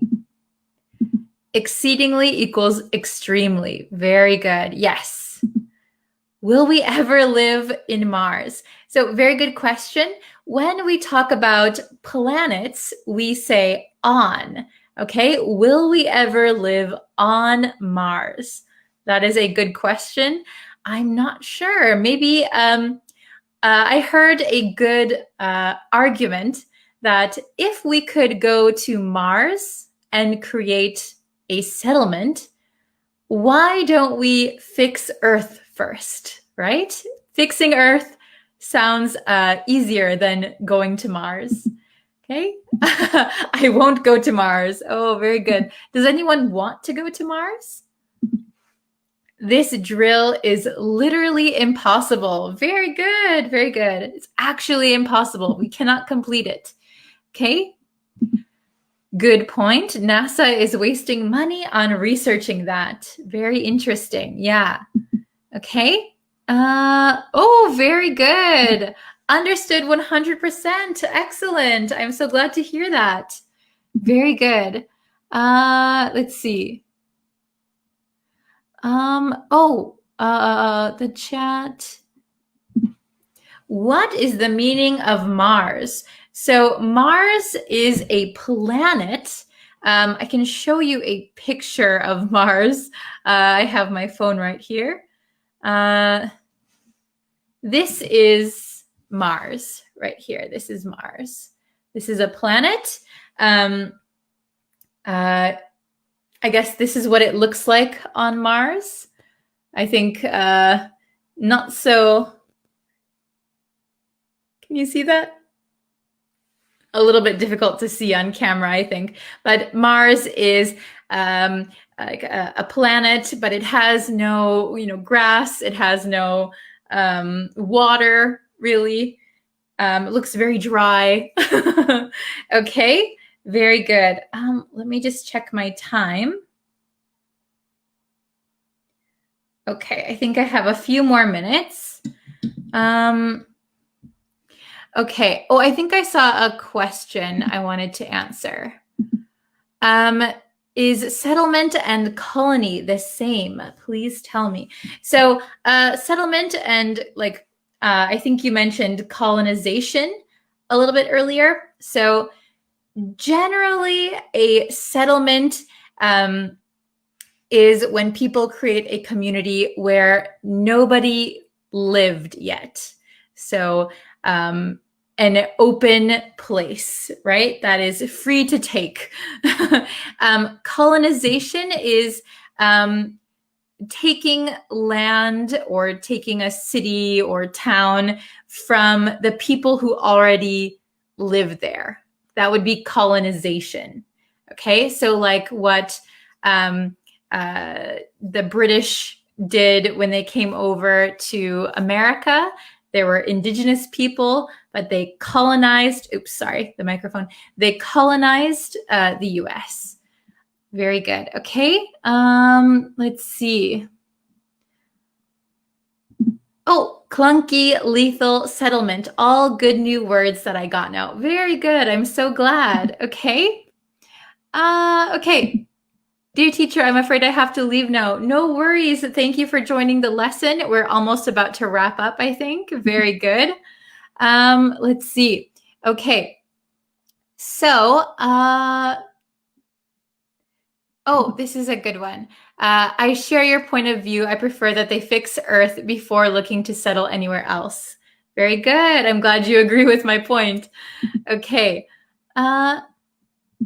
Oh, can I describe someone's steps as clunky? Yes, you can. So if somebody if you said that somebody's steps are clunky, it sounds like their steps are quite heavy. So maybe they're wearing like big shoes or heavy shoes and clunk, clunk, clunk, clunk. You could call them clunky. Very good. Okay, so I think I'm going to end the lesson here today. Thank you guys so much for watching. I will leave the live stream up so you'll be able to see it anytime.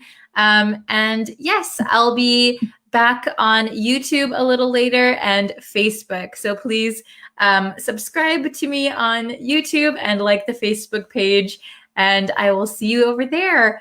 Thank you guys so much, and I will see you very soon. Bye, everyone. Hi, everyone.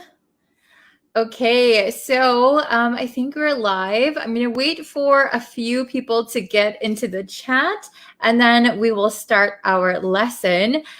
Today's lesson is going to be on making tag questions in English. So this is an English grammar lesson, and we're going to practice answering those tag questions. Hello, welcome, welcome. How is everybody? Hi. Oh, wow, the number just jumped of the viewers. Hello, how is everybody today? Okay, all right, we have a bunch of people in the chat now. Hello, hello. So I'll repeat what I just said. We are doing tag questions today, making and answering tag questions in English. So this will be a grammar lesson today. Okay, hello from Thailand, Algeria. Hello from Myanmar. Tatetwe, nice to have you here.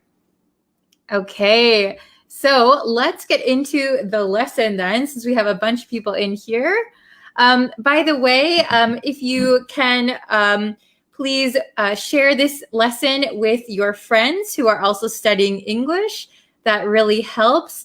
If you could like the Facebook page and subscribe to the YouTube channel, you'll be able to see when new lessons are uploaded. So if you subscribe and if you turn on the notification button, you should see it somewhere on the screen. That way you'll know when new lessons are uploaded and when I go live. You'll get a notification, okay? So yeah, if you haven't watched the newest lesson on YouTube, you can go ahead and watch that one.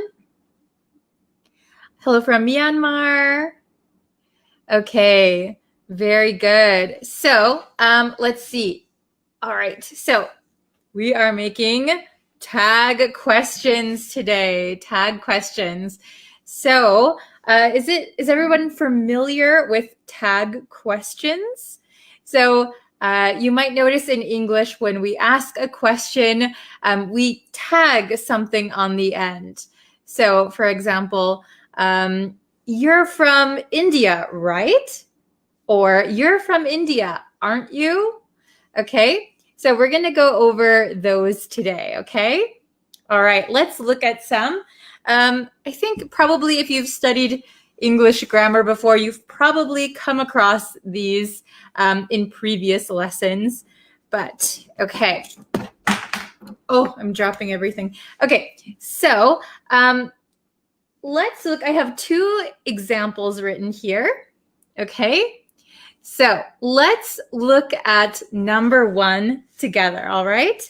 So number one, rent is really expensive here.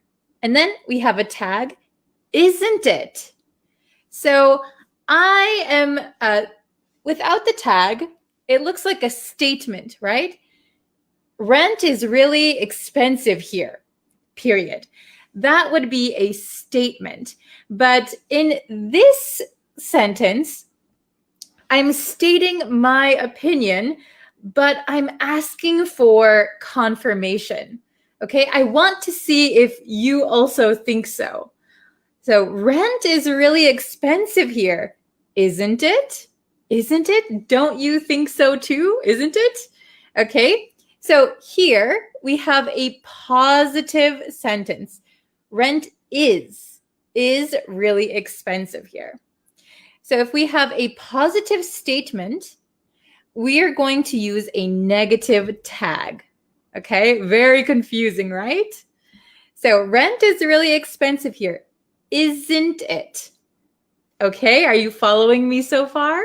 let's look at number 2. You're from Spain, aren't you? So I think you're from Spain. You're from Spain, aren't you? Then I'm asking for confirmation. I'm right, right? Okay. So you're from Spain. So here we have your. I contracted you are. So here we have are. Are is in the positive form. So you are from Spain. So we need the negative over here. Aren't you? Aren't you? Okay. Very, very good. Let's look at number 3. You like rice something. So we have like. So like is in the positive. However, what is the negative, right? So you like rice, not like? No, that is incorrect, right?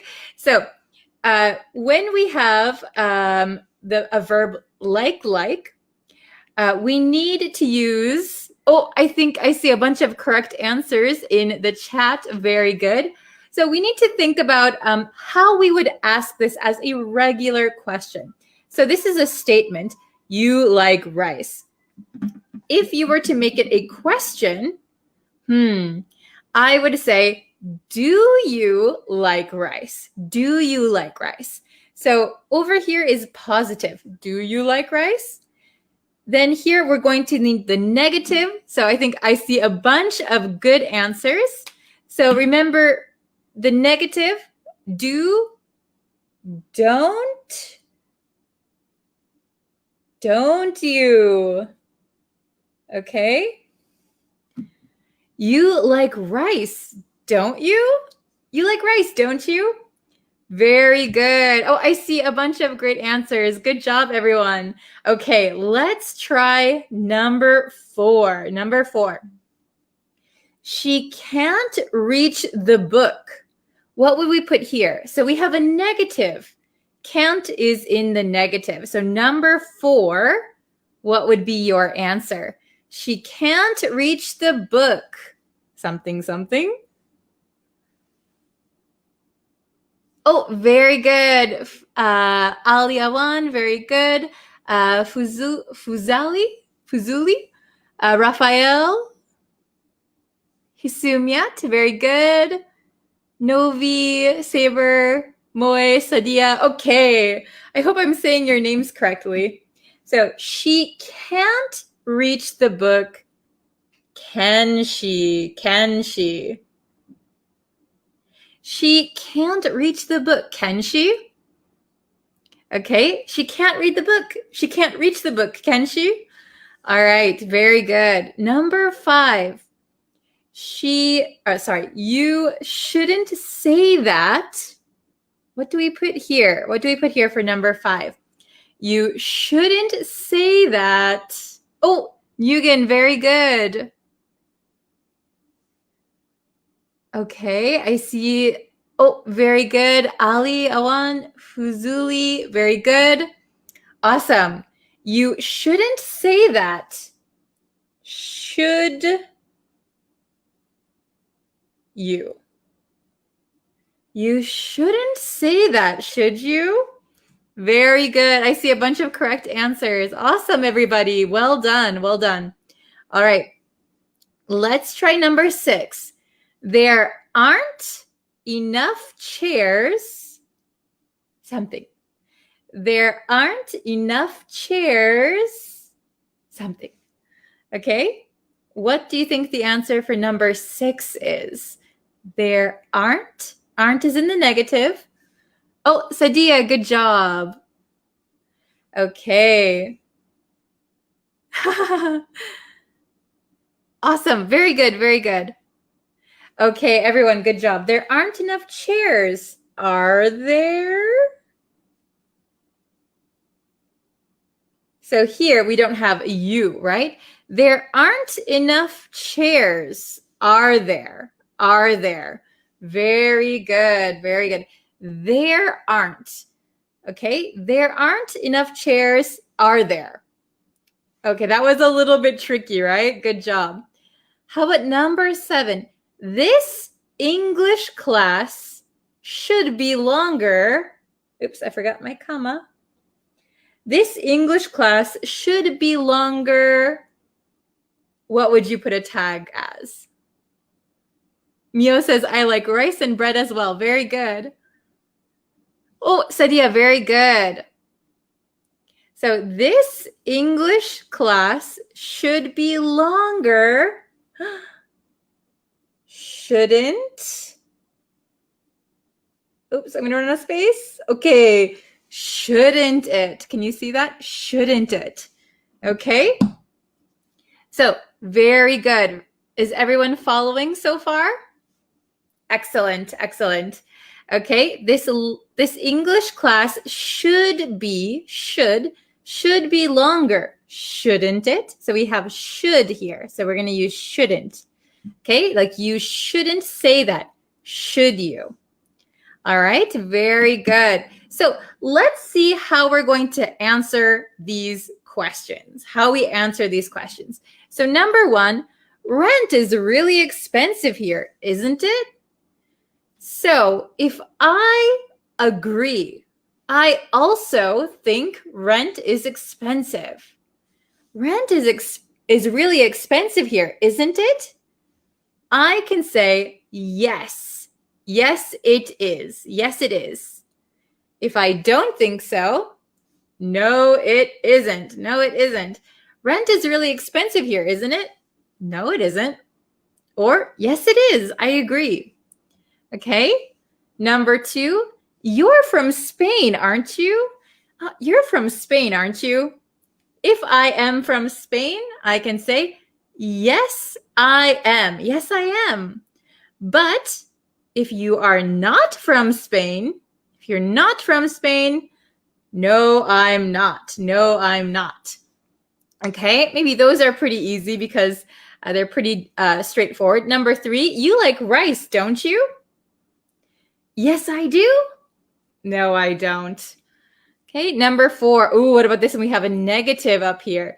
She can't reach the book, can she? She can't reach the book, can she?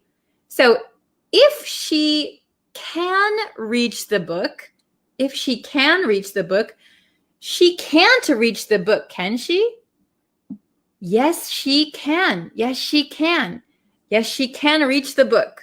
Or no, she can't. No, she can't reach the book. So it's a very, this one is a little bit confusing, right? She can't reach the book, can she? No, she can't. No. No is in agreement with this one. So I know that is a little bit tricky for some students. So some students say, yes. So she can't reach the book, can she? Yes. They want to say, yes, your statement is correct. However, what they're saying is, yes, she can reach the book. So it's a little confusing. So please be careful. Number 5, you shouldn't say that, should you? So I agree, I shouldn't say that. So no, I shouldn't. I shouldn't say that, no. If I disagree, you shouldn't say that, should you? Yes, I should. Means yes, I should say that. Okay, so be careful with these negative statements up here, right? There aren't enough chairs, are there? Yes. Yes means there are enough chairs. No means, right, there aren't enough chairs. Okay? Number 7, this English class should be longer, shouldn't it? I agree. Yes, it should. I disagree. No, it shouldn't. Okay? Very good. All right. Okay, so let's try and make some tag questions together. So make some tag questions in the comments and I will look at them and then we can answer them together. Okay. Ooh, my hair. What's going on here? All right. Let me see this one. She can't read the book or she can't reach the book. So in this case, I wrote the word reach. She can't reach the book means it's too maybe on a high bookshelf. It's very high up. She can't reach it. If you say she can't read the book, that means maybe she is unable to read it, right? Okay, so just different meanings, reach and read. Okay? So we will use if, is, are, do, can, should, are, and should opposition, right? So if you have a positive sentence, if you have a positive verb in the first part of your sentence, you're going to use a negative tag. If you have a if you have a negative verb in the first part of your sentence, you're going to use a positive tag. So you use the opposite. Okay? Oh, this is a good one from Ali. You are following Bree's lessons, aren't you? Very good. Good sentence. Yes. So if I am following, I would say, yes, I am. Yes, I am.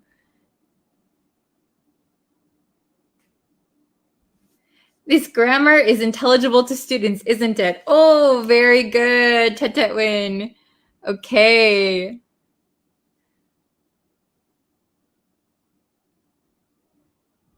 Oh no, I hope if you are confused at all, you can write a question. I'll try and answer you. You should study English, shouldn't you? Very good, very good. And just another add-on to the lesson, a lot of native English speakers, depending on where they're from, like in America, depending on what state they're from, sometimes they might just add the word right as a tag. So this food is good, isn't it? Would be the common grammatically correct way to say it. However, a lot of Americans might say, this food is good, right? Right? Or this food is good, huh? This food, I'll write it in here. This food is good, huh? So this food is good, huh? So depending on where people live in the US, they might say this sentence. They might add the tag huh or right. So not always are we using the correct tag. So this English class should be longer, right? This English class should be longer, huh? Okay. Very good. Oh, this is a good one. English is so important, isn't it? Yes, awesome. Good job. I think so. Okay. Let's see.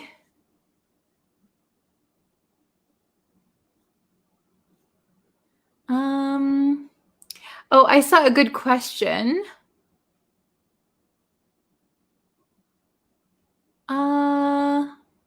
Oh no, I lost the question. I saw a question about something, but I cannot find it. Okay.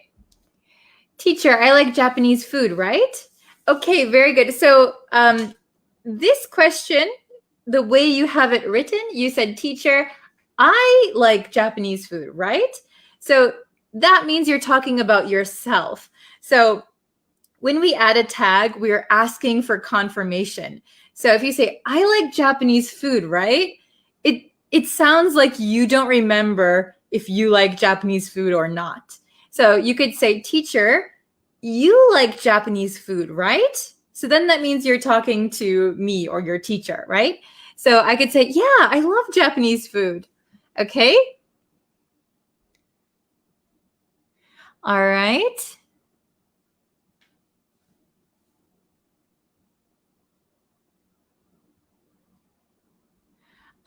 Let's see. I think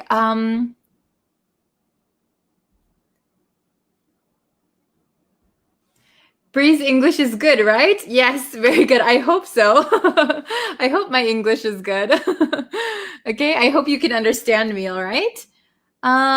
Let's see. The author said he can crank out many books in a month, didn't he?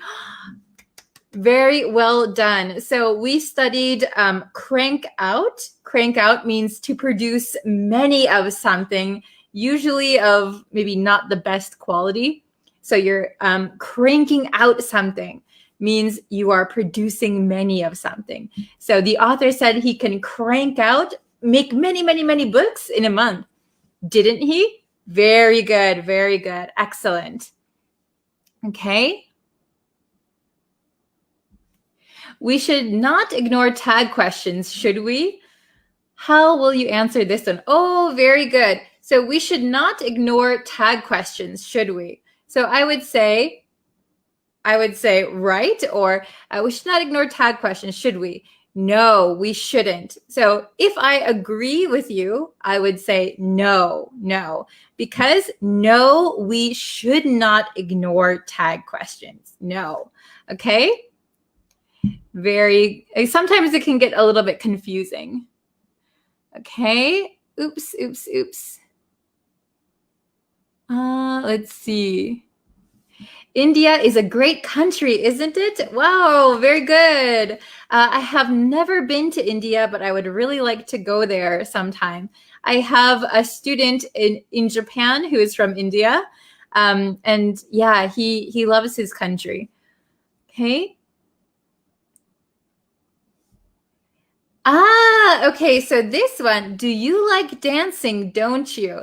This is a very good example. So when we use tag questions, we're not going to make the first part as a question. So a regular question would be, do you like dancing? Do you like dancing? However, for tag questions, the first do, we're going to cut that part out, and it's going to be like a statement. You like dancing. You like dancing. And then maybe I'm not so sure, so I'm going to ask for confirmation. You like dancing, don't you? I think I remember you like dancing. So you like dancing, don't you? Okay. So remember, you don't need the first question word, right? It should be like a statement. You can't sing, can you? Very good. So I cannot sing. I cannot sing very well. So if you ask me, you can't sing, can you? I would say, no, I can't sing. No. Or if I could sing, yes, I can sing. I can sing. Okay. Be careful with those tricky questions. Let's see. We'll do one more. Oh my gosh, so many.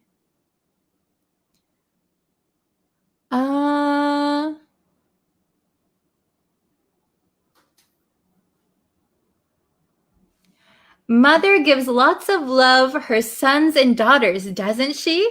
Very, very good. For this one, just make sure mother gives lots of love to her sons. So we give something to somebody. Mother gives lots of love to her sons and daughters, doesn't she? Very good. So if I agree, yes, she does. Okay. Very good. All right.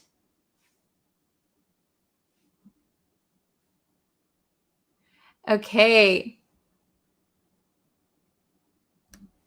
You can't eat more, can you? Very good. You can't eat more, can you? Good job. You are British, aren't you? Oh, you are British, aren't you? No, I'm not. No, I am American. Okay, very good. All right, so that's it for our tag question lesson. Thank you guys so much for watching. Please remember that there is a lesson on the YouTube channel if you haven't watched it yet. And there are tons of stuff on Facebook for you guys to see. So yeah, please like this video, share it with your friends, subscribe to the YouTube channel, like the Facebook page, and I will be back with another lesson very soon. There'll be a new lesson on YouTube for sure tomorrow. So I will try and do a Facebook Live also tomorrow. I'll do my best, okay? Thank you so much, and I look forward to seeing you guys in the next lesson. All right, everybody, take care. Have a great day. Bye, everyone.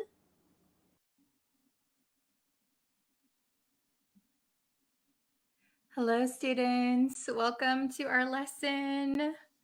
How is everyone today?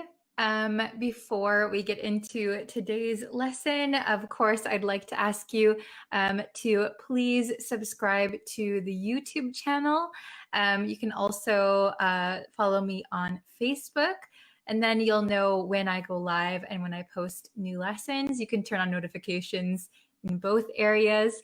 And then you can also follow me on TikTok. Okay.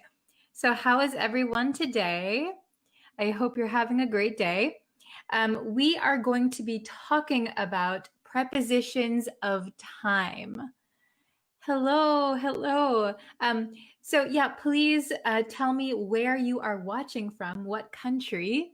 I see Pakistan, Syria, hello, Bangladesh. Welcome. Oh, Angmyo, hello. Okay, Myanmar, very nice. Rwanda, Mexico, very good. Okay, yes, let's dive in. All right. Madagascar, hello. Okay, so we are going to be learning prepositions of time, which we have studied before, but today in particular, we're going to be looking at exceptions and common mistakes that I've noticed students making. Okay, so if you have been studying English for a while, you will know that we have many, many rules in English, but we also have many exceptions. Okay, so when we kind of break the rules a little bit. So I'm going to show you some common ones. Okay, very good. So let me share my screen. There you go. I hope you can see it all right. So we're going to go through some questions. So I want to see how many questions you can get correct. And I'm going to explain each one, so don't worry. Okay, very nice. So prepositions of time, exceptions and common mistakes. This is what we're going to be focusing on today. Okay, so let's look at the first one. So I have here potentially 4 questions, 4 sentences. So I want to know, do you see any mistakes with any of these sentences? Okay. So this part is going to stay the same. Can we talk in the morning? Can we talk in the morning? Is that correct? Can we talk in the afternoon? Can we talk in the evening? Can we talk in the night? So, do you see any mistakes? Do you think all of these sentences are correct? Or do you think some of these sentences could be changed? What do you think? All right, please leave it in the comments. What do you think should be changed, or should anything be changed? Are these all correct? Okay.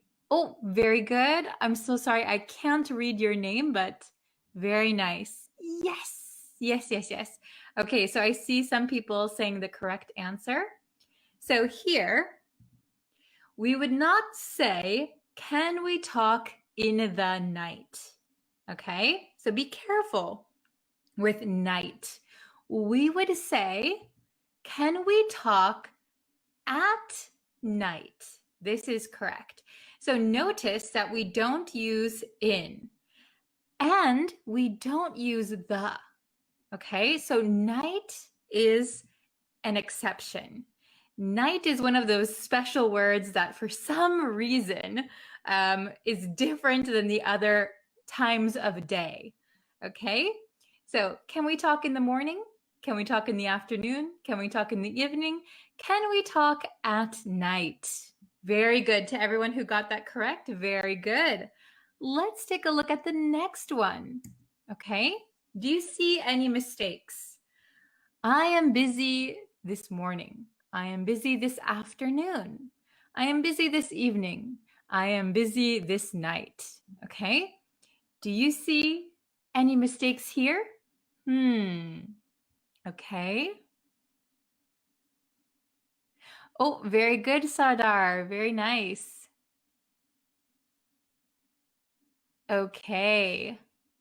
Oh, yes, we also say at dawn. Yes, at dawn, at dusk, at sunrise, at sunset. Very good. Okay, so here, do you see any mistakes? I am busy this morning, this afternoon, this evening, this night.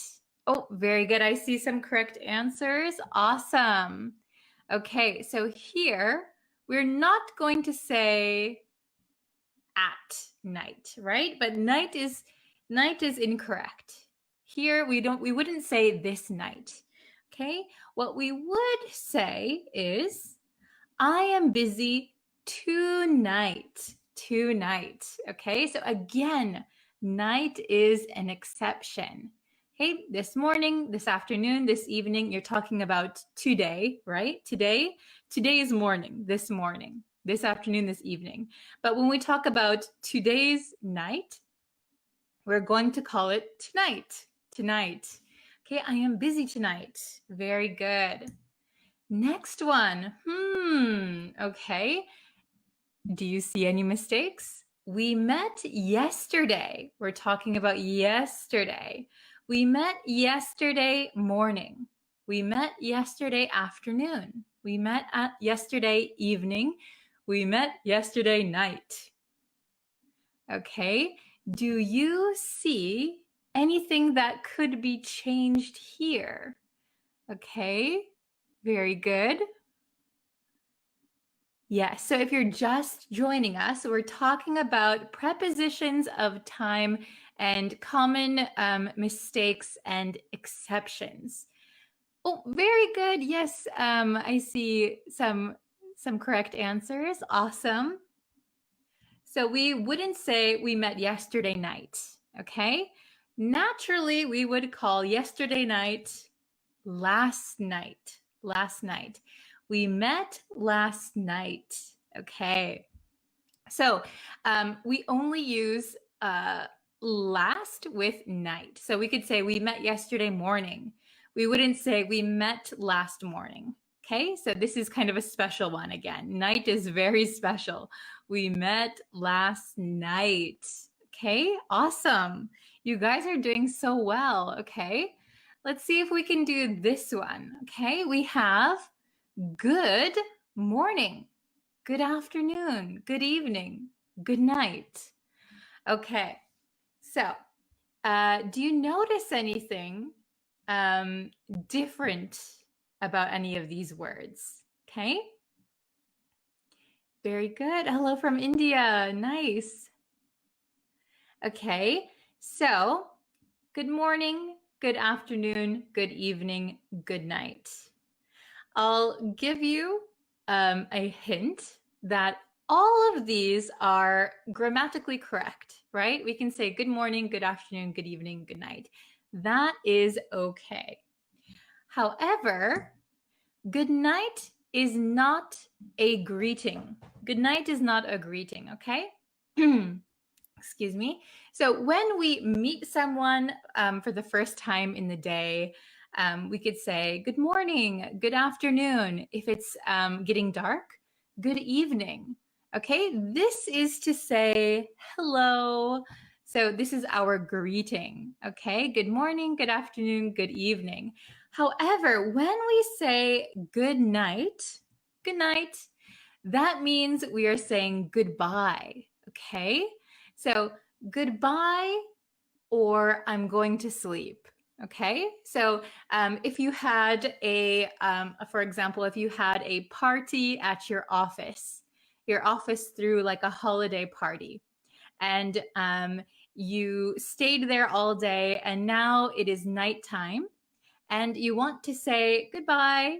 Okay, so we would say good night and you could leave. Okay, so we often say good night when we're leaving or when we're going to sleep. Okay, wow, it's already 11 p.m. Good night. That means I'm going to sleep.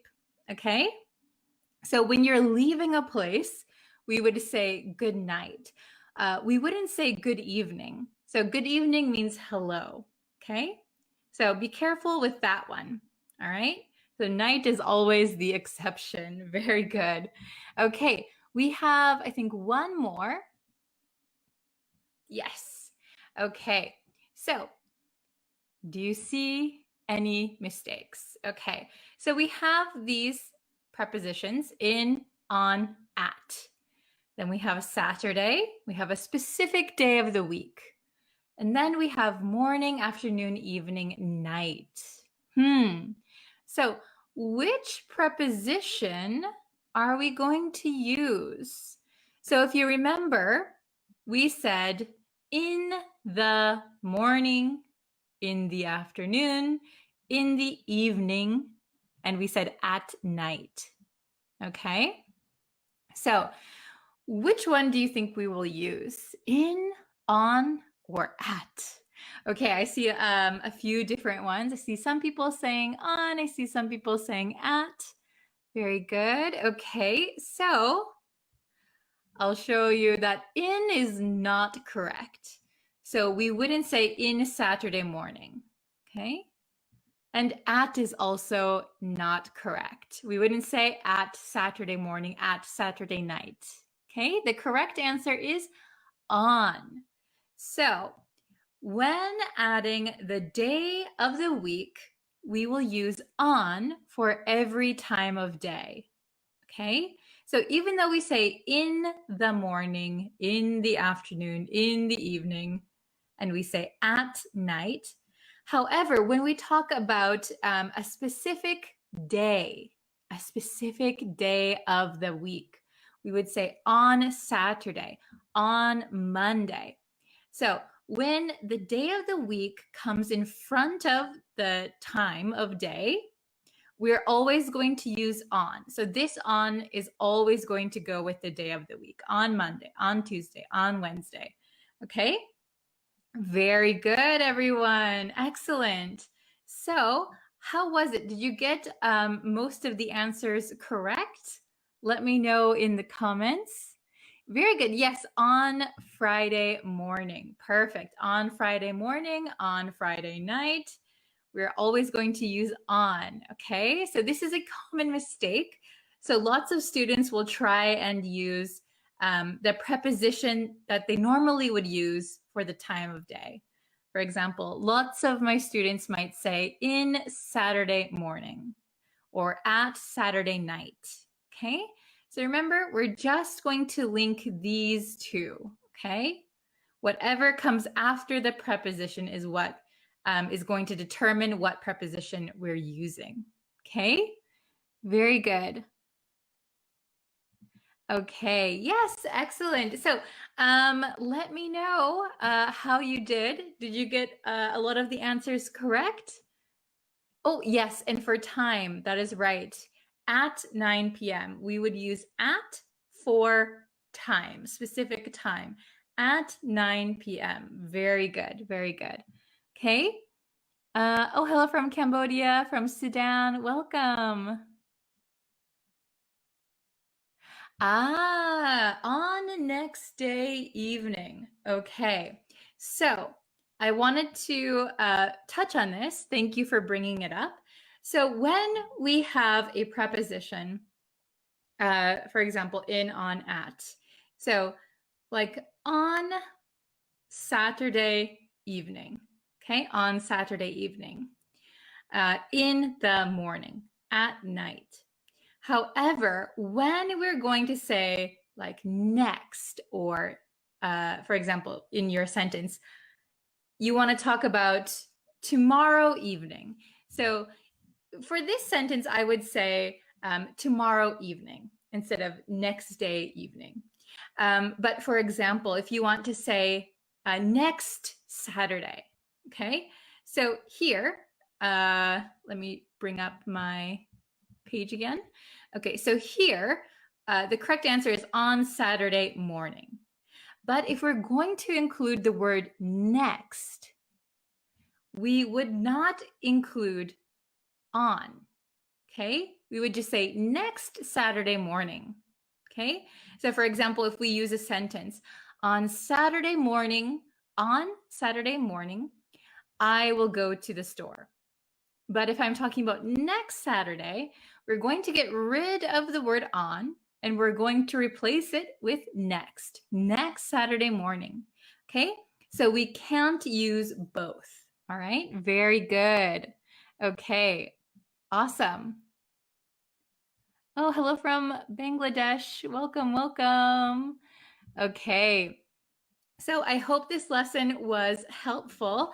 If you would like to see more lessons like this, you can subscribe to the YouTube channel. I'll be posting lessons quite often. So I hope that you will subscribe and turn on notifications. You can also like and follow me on Facebook.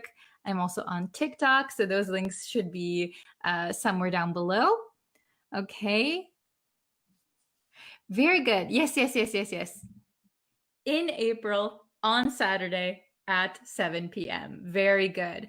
So in is for bigger times. So for example, in 2021, in 2022, on Saturday, on Friday, and then at is a very specific time, at 7 p.m.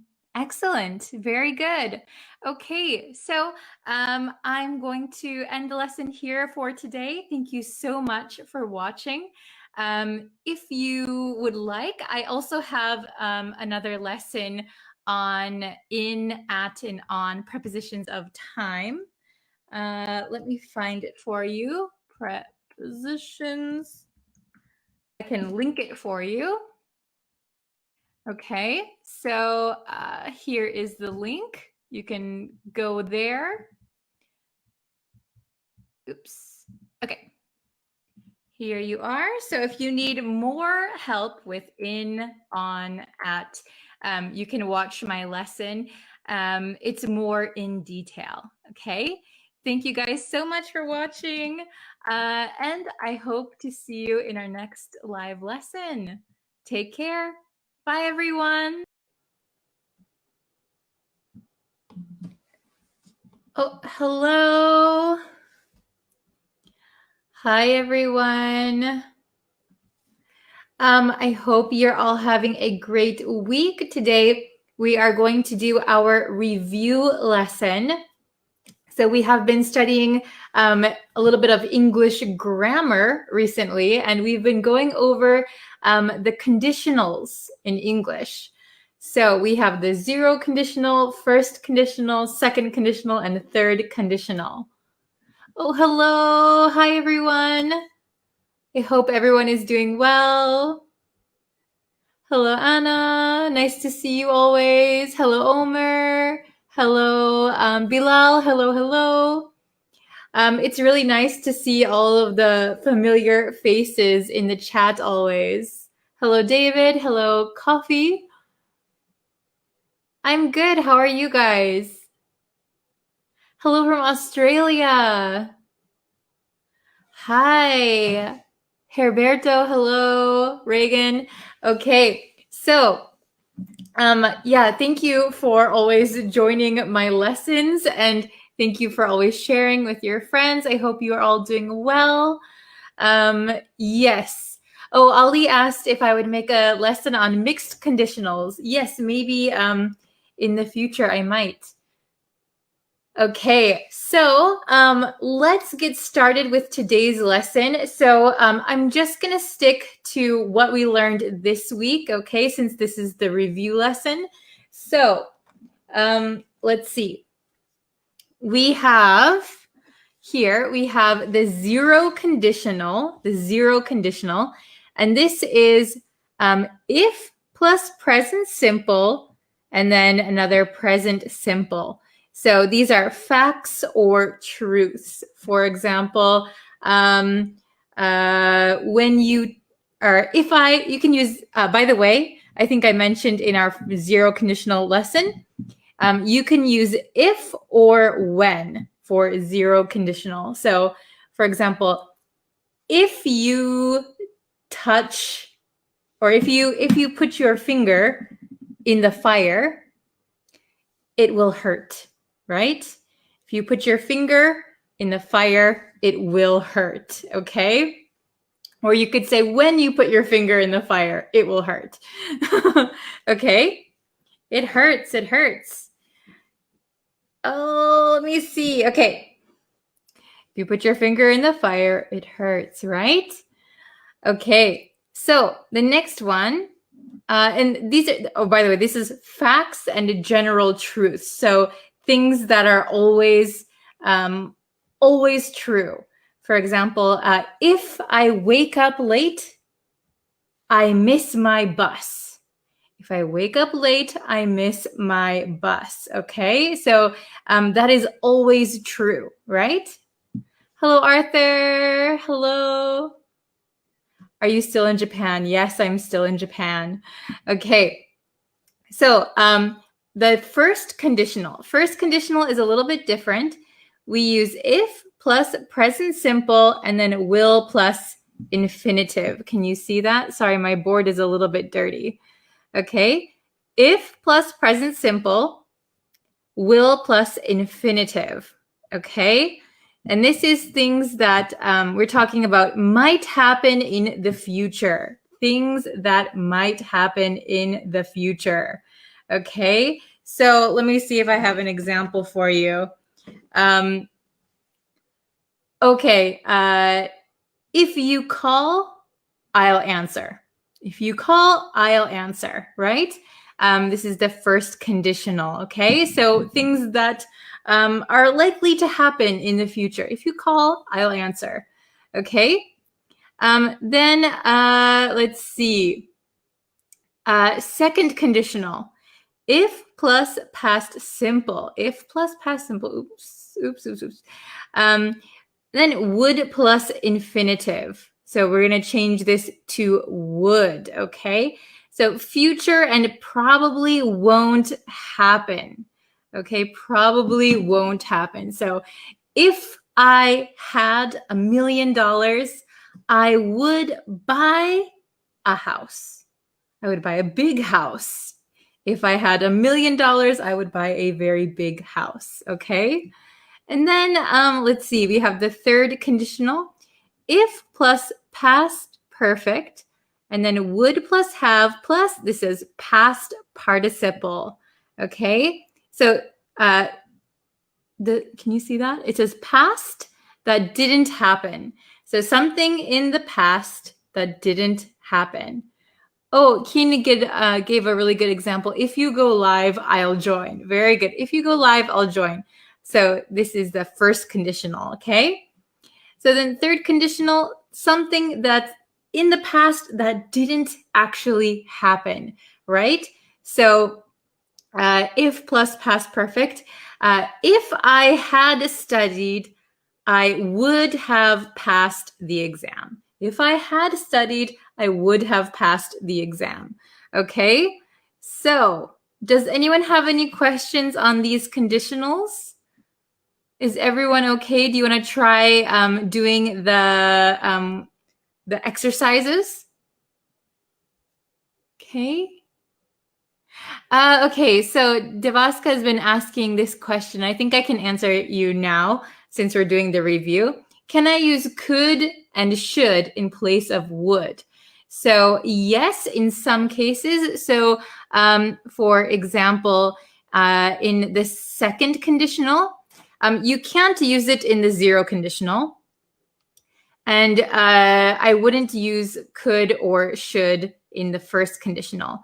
So it's something that might be true. You could use, for example, I can or I might. For example, if you call, I might answer the phone. That could work. So the second conditional, let's see, if plus past simple, would plus infinitive. So an example of this that is in the future probably won't happen. So for example, what is a good example? Let me see what I have here. They could win. Let me see. They could. I can't think of a good example, but yes, you can use them. I should have written down some examples to show you guys. Okay. Oh, okay. Yes. Hold on one second. If I were you, I would help her. This is the second conditional. Yes. So if I were you, I would help her. Very good. So if plus past simple, would plus infinitive. Going along with the other question, you could say, if I were you, I could. If I were you, I could help her. That maybe it changes the meaning of the sentence, but you could use it, right? Okay. Very good. Okay. If I were an English teacher, I would help students like you. Very good. Very nice. Okay. So I think everyone has a good understanding. Okay. So let's try the exercises. Okay. Oof. I'm still a little bit tired if you haven't noticed. Okay. Ooh. Sometimes it's hard to do live lessons when I'm tired. Okay. Yeah, very good. Yes, this is a good example. If I had a car, I could reach home earlier. Yes, that means there's a possibility, right? You're switching out I would reach home earlier to I could reach home earlier. So it's a different probability, right? Yes, very good. If I were a bird, I would fly to you. Very good. Okay, so let's try the examples. So, it's a big scary test. Okay, so I don't list which conditional I'm using, but I want you to answer these the best you can. Okay, so let's try number 1. If people eat too much, what happens? If people eat too much, what happens? Can anyone answer, or does anyone have an interesting answer, or who is the fastest to get the answer? Oh, Ali said they will get obese. Very good. If people eat too much, we could say if people eat too much, they get obese. Very good. They get obese if we're using the 0 conditional. Very good. Okay. If people eat too much, they get fat. Yes, very good. If people eat too much, we can say, I think that's a good one. If people eat too much, they get fat. Very good. They get obese. They become obese. Okay, very good. Yes.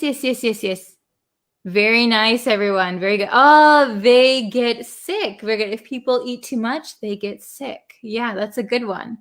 Okay. Very, very nice. Okay, how about number 2? If I see him, what's going to happen? If I see him,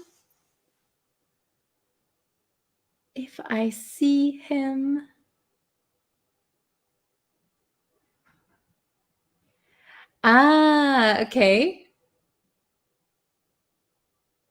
So for the first one, we are using the 0 conditional. So we just use the present simple. If people eat too much, they get fat, right? It is a truth. Okay. Very good. If I see him, I am happy. Yeah, maybe I should If I see him, I will talk to him. Very good. I will be happy. Very good. I will give him my lunch. Okay. If I see him, I will slap him. Oh my goodness. I'll give him a big hug. Very good. Okay. So if I see him, we'll use the first conditional. If I see him, I will, let's say, give him a hug. That's so nice. I will give him a hug. Okay? If I see him, I'll give him a hug. That is very, very kind. We all need a hug these days. Okay. Oh, if I see him, I'll give him advice. Very, very nice. There are some really interesting answers here. Good job. Okay. How about number 3? If I were you. If I were you. Remember, usually we say I was something, right? But a lot of the times native English speakers will say, if I were you, if I were you, if I were you, what is going to happen for number 3? Let's use the second conditional. Let's use the second conditional. If I were you, what's going to happen? If I were you, I would be famous. Oh, very good. Very good. Hyder, is that how you pronounce your name? Hyder? Very good. Okay. If I were you, I would help him. Very nice. If I were you, I would try hard. If I were you, I would buy it. Very good. If I were you, I would call him. Oh, very, very nice. So we're using the second conditional here. If I were you, let's say I would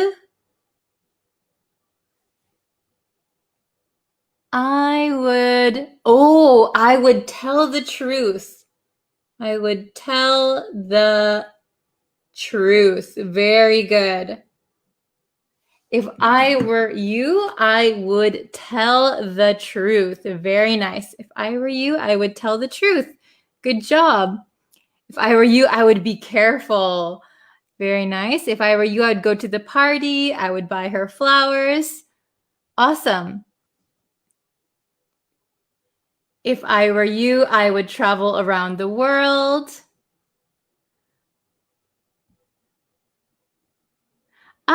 Very good. If I were you, I would visit Fuji Mountain. Yes, I have actually hiked up Mount Fuji 2 times. Very difficult. Very good. Okay, how about number 4? If I had studied, can you see that? If I had studied, so if I had studied, let's use the third conditional here. Let's use the third conditional. If I had studied,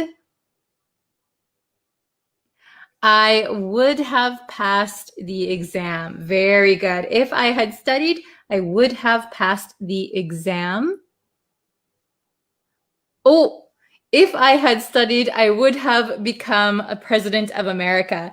So if you're talking about the president, the only one of America, you could say, I would have become the president of America. Yes, but maybe you don't need to study to become president. Okay, let's see. If I had studied, remember, let's use the third conditional. So something that did not actually happen in the past, right? If I had studied, shout out from Switzerland. Hello. Okay. So if I had studied, I would be a doctor. So if we're going to use the third conditional, if I had studied, I would have been a doctor. I would have been a doctor. Okay. Okay, so let's say if I had studied, I would have passed, let's say the exam this time, the exam. Okay, very good, very good. Awesome. How about number 5? I'm late.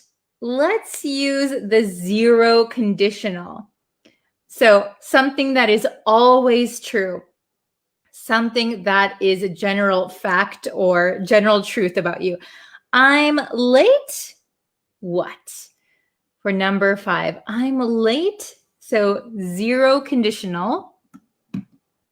This is the zero conditional here. If you can see it, zero conditional for number 5. Let's use zero. Okay, yeah, very good. I am late if I get up late. Yes, very good. I'm late if I get up late. Or I'm late. I'm late if I do not hurry. Do not hurry. Yes. I'm late if I don't hurry. I'm late if I miss the bus. Very good. Okay. I'm late if I stay up late. Yes. Okay. Oh, there's a lot of comments. I think it's like a little bit slow. Yes. Oh, yeah. So sometimes the chat will be very slow and freeze and then suddenly jumps. Okay. So let's say I'm late if I miss my bus. That's a good one. Okay. I'm late if I miss my bus. I'm late if I miss my bus. Okay. So if, or you can say I'm late when I miss my bus. That is also okay. So I'm late if I miss my bus. That means always, generally it's true that when I miss my bus, I'm late. Yes, late for school, late for work. Very good. Oh yeah, when I oversleep. Very good, Arthur. Okay, how about number 6? I'll tell him. I'll tell him. Let's use the first conditional. I will, so I'll tell him. Hello, Jan Yumel from Philippines. Hello. Okay. I will tell him if I meet him. I will tell him if I come across him in the office. Good, using the new vocabulary. Very good, Ali. I'll tell him if I meet him. I'll tell him. Let's see, if I have a chance. That is actually a very good one. I'll tell him if I have a chance. This is something that native speakers often say, I think. That was a good one. I'll tell him if you don't tell the truth. Oh, okay, very good. I'll tell him if I meet him. Very good. How about I'll tell him if I have or get the chance. That is a very common thing to say in English, right? I'll tell him if I have the chance, or I'll tell him if I get the chance. Very, very good. Okay, let's try number 7. We have 2 more, just 2 more. Number 7, they would win. Let's use the second conditional. They would win. So this is something that's probably not going to happen in the future. Okay, they would win. What? What do they need to do to win? Okay. Okay. I see some let's see. Number 7. Yeah, we're on number 7. So they would win. Ooh. Very good. If they tried harder, if they made more of an effort, very good. They would win if they worked harder, very good. If they played better. Oh, very good, Patel. If they played better, yes. Okay. They would win if they had a good coach. Yeah, that's true. Very good. They would win if they tried to have enough practices. Interesting. Okay. They would win. Ooh, they would win if they were well prepared. That is a good one. Nice one, Arthur. Okay. Oh, I see. Okay, yes, there's a lot. So we're going to use the second conditional. So if plus past simple, would plus infinitive, right? So they would win if, let's see, if they, let's say, if they practiced more. Very good. So if they tried harder, if they practiced more, if they had a better coach, very good. Okay, number 8. It would have been better. Ellie said, if it had not been raining during the match. It would have been better if it had not been raining during the match. That is a very good sentence. Oops. Hi.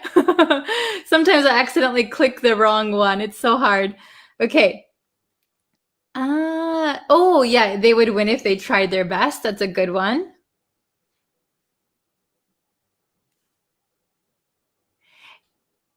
It would have been better if they had played. Is that clearer? Clear. Maybe if they had played maybe more fairer.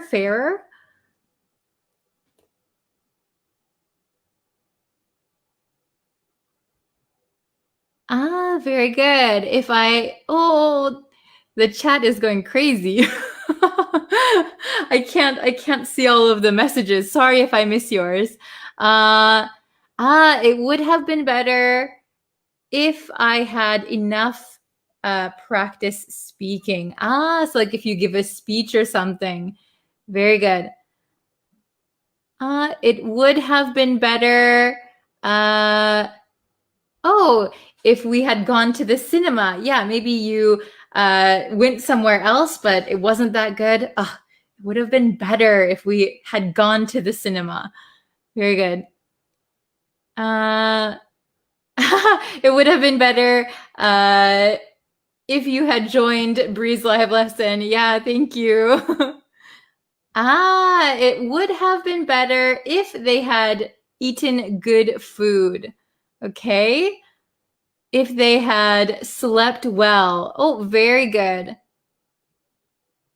Okay, so let's say it would have been better. I saw some about preparing. So it would have been better if they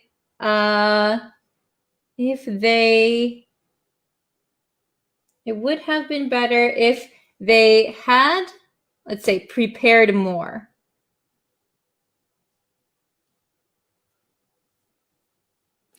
It would have been better if they had prepared more. Yes, excellent. Good job, everybody. So let's just quickly go through our answers one more time. So if people eat too much, they get fat. That is a general statement, right? A general fact. Number 2, if I see him, I will give him a hug. Or if I see him, I will tell him you say hello. Number 3, if I were you, I would tell the truth. That is a very good one. Number 4, if I had studied, so I didn't study, I would have passed the exam. So I didn't pass the exam and I didn't study. Okay, number 5, I'm late if I miss my bus. I'm late if I miss my bus. Okay, that is a general truth. Number 6, I'll tell him if I have the chance. Very good. I'll tell him if I have the chance. So something that is likely to happen in the future. Number 7, they would win if they practiced more. But it is unlikely that they will win because they don't practice.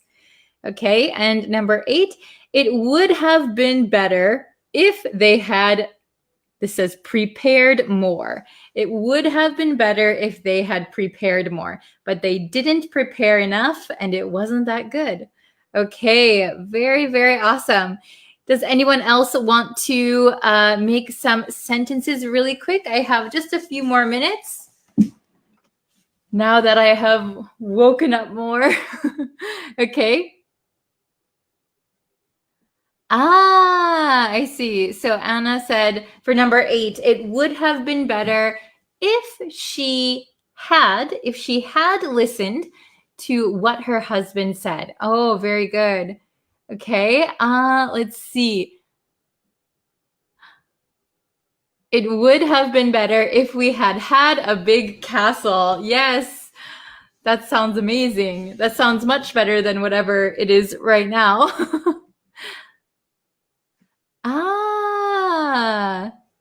Let's see. This is a good one from Hitet. So if you were egotistical, everyone would avoid you like the plague. Very good, very good. So we learned egotistical a few weeks ago. So very awesome. I love it when you guys bring in the new vocabulary that you learned. That is always a plus. Very good. Let's see. Okay. Let me see. There was one that somebody asked me to correct. They would won if they practice well. I think it's correct. So you should say they would have won if they had practiced more or practiced well. I would say practiced more. Oh, my pen is open. So they would have won if they had practiced more. Okay. Let's see. Hello to the people coming in.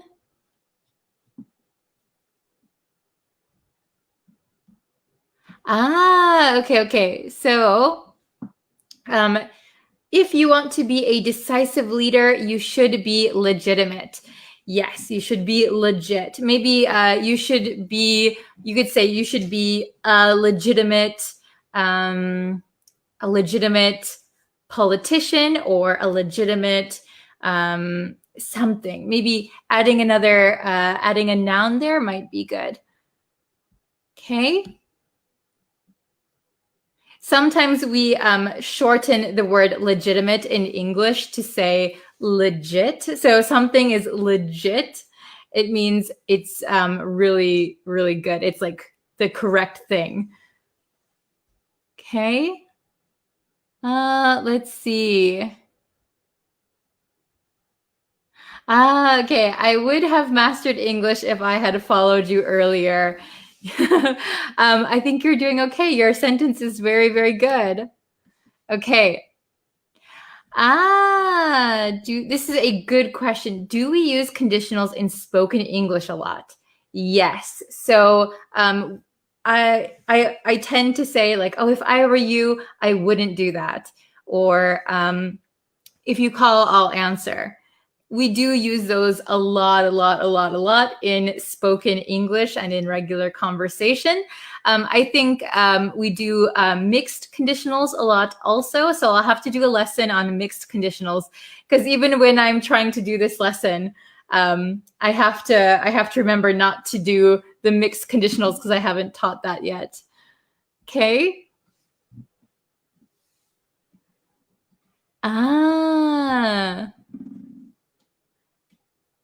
Okay. Let's see.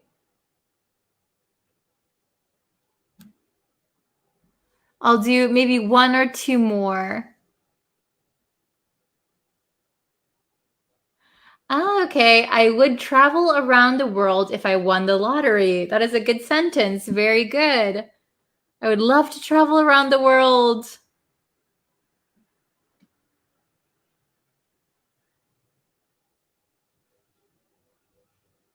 Okay. Oh, if I had been born in America, I would run for president. Just joking. Good job. Okay, let's do one more. Let's see.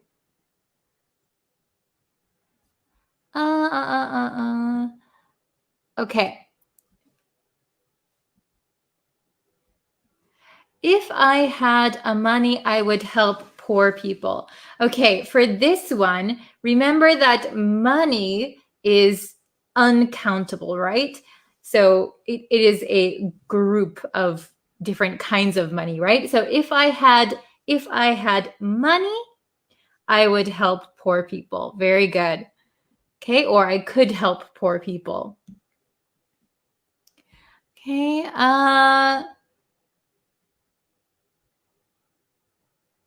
let's see. If I eat healthy food, I will be more fit. Yes, very good. If I eat healthy food, I will be more fit. So if you say like that, you're using the first conditional. So something that might happen in the future, or it's likely to happen in the future. Very good. Okay. So very good, everyone. Thank you so much for watching this lesson. Oh my gosh, we've been going that long. We've been going for 33 minutes. Wow. Okay. So thank you, everybody, for watching this lesson. Thank you for sharing it with your friends. I'm going to do more live lessons next week. But I think there is 1 or 2 days that I will be really busy and I won't be able to do a live lesson, maybe Thursday, Friday. I will let you know. So just so you don't think I disappeared. But definitely Monday, Tuesday, Wednesday next week, you will have new live lessons. And I'm going to be posting pretty much all of the time on YouTube. So go check out the YouTube videos also, like the Facebook page, subscribe to the YouTube channel. Thank you guys so much. Okay, so I will see you guys on Monday for a brand new live lesson. Okay, thank you so much and have a great weekend. Thank you guys. Bye. Okay, hi everyone. Hi students. Are you guys ready for another idiom lesson today? I know I'm ready. Okay, so as people come in here, I'll start the lesson. Let's see. Okay, I had to make it full screen. Now I can see everything. How are you guys today? I hope you're having a wonderful, wonderful week. Yesterday, we did some, what did we do? I answered your questions, and then I had another lesson with 3 idioms, but today we're going to learn 1 idiom. Oh, hello from Bangladesh. Hi. Thanks for joining. Are you guys ready to learn? Oh, okay. Can you please comment on my YouTube channel? Comment on the newest one and I'll be able to see it. I didn't see any comment from you. Okay? Thank you. So let's see. We're going to learn a new idiom today. Da, da, da, da. This one is cut somebody some slack. Cut somebody some slack. So this might be a new idiom for you, but this is a very useful one that I just used yesterday. So I thought it would be a good one to introduce to you guys. Does anyone know the meaning? Cut somebody some slack. Hello. Oh, where are you from? I'm from America, USA. Hello from Ecuador. Hi, Kevin. Hello, hello. Does anybody know? Cut somebody some slack. Does anybody know the meaning? So to cut somebody some slack means don't be so critical. Don't be so critical. Okay? So it's kind of a little bit difficult to understand. Do you know the word slack? Do you know the word slack? So I'll show you.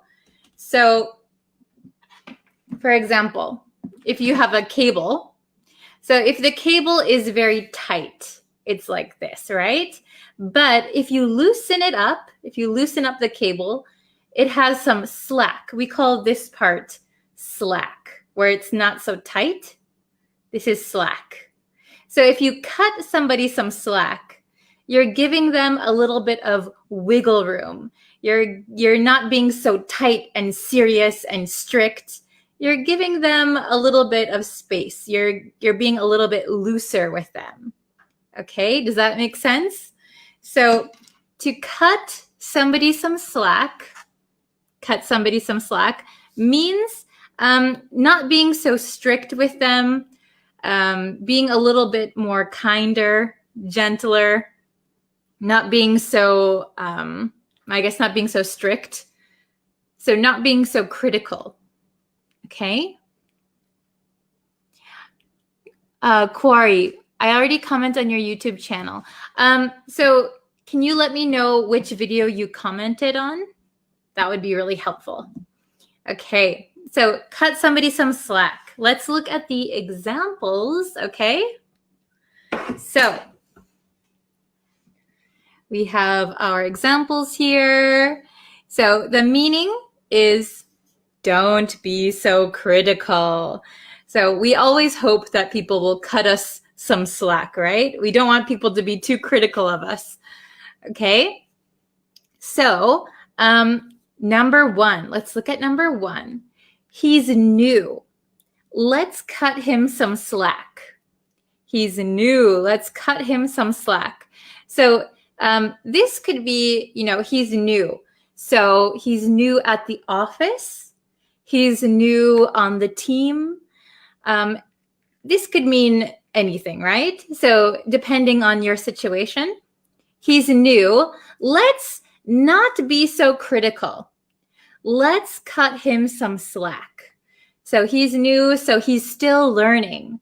We should be a little bit more flexible with him. Okay? Number two, my boss, and this is in the negative. My boss never cuts me, not some, we're going to change this to any. My boss never cuts me any slack. So this is in the negative. My boss never cuts me any slack. So this means my boss is always critical of me. My boss is always critical of me. So this is a negative, never cuts me any slack. So never is not critical. So always critical. Have you ever had a critical boss before? I have. My boss never used to cut me any slack. Okay. Oh, Noor, hi. Thanks for joining us. She has some awesome YouTube videos for English too. Okay. And let's look at number three. Cut me some slack, will you? I'm trying my best. Cut me some slack, will you? I'm trying my best. So this one, we can say this just on its own. Cut me some slack. Or you can say, cut me some slack, will you? So also, when we talk really quickly, this you becomes ya. Ya. Cut me some slack, will ya? Have you ever heard that before? Cut me some slack, will ya? I'm trying my best.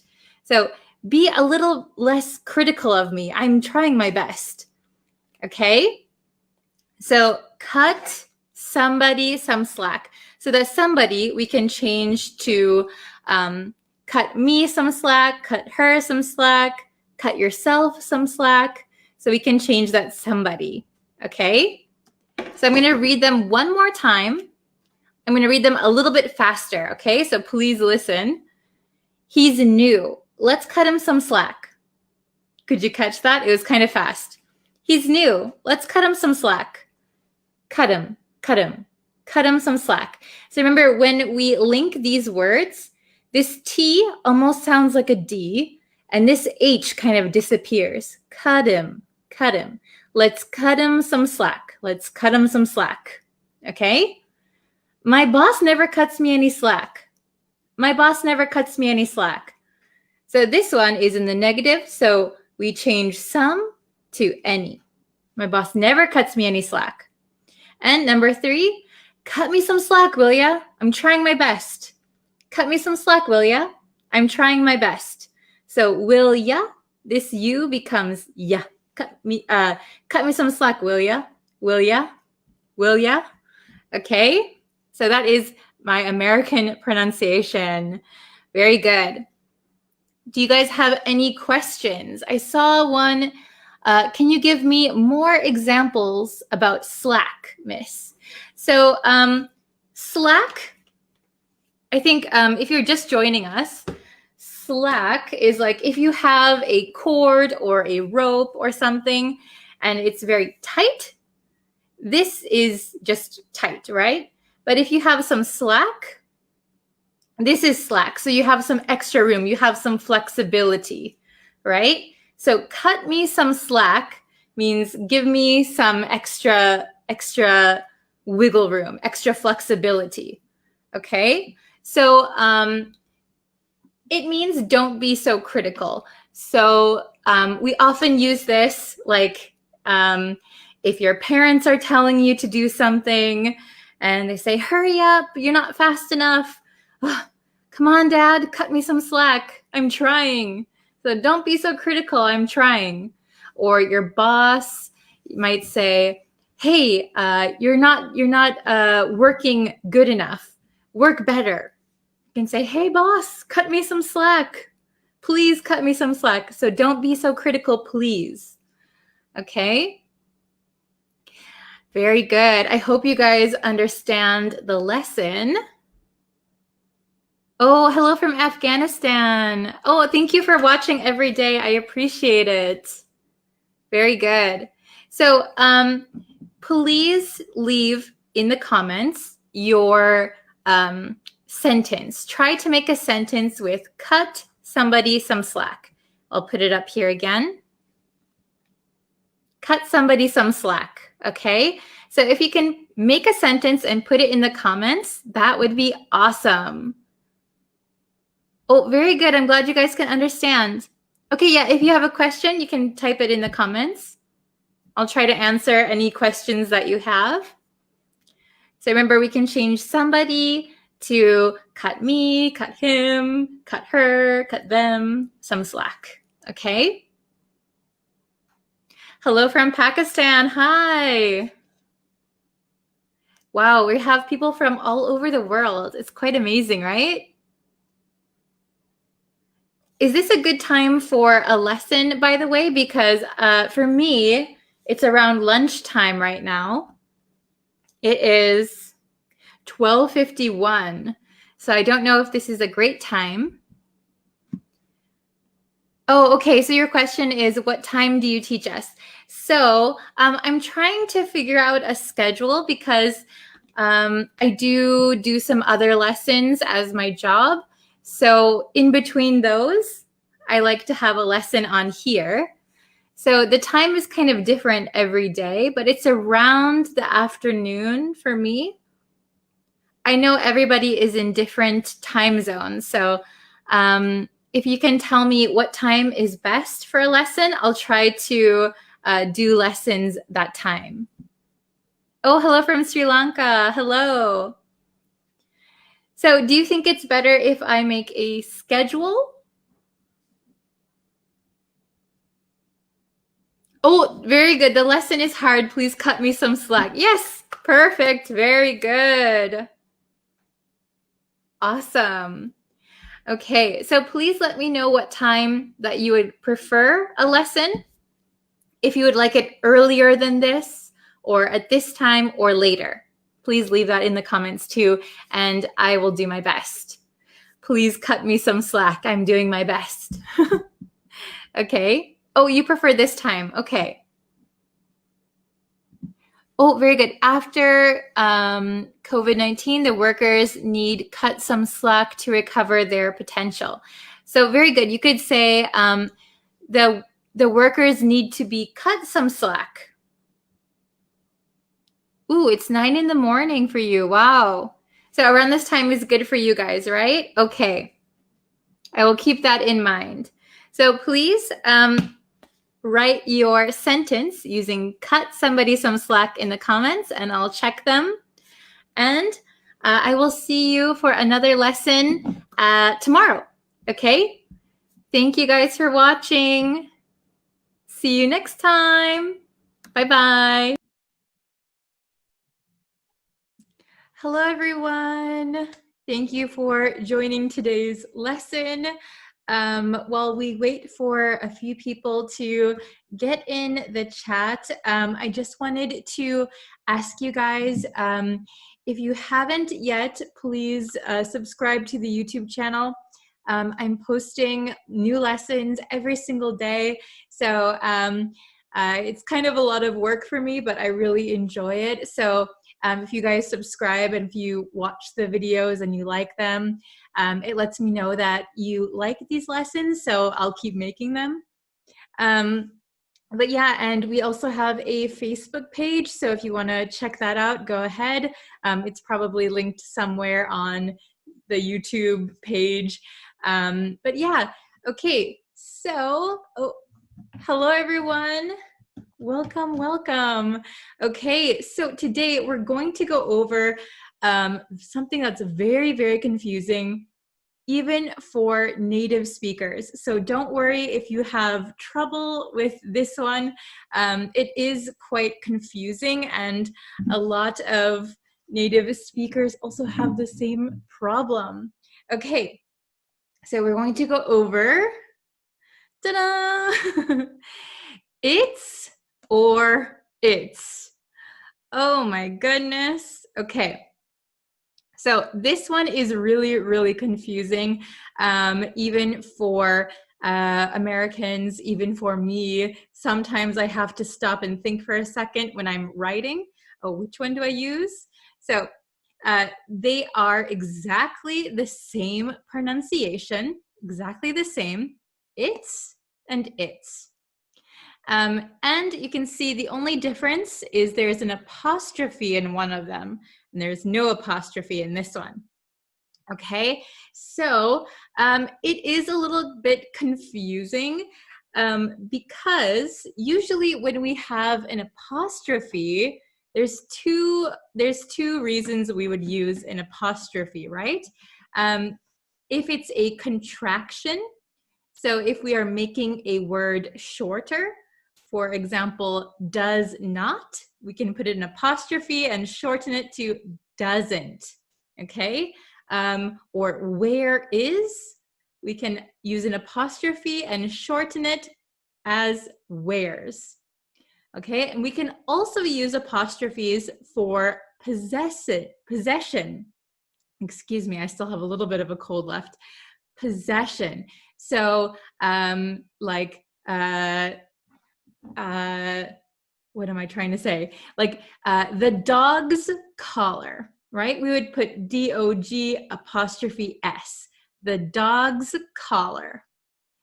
However, only one of these is a contraction and the other is the possessive. Do you know which one is a contraction and which one is the possessive? If you know, please let me know. Okay, so I'm going to show you on the big board, all right? So we're gonna find out which one to use in which situation. Very, very confusing. Okay, so we have it's with an apostrophe, the apostrophe. This one is the contraction, okay? So we're making them shorter. So it's with an apostrophe is a contraction of it is or it has, okay? It could be either it is or it has. Oh my gosh, doesn't that just add to the confusion? It's okay. We are going to be able to tell if it is or it has by the context of the sentence, okay?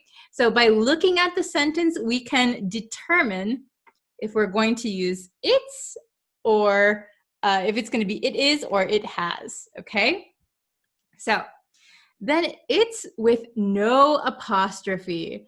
This is the possessive, so belongs to or refers to something, okay? So for example, if I say the dog's collar, that was the example I gave before, the dog's collar.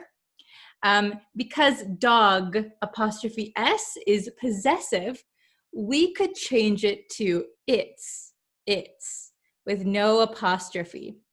Its collar, okay? Its collar. So it'd mean the dog's collar. All right, so we have some sentences here. Okay, so let's try and do them together. Please write your answers in the comments. See if you can get the correct answer, okay? Don't worry if you make a mistake. You can always look up here. This will give you a big hint. So its is a contraction. No apostrophe is the possessive, okay? So again, lots of native speakers make this mistake, especially if they're writing very quickly. Oh, I forgot the apostrophe. Or, oh my gosh, I thought the apostrophe one was the possessive. Oh my gosh. So don't worry. Practice makes perfect. So if you keep practicing, you'll be okay. All right, let's try number 1, okay? So something been raining nonstop. Been raining nonstop. So we know it's going to be its, right? But is it going to be with an apostrophe or no apostrophe? Write your answer. Okay, so I'm going to write it down. Let's write it down for you. Okay, we are going to use an apostrophe. It's been raining nonstop. Okay, so it's been raining. So this it's contraction, we can tell that there is been here. So are we going to say it is been raining? No. We would say it has been raining nonstop. It has been raining nonstop. Okay, so if you can replace this with it has, you know you're going to use a contraction, okay? Number 2, the dog wagged tail. The dog wagged tail. So wagged, wag. I have a Wisconsin accent, so I try to not let that come through. So if a dog wags its tail, usually it's like this, right? So when the dog is very, very happy, it's wagging its tail, okay? So the dog wagged its tail. Is it going to be with an apostrophe or no apostrophe? Okay, I'm going to write the answer. Okay, no apostrophe. No apostrophe is correct. So this is the possessive. So we can look at it and we can say the dog wagged its tail. That doesn't make sense. The dog wagged it has tail. That sounds strange. The dog wagged the dog's tail. That makes sense. So, but it does sound strange to say the dog wagged the dog's tail. So we're going to replace it with its, right? And usually for animals, if we don't know the gender, if we don't know if it's a boy or a girl, especially if it's not our own pet, we usually refer to animals as it, okay? Unless it's your pet. If it's your pet, you probably know if it's a boy or a girl. So you might say, he or she, the dog wagged her tail. That's totally okay. But generally speaking about animals, we use it, okay? Number 3, she enjoyed the room and view. She enjoyed the room and view. It's with an apostrophe or no apostrophe? Did you write your answer? Okay, very good. So she enjoyed the room and no apostrophe. It's view. Okay, so she enjoyed the room and the room's view. Okay, the view belongs to the room, right? It's the room's view. So we would use the possessive. All right, 2 more. Number 4, I think, time we leave. I think, time we leave. Which one is correct? Apostrophe or no apostrophe? Okay, awesome. So I think, apostrophe. It's time we leave. I think it's time we leave. So this is a contraction for it is. I think it is time we leave. I think it's time we leave. Okay, are you following so far? Is it understandable? If you have any questions, please leave them in the comments, all right? Number 5, last one. Let's see if you can get it. Okay. Here is the jar, but where's lid? Here is the jar, but where's lid? So a jar, you could have a jar of jam or something. My little picture. And the lid is the part that goes on top. So when you want to close it, right? That's the lid. So here is the jar, but where's, so we have a contraction here. Where's lid? Okay, I hope you wrote your answer.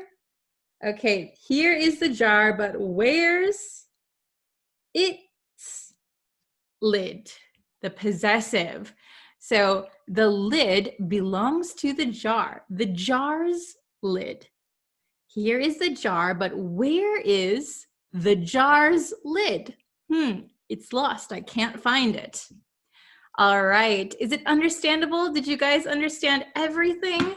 I hope so. Just a reminder that practice always improves anything that you are learning. So practice makes perfect. Practice, practice, practice. I know it can be confusing. It's sometimes confusing for me. But if you just stop and think, is it a contraction or is it the possessive? Then you should be able to determine which one to use, okay? Very good. We'll read it one more time. It's with an apostrophe is a contraction of it is or it has. Okay, it has two, it could have 2 meanings, right? So you have to determine which one you're talking about. Then it's with no apostrophe is the possessive, okay? Belongs to or refers to. So number 1, it's been raining nonstop. So this is a contraction for it has been raining nonstop. Number 2, the dog wagged its tail. So this is a possessive. The dog wagged the dog's tail. Number 3, let's see, number 3. She enjoyed the room and its view. She enjoyed the room and the room's view, possessive. I think it's time we leave. I think it is time we leave. All right, and number 5. Here is the jar, but where's its lid? Where is the jar's lid? Okay, Did you get 100%? Let me know how many you got right. If you have any questions. And yeah, that's it for today's lesson. So thank you guys so much for watching today.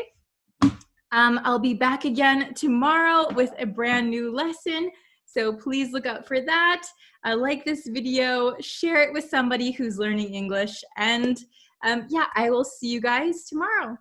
Thank you so much for watching. Take care, everyone. Bye. Hi, everyone. Are you guys ready for a new lesson today? Okay, I'm going to wait for just a few people to come into the lesson, and then we can start. I hope you all are having a great Monday. It's the start of a week. I don't know if you guys had any summer vacation or not. My summer vacation just ended, so I'm kind of bummed. Okay, it looks like we have a few people in here. That's great. Hello, welcome. We're just starting the lesson. Hello. Okay, so we've got a few students in the chat. So today's lesson is on this expression. Do you know the expression, save your breath? Save your breath. What do you think that means? Save your breath. Okay, so the meaning is, I'll get my bigger whiteboard. The meaning is that it's not worth talking to someone because they won't listen. Oh, you're all ears. That's good. We learned that expression earlier, maybe a week or two ago. Very good. Oh, hello from Afghanistan. Hi. Nice to see you guys in the chat again. Very good. So for those of us just joining, we're learning the expression, save your breath. Save your breath. Okay? So the meaning is, it is not worth talking to someone because they won't listen.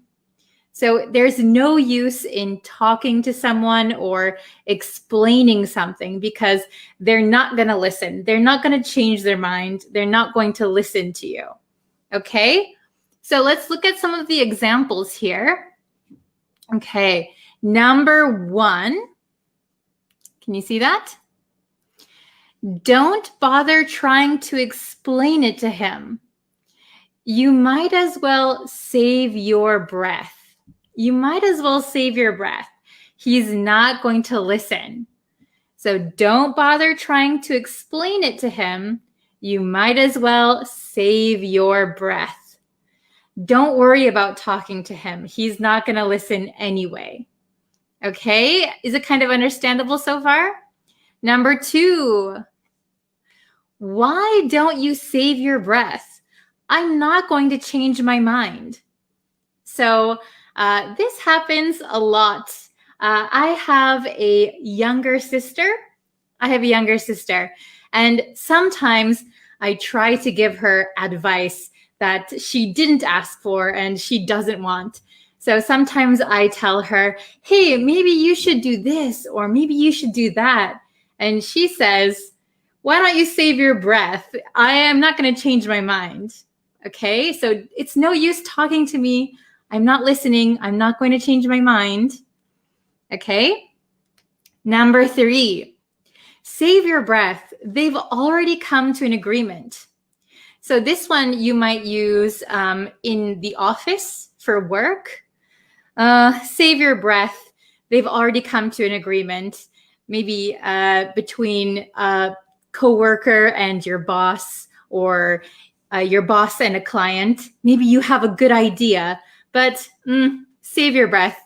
They've already come to an agreement. They've already made a decision. It's not any good to tell them your opinion. Okay? So remember, save your breath means it is not worth talking to someone because they won't listen. Okay? So sometimes this can sound a little bit rude or a little bit mean, depending on the situation and how you use it. So if you say, ugh, save your breath, that might be a little bit mean. You might sound a little rude. But if you say, yeah, save your breath, don't worry about it, maybe that's a little bit nicer way to use it, okay? So I'm going to quickly go over these examples one more time at a faster speed, okay? So this could be like a good listening practice for you guys. So try and listen and see if you can catch what I'm saying, okay? Don't bother trying to explain to him. You might as well save your breath.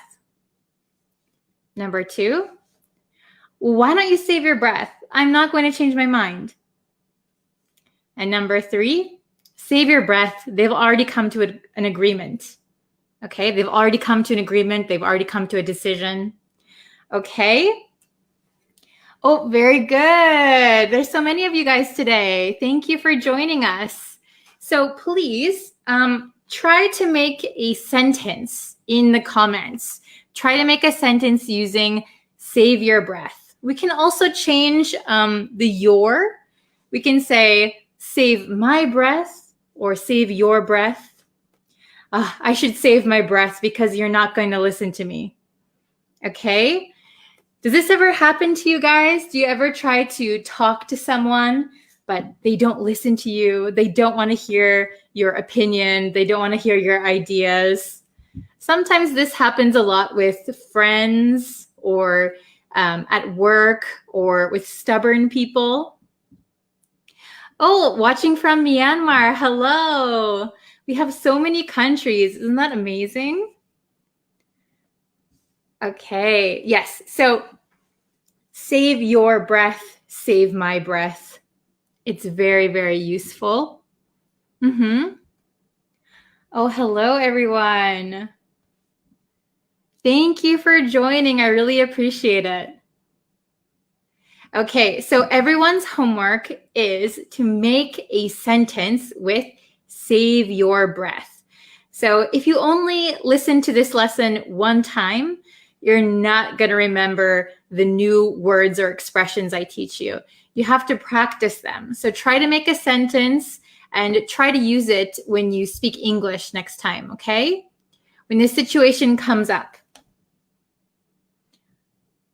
I'm going to save my breath because you're not going to listen to me. That's a good example. Very good. I'll listen to you though.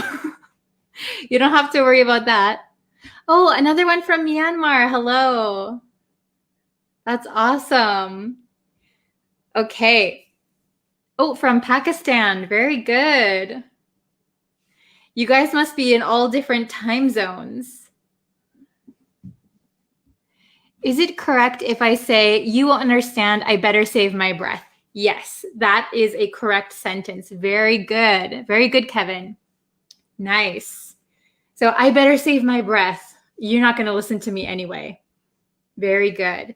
So this happens when you talk with stubborn people, right? They don't want to hear your opinion. They don't want to listen to you. You better save your breath. Okay? You don't want to waste your time trying to convince them if they're not going to listen anyway.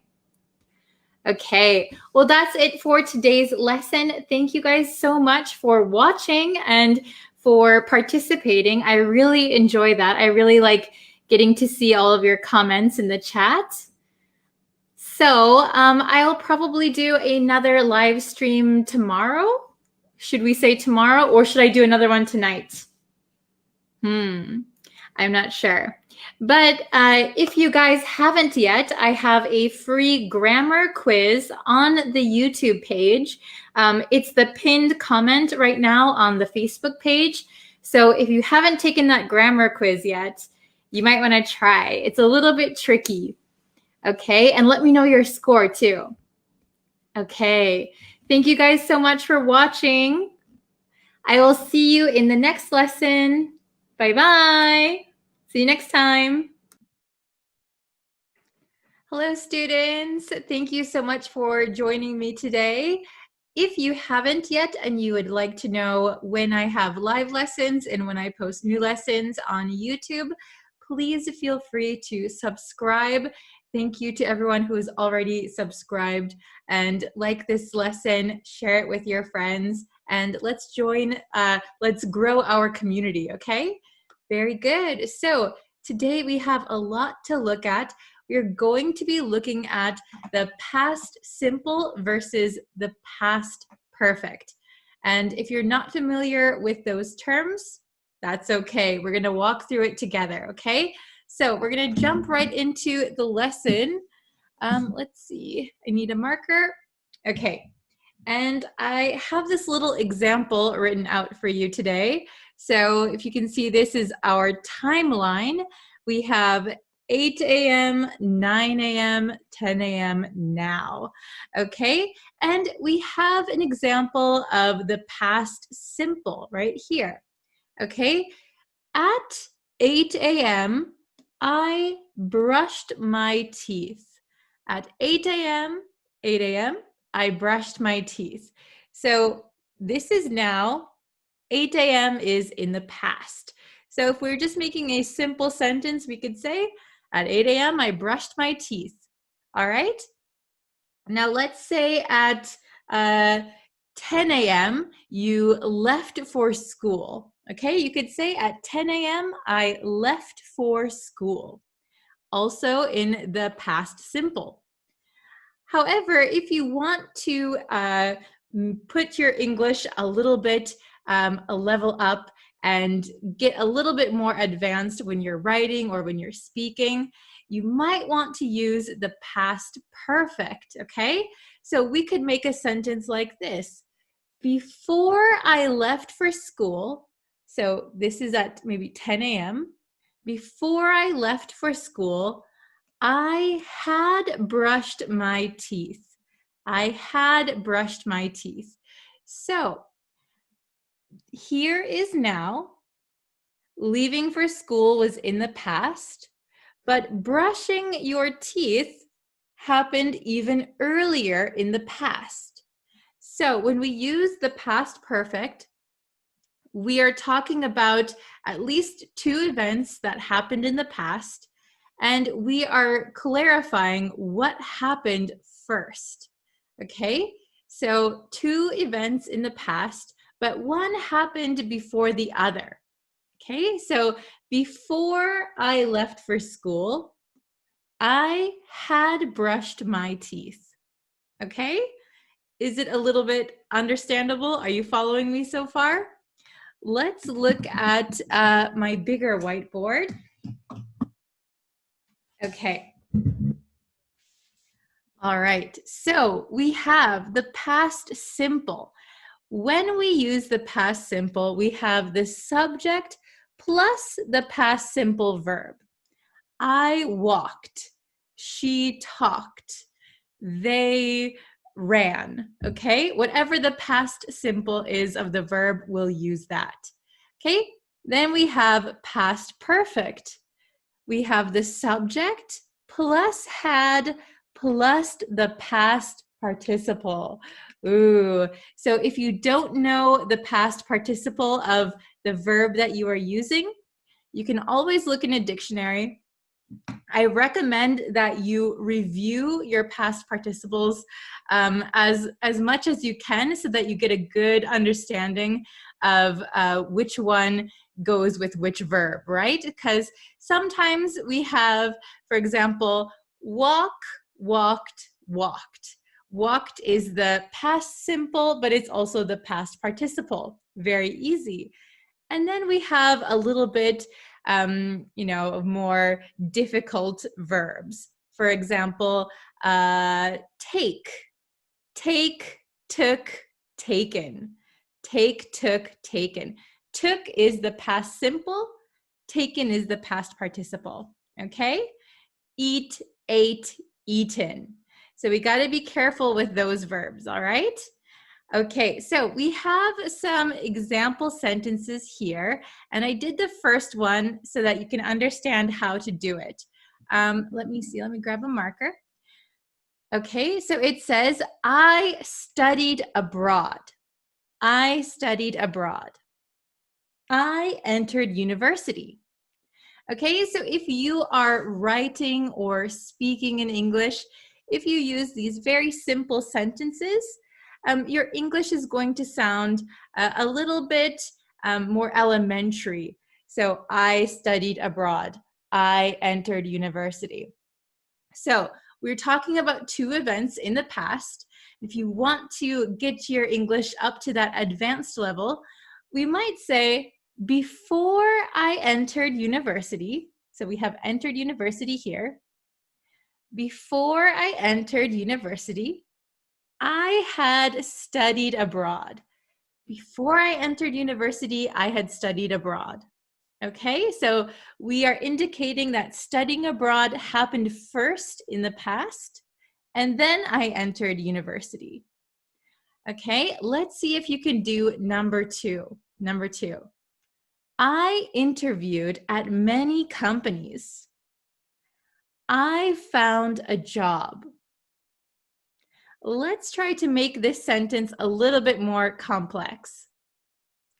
Before I found a job, I at many companies. Please write your answer in the comments so we can see if you get it right. If you make a mistake, that's good for learning, okay? Before I found a job, I at many companies. Okay, did you write your answer? All right, I'm going to put my answer down. I hope you all got it right.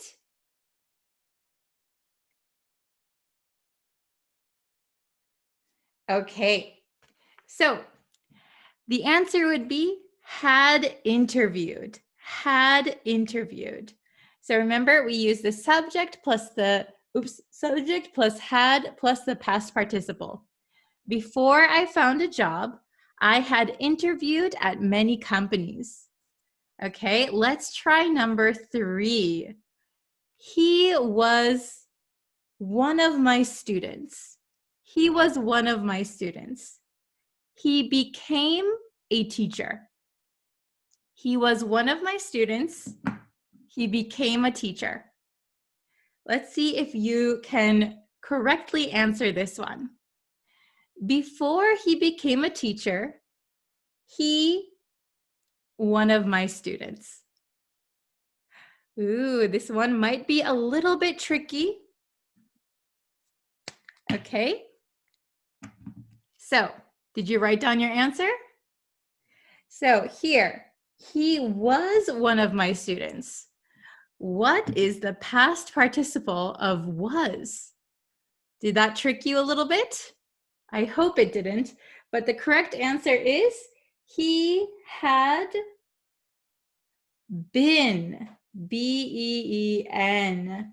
He had been one of my students. Okay, so we take the be verb, past participle is been, had been. Okay, before he became a teacher, he had been one of my students. Okay, and we'll do the last one, number 4, very last one. She went to the meeting. She called her customers. She went to the meeting. She called her customers. Before she called her customers, she at the meeting. Oops, did I say to the meeting? when I show this in the screen, it's backwards for me, so it's hard to read backwards. So before she called her customers, she to the meeting, not at the meeting. Okay, please write your answers. Okay, everyone has their answers? Ooh, so we need the past participle of this one. Okay, so it's a little bit tricky. She went to the meeting. Okay, I'm going to write down my answers. The correct answer is gone, had gone. So went is the past of go. Go, went, gone, gone. Okay? Before she called her customers, she had gone to the meeting. Okay, is it understandable for you? I'll read them one more time each. You can get a good listen. So, number 1, before I entered university, I had studied abroad. Before I entered university, I had studied abroad. Number 2, before I found a job, I had interviewed at many companies. Before I found a job, I had interviewed at many companies. Number 3, before he became a teacher, he had been one of my students. Before he became a teacher, he had been one of my students. And number 4, before she called her customers, she had gone to the meeting. Before she called her customers, she had gone to the meeting. Okay, very good. Understandable? If you have any questions, please feel free to leave them in the comments. I will check them as soon as I can. I'm sorry today, I still have a little bit of a cold. I have a little bit of a stuffy nose, so I'm sorry if I sound a little bit different. But yes, thank you guys for watching today's lesson. I will try and answer any questions you have later today when I check the comments.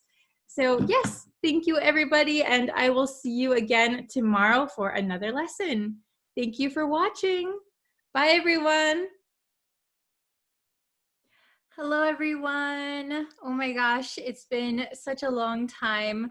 If you guys haven't noticed, I have not been on YouTube for a while or Facebook, and that's because I've been really sick recently. I was in and out of the hospital a lot, and I'm finally feeling a little bit better, not 100% better, but a little bit better.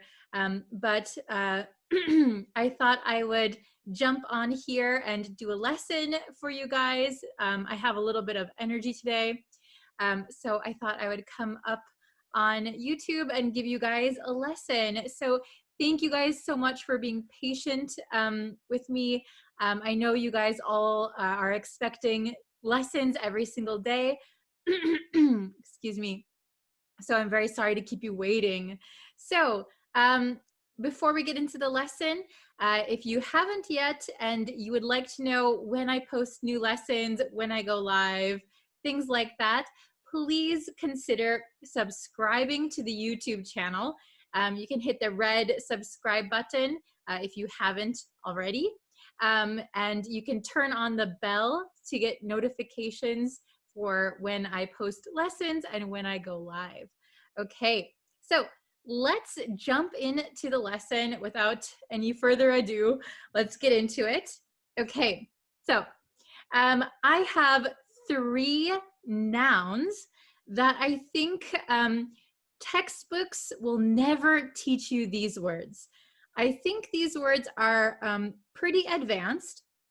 And when I say advanced, I mean you would only hear these words if you were speaking to native speakers. So probably your teacher is not going to teach you these words. Probably you're not going to find these in textbooks. Okay, so I hope these are new words for you.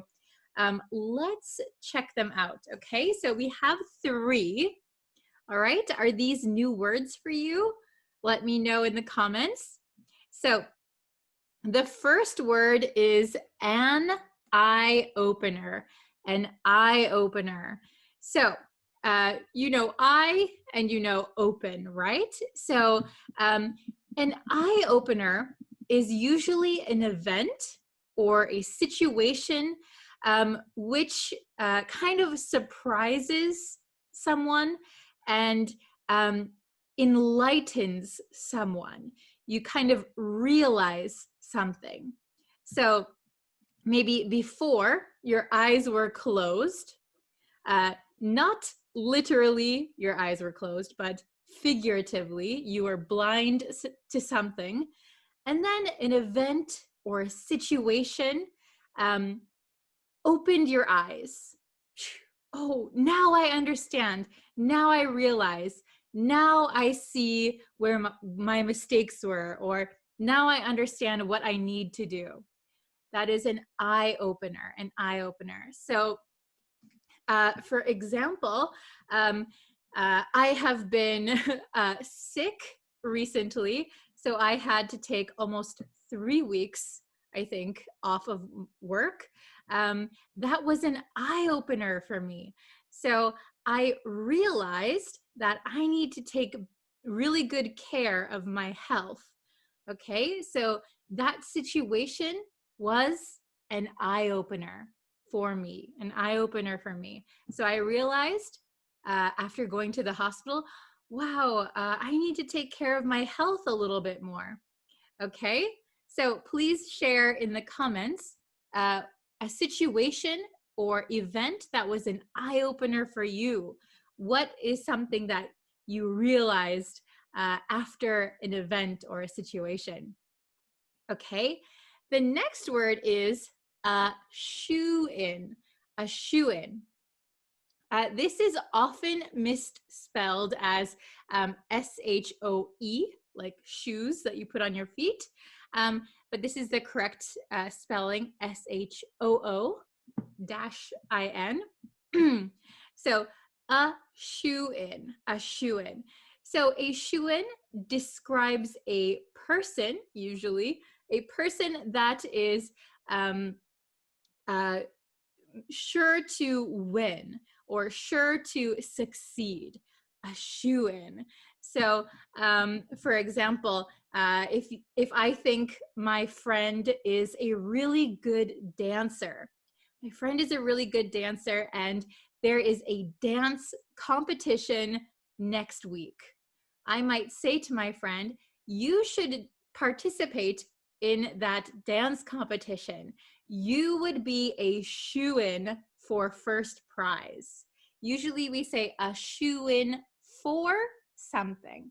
You would be a shoo-in for first place, right? So I'm sure you would win. You would get first place. You would be a shoo-in. Okay, so someone who is certain to succeed or certain to win.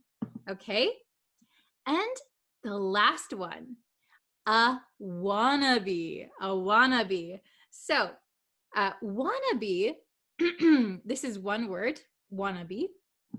This comes from when we say want to be, want to be. So when we speak really fast, it becomes wannabe, wannabe. So want to becomes wanna and be. We just made it one word, okay? So a wannabe is someone who wants to be like someone else, okay? Somebody who really looks up to or really appreciates someone, so they want to kind of be just like them, okay? So a wannabe can sometimes be a negative word. So somebody just is pretending to be like someone else. They might not have skills. They might not have originality. That could be a wannabe. We also use it when people are aspiring to be someone. She's a wannabe pop star. So maybe she is working towards and she is aspiring to be a pop star.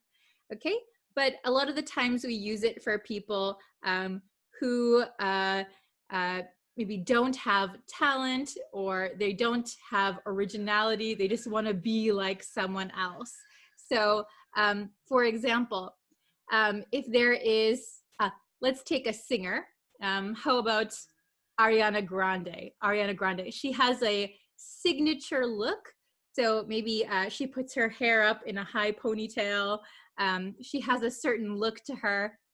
If someone looks up to Ariana Grande, wow, she's so pretty, I want to be just like her, and maybe copies her hair, copies her voice, tries to sing like her, she's just a wannabe Ariana Grande. A wannabe Ariana Grande. Okay, she's just a wannabe. Okay, all right, are these understandable? Do you understand all three nouns? Okay, so we're gonna look at the big whiteboard. I have definitions and some questions. Okay, it's gonna be pretty easy, I think. All right, so here are the definitions. Eye opener. What is an eye opener? If you remember, I just explained it. An eye opener is an event that is surprising and enlightening. Surprising and enlightening. It opens your eyes to something you didn't realize before. Okay, now after this event, you realize or you understand something. Okay, next is shoe in. Shoe in. So a shoe-in is someone that is certain to succeed or win. Certain to succeed or win. So they're a shoe-in. They're a shoe-in for first place. Okay? Then we have wannabe. Wannabe. So a wannabe is a person who wants to be like someone else. They really, really like that person. So they want to be like them. They are a wannabe. A wannabe. Okay? Very good. I hope it's understandable. Pretty easy, I think. Okay, so number one.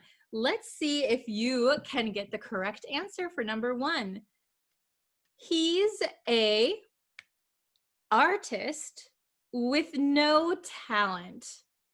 He's a artist with no talent.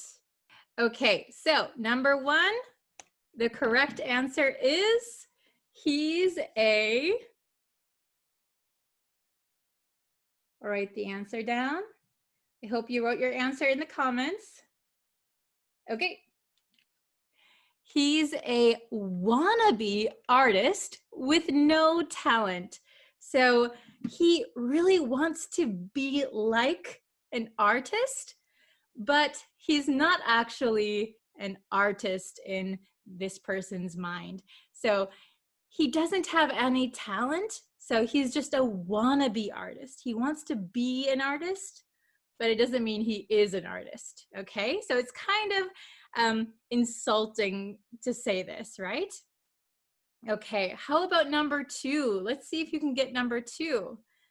Okay, the heart attack was for him to start taking his health more seriously.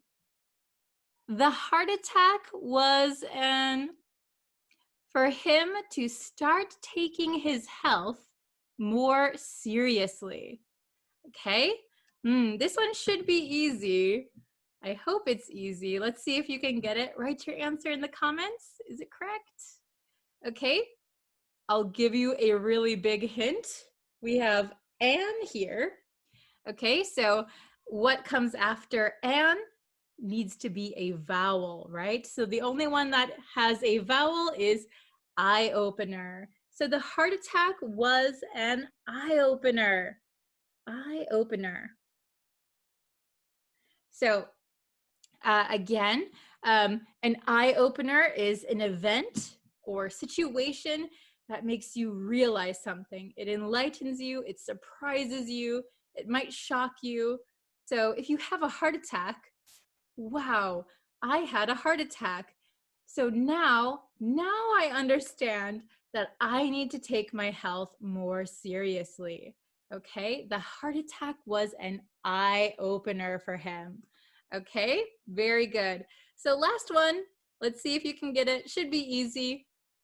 I think she should run for president. She'd be a something. I think she should run for president. She'd be a something. Okay, write your answer in the comments. Hopefully you can spell it correctly. All right, so the correct answer is, I think she should run for president. She'd be a shoo-in. She'd be a shoo-in. Remember, this is not shoe like you put on your feet. This is S-H-O-O-I-N, okay? Shoo-in. Very good. So I'm sure she would win. I'm sure she would win. She'd be a shoo-in. Okay, very good. So if you guys can, in the comments, I would love to see some example sentences. If you have time, it'd be great to see a sentence for each one. I think they're pretty easy. Eye opener, shoe-in, and wannabe. Okay. Or if you don't have that much time, try and pick one and make a sentence out of one of them. Okay, so I would love to see your sentences. I'll be checking the comments, so hopefully I'll see lots of those. Okay, very, very good. So did you guys know any of these words before? Have you heard them? Probably if you watch English movies or TV, they might come up once in a while. An eye-opener, a shoo-in, a wannabe. But probably, I think, generally they don't appear in textbooks or on tests.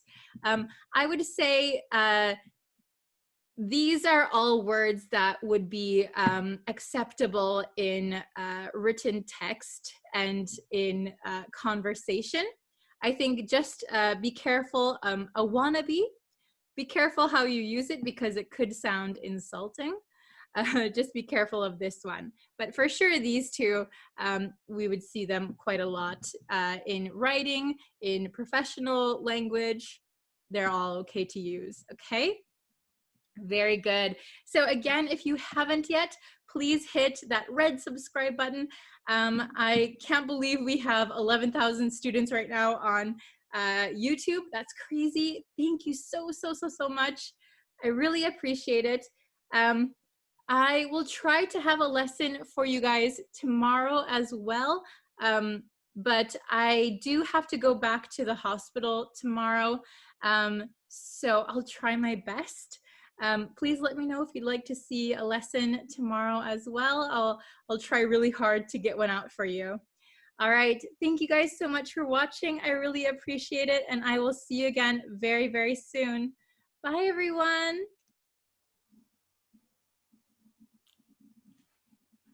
Hello, students. Thank you for waiting for me today. I'm a little bit late than the scheduled time that I was supposed to come on, but yeah, I had a problem with my keyboard. It wasn't charged, so it's plugged in now. But yeah, thank you for joining me today. Thank you for waiting. So today we are going to look at hope versus wish. And I have done a whole lesson on hope versus wish before. So I will link that for you. If you haven't watched it, please watch that first. Since today is going to be a test, kind of like a review test. Let's see how much you remember, okay? Can everyone hear me all right? Hello, welcome. Hello, everyone. So don't forget to shout out your country. Let me know where you're from, where you're watching from. I see people from Pakistan, Madagascar. Welcome. Mexico, nice. Okay, so let's get into it. We have 7 questions today, 7. Okay, so let me see. Okay, can everyone see that? Hope versus wish. So this is a quiz, all right? So again, for those of you just joining us, I will link the original lesson for you to watch. Very good. So I'll quickly review hope versus wish. So basically, we use hope for things that are realistic. So things that could come true easily. We use wish for things that are more difficult or impossible to come true. Okay? So, for example, I am quite tall. I'm quite tall for women, I guess. I'm 5'9". I'm 5'9" or 175 centimeters, so I'm quite tall. So sometimes I wish I were shorter. I wish I were shorter. Okay, so wish we're going to use for things that are difficult or impossible to come true. So there's no way that I can change my height. So I would say, I wish I were shorter. If something is more realistic, like it's possible that it could happen, we can say hope. We can use hope. So for example, I hope you get a good score on today's quiz.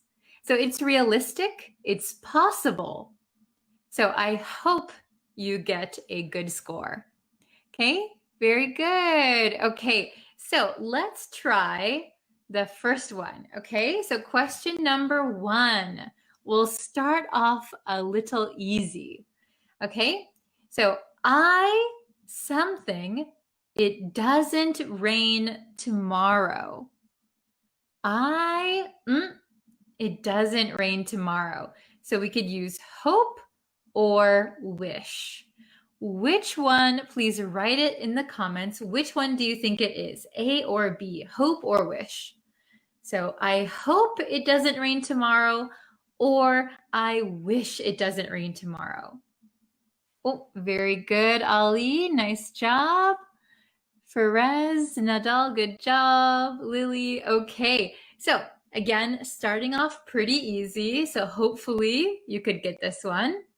So I hope, very good. I think everybody got that one correct. Please keep track of your score too. So question number 1, I hope it doesn't rain tomorrow. So that is something realistic. The rain hasn't happened yet. So I'm just hoping and praying that the cloud goes by and doesn't rain, okay? There's always a chance that it won't rain. So I hope it doesn't rain tomorrow. We still have a chance. It is possible. Okay? Very good. Question number 2. Okay, question number 2. It wasn't raining right now. So very similar. Again, we're starting off kind of easy. I hope it wasn't raining right now, or I wish it wasn't raining right now.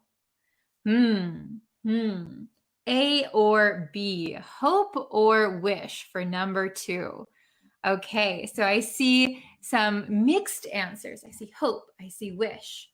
So remember, we use hope for something that is possible, likely, could actually happen or not happen. Wish is for things that are difficult, unlikely, or impossible. Okay, so the answer to question number 2 is wish, wish, okay? So this one might have been a little tricky for some people. So the first one, let's go back to the first one. I hope it doesn't rain tomorrow. We're talking about the future. There is still a chance that there will be no rain. But question number 2, I wish it wasn't raining right now. So it's raining right now. So it's very unlikely that it will suddenly stop raining, right? I wish it would stop raining. Finished raining. So usually in this case, we're wishing for something that is impossible. Okay? Very good. Okay, does everyone understand so far? Nice. Okay, I wish it wasn't raining right now. Okay, very good. Next question. Question number 3. Okay, I hope or wish we didn't live so far apart. Okay, we didn't live so far apart. Do you think it's hope or do you think it's wish? Okay, so this one might be a little tricky. We're getting into a little bit of a trickier one. Okay, and again, if you need some grammar review, you can check out the lesson that I have on hope versus wish. Okay. Okay, so I see lots of people saying B, wish. Okay, so the correct answer is wish. Very good. I wish we didn't live so far apart. Very good. So we live far apart now. So that is a true statement. We live far apart.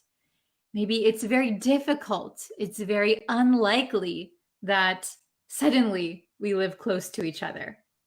So the correct one here is wish, because it is very unlikely that you will suddenly, right now, live close together. It's almost impossible, right?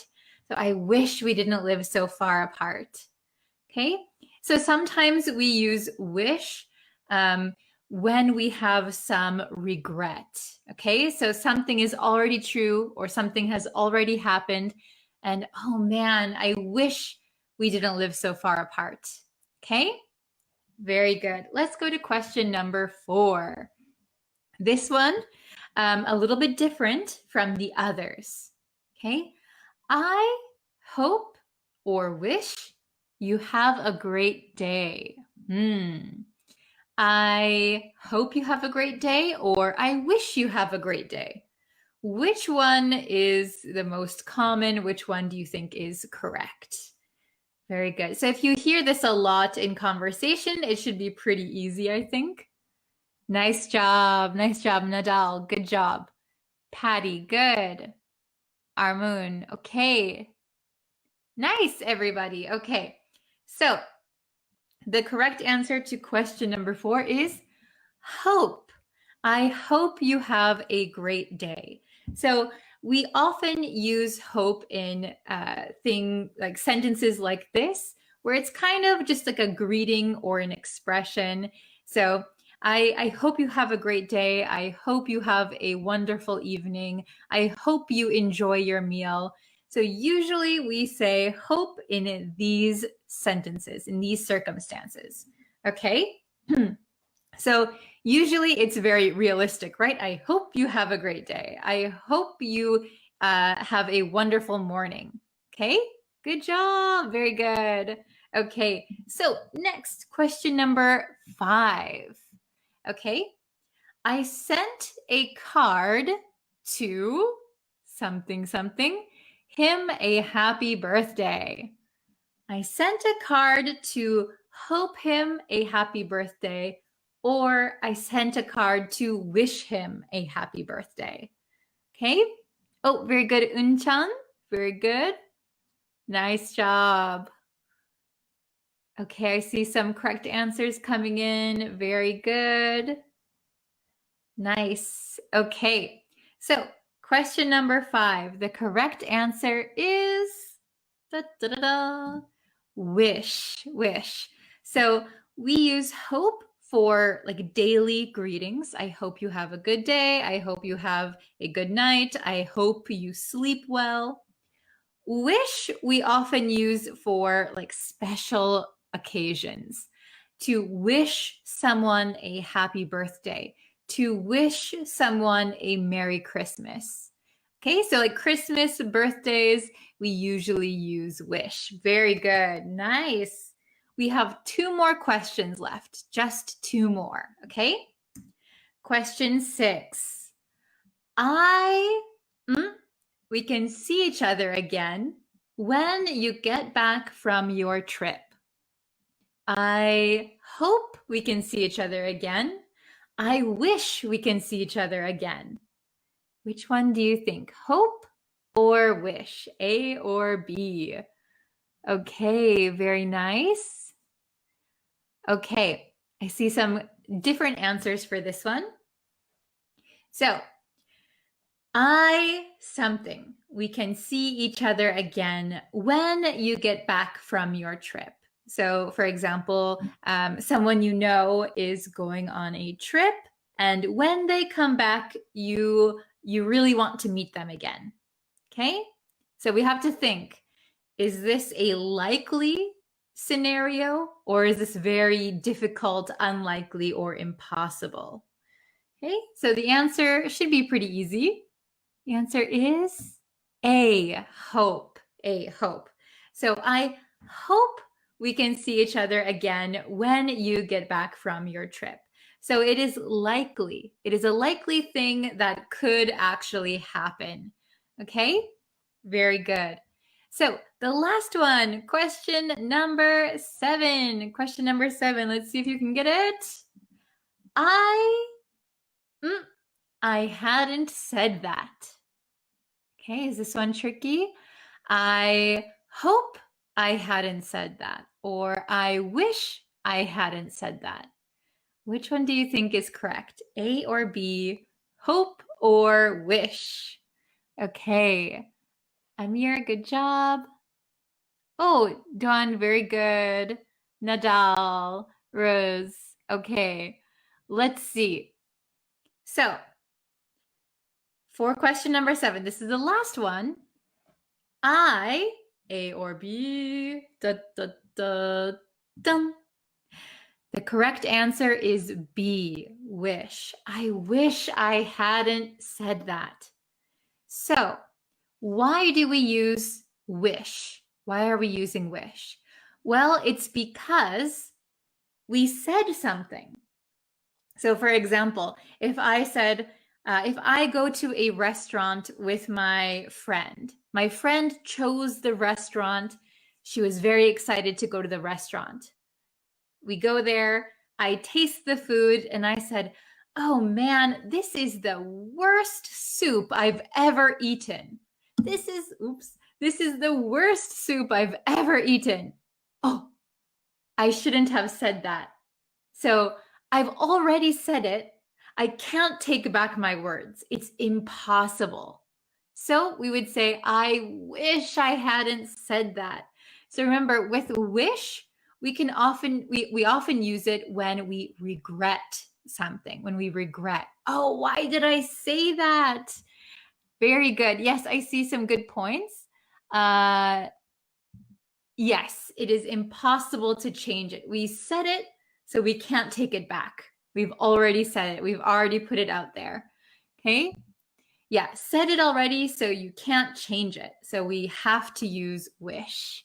Very good. Okay, does everyone understand? Excellent job. So, what's your score? I hope you were keeping your score. So, we had 7 questions, lucky number 7. So if you got 0 to 2 correct, okay, good try. Please review my lesson on hope versus wish. So on my YouTube channel, if you type in, I will link it with this lesson also. But if you're on the YouTube homepage for my channel, there's like a little search icon. You can type it, and then you should be able to see it. Okay. Oh, I'm getting an error. Okay, phew. Everyone can still see me, right? It looked like the connection was a little bit bad for some reason. Okay, so 3 out of 5, correct? Nice job. Take this quiz one more time and see if you can get 100%. So maybe you misunderstood the question, or you just kind of forgot. So go back, take it one more time, see if you can get 100%. And 6 to 7 correct. Fantastic. You've got it. You're pretty much there. Okay. So you can always go and review the YouTube lesson. I'll link that. That is the full grammar lesson on wish and hope. So if you have any grammar questions, check out that lesson. Okay. Very good. Let's see. Oh, 6 to 7. Good job, Lily. Wonderful. Oh, 2 incorrect. Not bad. Not bad. Well done. 6 out of 7. Yes, very good, Lily. Okay. Let's see. 6. Good job. 7 out of 7. Wonderful. Wonderful. So I see that you guys are doing very well. I couldn't join, so I've got 5. I see. Yes, if you came in late, because this is a live lesson, if you came in a little late, go ahead and see if you can get the others correct as well. Okay. Please do a session on wish and congratulations too. That's a good idea. Thank you. Okay. Very good, everyone. So I hope you got a fantastic score. I hope you got a fantastic score. All correct. Wonderful. 7 out of 7. Very good. 5 out of 7. Oh, Nadal, you almost there. Good job. You're almost there. Okay. So good job, everyone. Thank you so much for joining today's live lesson. I will be back again. Let me check my schedule really, really quick. Do you guys like having a live lesson around this time? Excuse me, my voice. Let me just check my schedule for tomorrow. Tomorrow, I might be able to have a live lesson. I'm just not sure, but definitely one more this week for sure. Okay. Okay. This is if you can sacrifice some time for us, please make a PDF of grammar and vocabulary and send to us. Yes, I'm actually working on that right now. So please hang tight. I'm working on some PDFs for you. Okay, so I hope you'll stick around. Okay. Oh, you like my phone? You like the iPhone? Yeah, it's what is this? I forgot which version, but it's pretty nifty. Okay. Thank you guys so much for watching. You can always check out the other lessons on my YouTube channel and subscribe to me on YouTube, like me on Facebook, and you can follow me on TikTok. Okay, I will see you later. Thank you so much. Bye, everyone.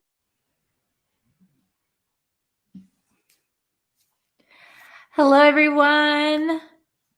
Oh, I hope you can hear me. My mic is over to the side today. I'm in a different spot than usual because the lighting was just really bad over there. So hopefully this lighting is not too bad. Okay. So I hope everyone had a great weekend. And we're going to get into today's lesson. So we're going to learn some advanced vocabulary today. Some advanced vocabulary, and we're going to talk about personalities. Okay. Oh, hello, Raj. Hello. Hello, Upa. Okay, you can hear me good. Hello from Myanmar. Hello. Hello, Jalil. How are you? I am doing very well today. I'm doing good. So it is very rainy again today. So I always have to apologize for the lighting because it's just so dark. It's just so dark. Hello, Anna. Hi. I hope everyone is having a very good day. Hello. Hello, Sandy. It's nice to see all the familiar faces. So thank you. So if you could share this live stream with your friends or just like sharing it with anyone who's learning English, that really helps to grow our community. So if anyone could share it, I would really appreciate it. Thank you so much to everybody who shares it each time. I really, really appreciate it. And it really helps to grow our community. Okay. Hello from Kurdistan. Hello, hello, hello. Okay. I'm feeling pretty good. I know I've been sick on and off recently, but I'm pretty good now. Hello, Bue. Hello, Pupura. Hello. I hope everyone is doing well. So today we're going to learn 2 advanced vocabulary words, and we're going to use these words. They're used to describe people. So when we talk about people's personalities, okay? So I don't know if you know them or not, but we're going to try and learn some new words today, okay? Hello from Poland. Wow. I am part Polish, actually. Oh, hello from Uganda. Wow. Hello. Okay. Thank you so much. Oh, I have a good question here. What is personality? Very good question. Oops, I dropped my board. Personality is the characteristics of a person. So, for example, if someone is shy, that is a personality, right? So the things that make up you. So if somebody's funny, or if somebody's shy, if somebody's kind, if somebody's mean, these are all personality traits, okay? Very good. Okay, so our 2 words that we're going to learn today are, let's get it for you. Okay, cynical, and egotistical. Cynical and egotistical. Does anyone know these words? Are these totally new words for you? Or have you heard these before? So I'll give you a kind of hint. So both of these words are a little bit negative, kind of. They're a little bit negative. Cynical and egotistical. Okay, so cynical.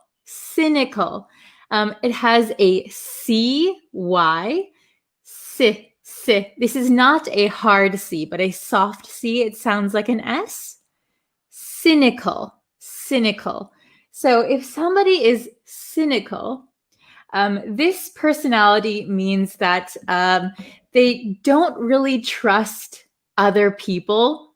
So it means, for example, if somebody does something nice for someone, a cynical person will think, why did they do something nice? Maybe they have another motive. There's an ulterior motive. Why they did something nice? They must be doing something for themselves, actually. Okay. Is that understandable? Oh, Sandy's heard them before. Okay, very good. So a cynical person thinks that people do good things, but for bad or selfish reasons. Okay? Yes, these are adjectives. So a cynical person or an egotistical person. Okay? So cynical, I'll say it one more time. Cynical means that you think that people do good things or people do things for bad or selfish reasons, okay? And egotistical. I have a lot of students in Japan that say egotistical.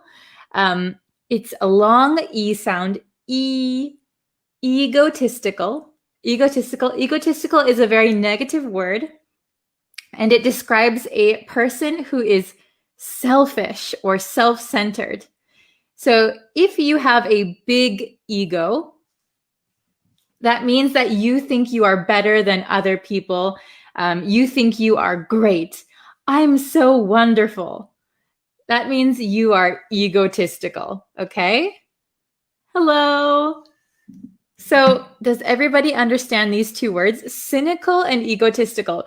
They're a little bit difficult, but I'll help you if you have any questions. So if you have any questions, feel free to ask me in the comments. So cynical, I think people do things for bad reasons. Yes. Yes. Very good. And egotistical means you love yourself. You love yourself more than others. Okay. Oh, very good. Okay. So Anna said, so cynical is a synonym with suspicious. Cynical is not a synonym with suspicious, but maybe you think someone else is suspicious. You think someone else is suspicious. So if somebody, for example, okay, let me give you a good example. For cynical, if somebody says, I really like this TV show. I really like this TV show. And another person says, me too. I like the same TV show. What a coincidence. The other person might think, oh, they just said they like the same TV show because I like it. They're just pretending to like what I like. What is their real motivation? What is their real intention? The person who's thinking this is a cynical person. Okay? They don't believe others. Okay? I hope that clears it up. Okay? So, I will show you the definitions, okay? And then we can do some questions, okay? So, cynical. Here, maybe you can see the definition and it'll be a little bit easy to understand. Cynical. Do not see the good in others. So you don't see the good in other people. A cynical person believes that there is a bad or selfish intention for good deeds, for good actions. So a cynical person, if I am a cynical person, it doesn't mean that I am selfish, but I think other people are selfish. So if somebody gave me $5, somebody said, oh, here's $5. A cynical person would think, why did he give me $5? He must want something in return because people are not just nice, right? Why would he give me $5? So a cynical person would think that there is a bad or selfish intention behind the good action. Okay? Okay. Yes. About egotistical. Very good.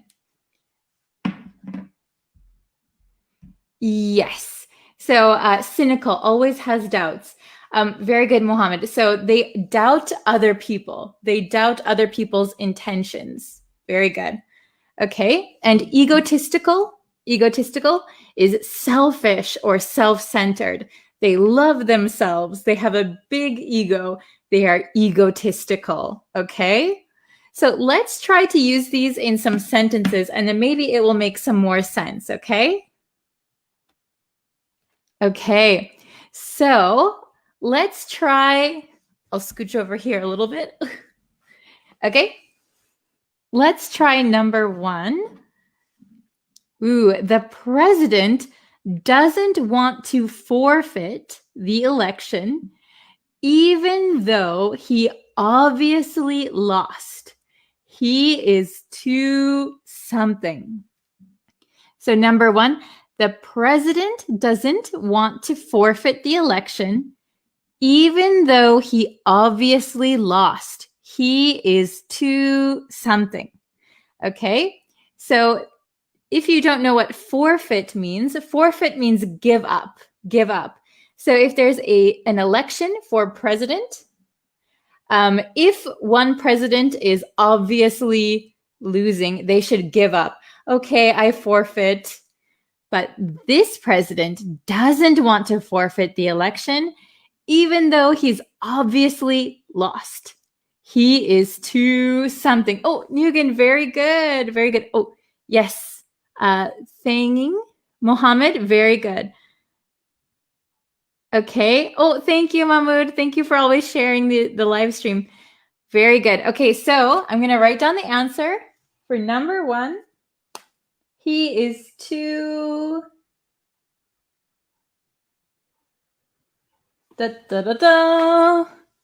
He is too egotistical. Oh, very good, Anna. Very good, Sandy. He is too egotistical. So he's too selfish. Even though he obviously lost, he loves himself too much. Oh, I'm not giving up. I'm not forfeiting. I want to win. I'm better than the other person. Egotistical. Okay? Number 2. I must be, because I don't see why people are nice to strangers. I must be cynical. I must be egotistical. Because I don't see why, I don't understand why people are nice to strangers. Very good. Very good, Joe. Very good, Anna.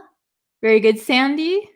Okay, so I must be cynical. I must be cynical because I don't see why people are nice to strangers. Why are you nice to someone that you just met? That's strange. So I must be cynical. Very good. Oh, everybody got it. Very nice. I must be cynical. Okay. How about number 2? He is too something and won't accept criticism. Won't accept criticism. So he is too and won't accept criticism. So criticism is when somebody gives you usually feedback about something. It could be negative criticism. Okay. So he is too and won't accept criticism. Yes, very good. I see Muhammad, Thaining, Leonie. Very good. Egotistical. He is too egotistical. He is too egotistical and won't accept criticism. So if someone gives an egotistical person feedback, they might not want to accept it, right? Because they think they are perfect. I'm perfect. I don't need your criticism. I'm much better than you. That is egotistical. A very negative word, isn't it? You don't... it's okay to be cynical in some cases. It's okay to be cynical, but to be egotistical, you don't want somebody to call you egotistical, right? It's a very negative word. Okay. Number 4, he's only pretending to like that book. He's only pretending to like that book. So this is a conversation. Don't be so, I'm sure he loves it. He's only pretending to like that book. Don't be so, I'm sure he loves it. Oh, very good, Sandy. I saw some other good answers. Very good, Kamiat. Very good, Sandy. Okay. Oh, yes, very good, Kawa. Okay, don't be so cynical. So this person, he's only pretending to like that book. I don't believe him. Okay, so the other person might say, don't be so cynical. I'm sure he loves it, right? So this person thinks the other person is lying or not being honest, right? They're pretending. Okay, don't be so cynical. I'm sure he loves it. Okay, so you correctly answered all 4 questions. Very good. We'll go over these definitions one more time, so please listen. Cynical. If you are a cynical person, you do not see the good in others. and you believe that there is a bad or selfish intention for good deeds, good actions. Egotistical means you are selfish, you are self-centered. Okay, so please listen one more time to each example.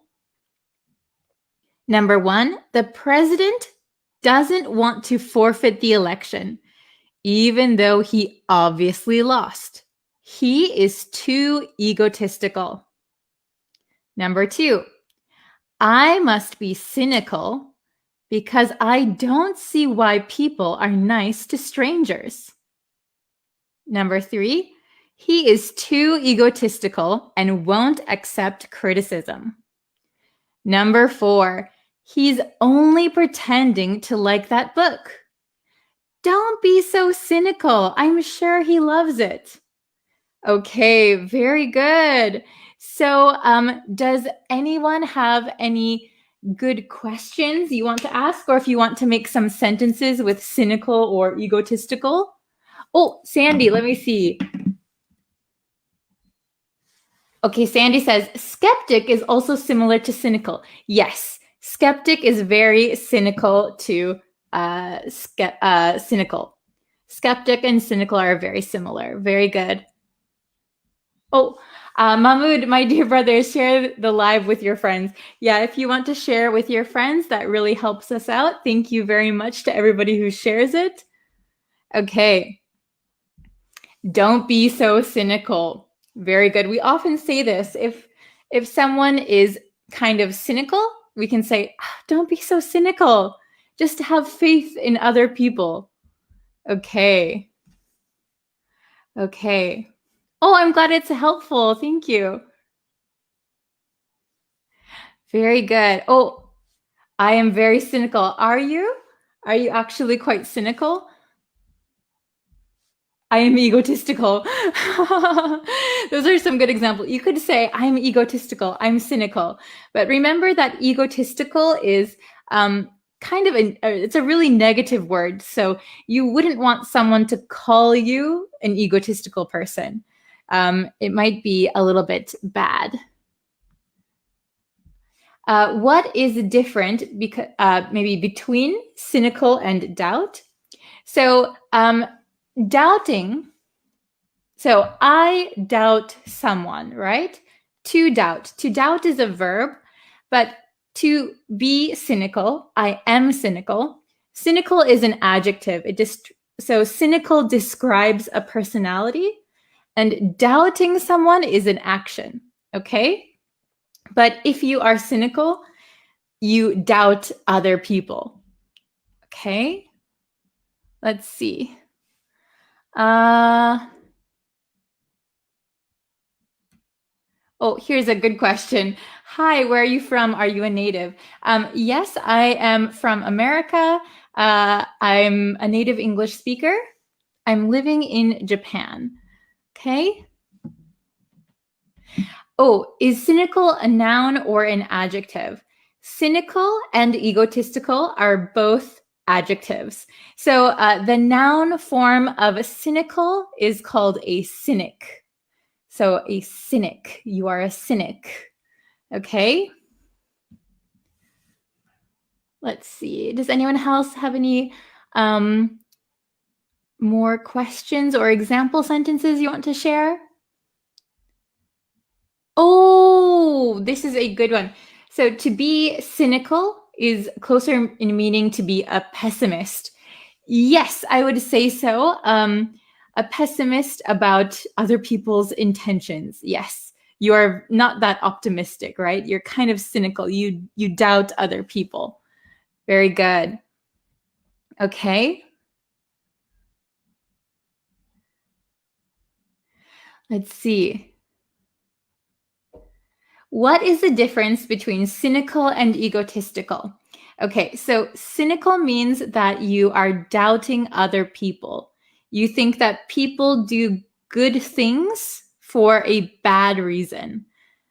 Egotistical means you love yourself, that you are very selfish.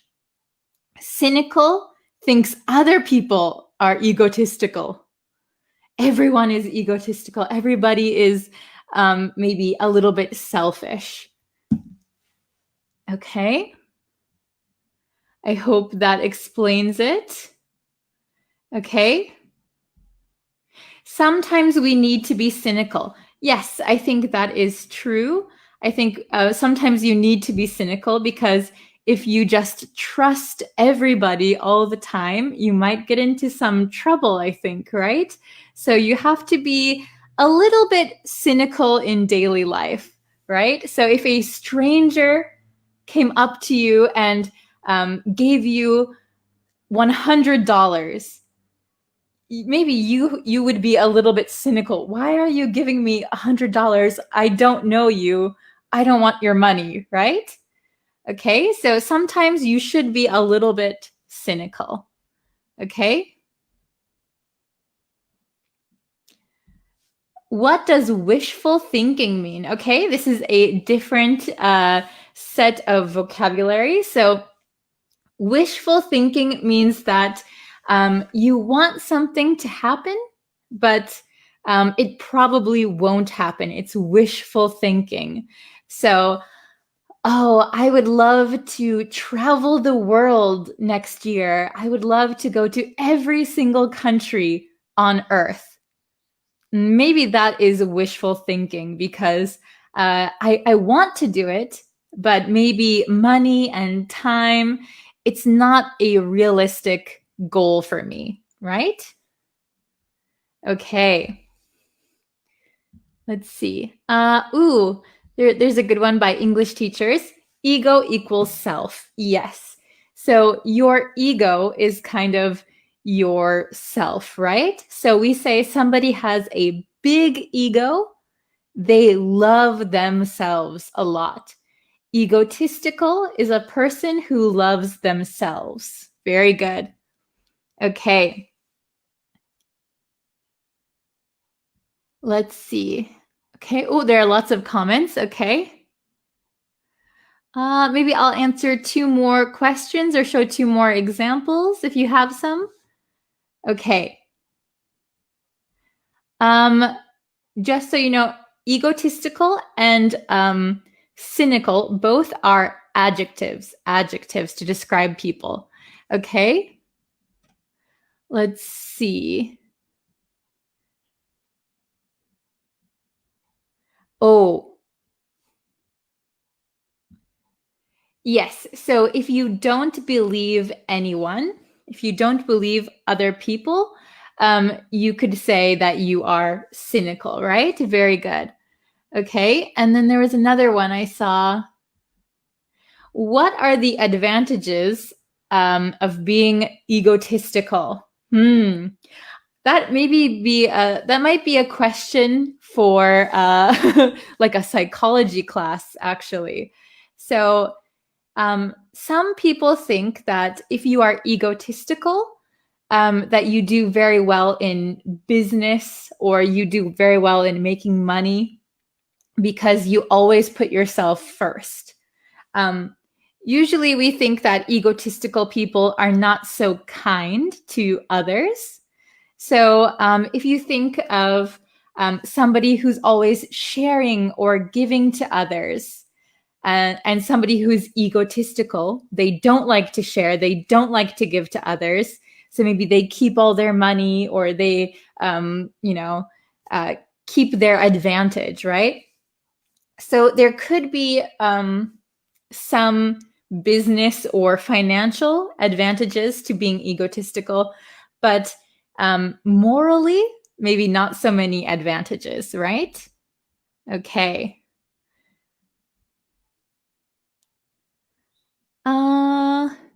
Oh, this is a good question.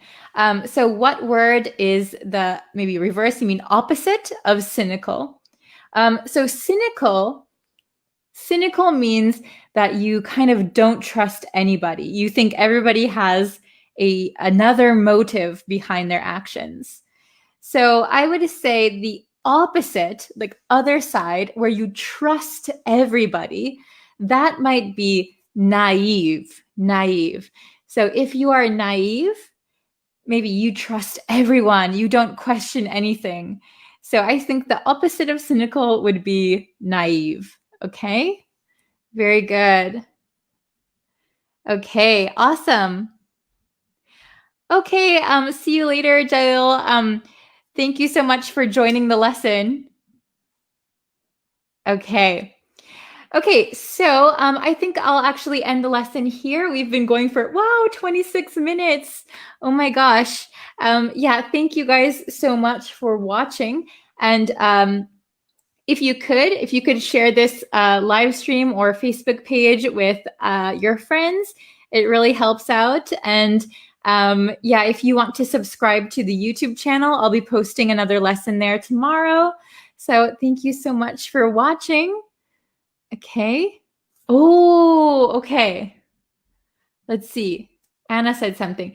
After traveling to many countries and seeing a lot of smart people, I realized that I was egotistical. Oh, so does that mean you love yourself? You think you are better than the smart people that you met?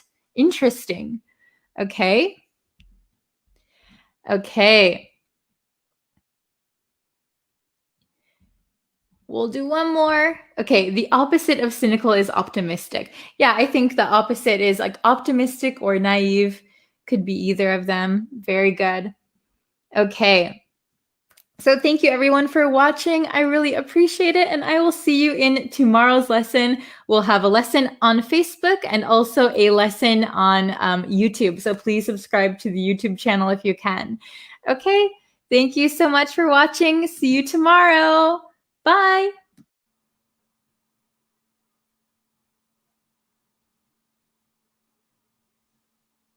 Hello, everyone. I hope you're ready for our live English lesson. So before we get into today's lesson, I would just like to ask you if you could subscribe to the YouTube channel. It really helps me out and it lets me know that you want to see more lessons. And if you could like me on Facebook, like this lesson, share it with a friend. That also helps me. Hello, everyone. Welcome, welcome. Hello from Colombia, Kurdistan. Hello. I'm very good today. How are you guys? It's actually very, very windy today in Tokyo, so I'm sorry if you can hear the wind from outside. It's very, very windy for some reason. Hello, how are you? Hello from Myanmar. So, we're going to get into the English lesson. Today's lesson was requested by a student.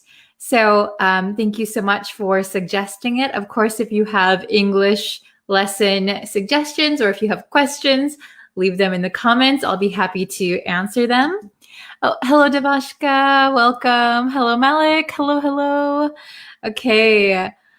So let's get into the lesson, shall we? Okay. Oh, hello from Madagascar. Hello from Moscow. Hello from Mexico. Lots of M's. Okay. So today we are going to learn wish plus would. So we're going to take a look at the grammar here, okay? The grammar and the nuance. So I'm really happy that a student requested this lesson because I noticed there wasn't a lot of information online about wish plus would.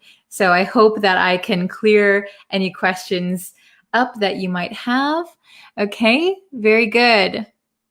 Oh, please teach contact and connect. Okay, very good. I will try to write that down. Okay. Okay, let's see. Let's get into wish plus would grammar lesson. Okay, so let's take a look at the structure. So we have subject plus wish plus would plus subject plus infinitive. Okay, very good. So we need someone or something and the infinitive. Okay, so Let's take a look at this first example sentence. I wish you would be quiet. I wish you would be quiet.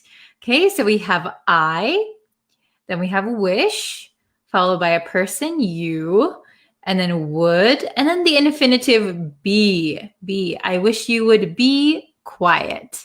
Okay, very good.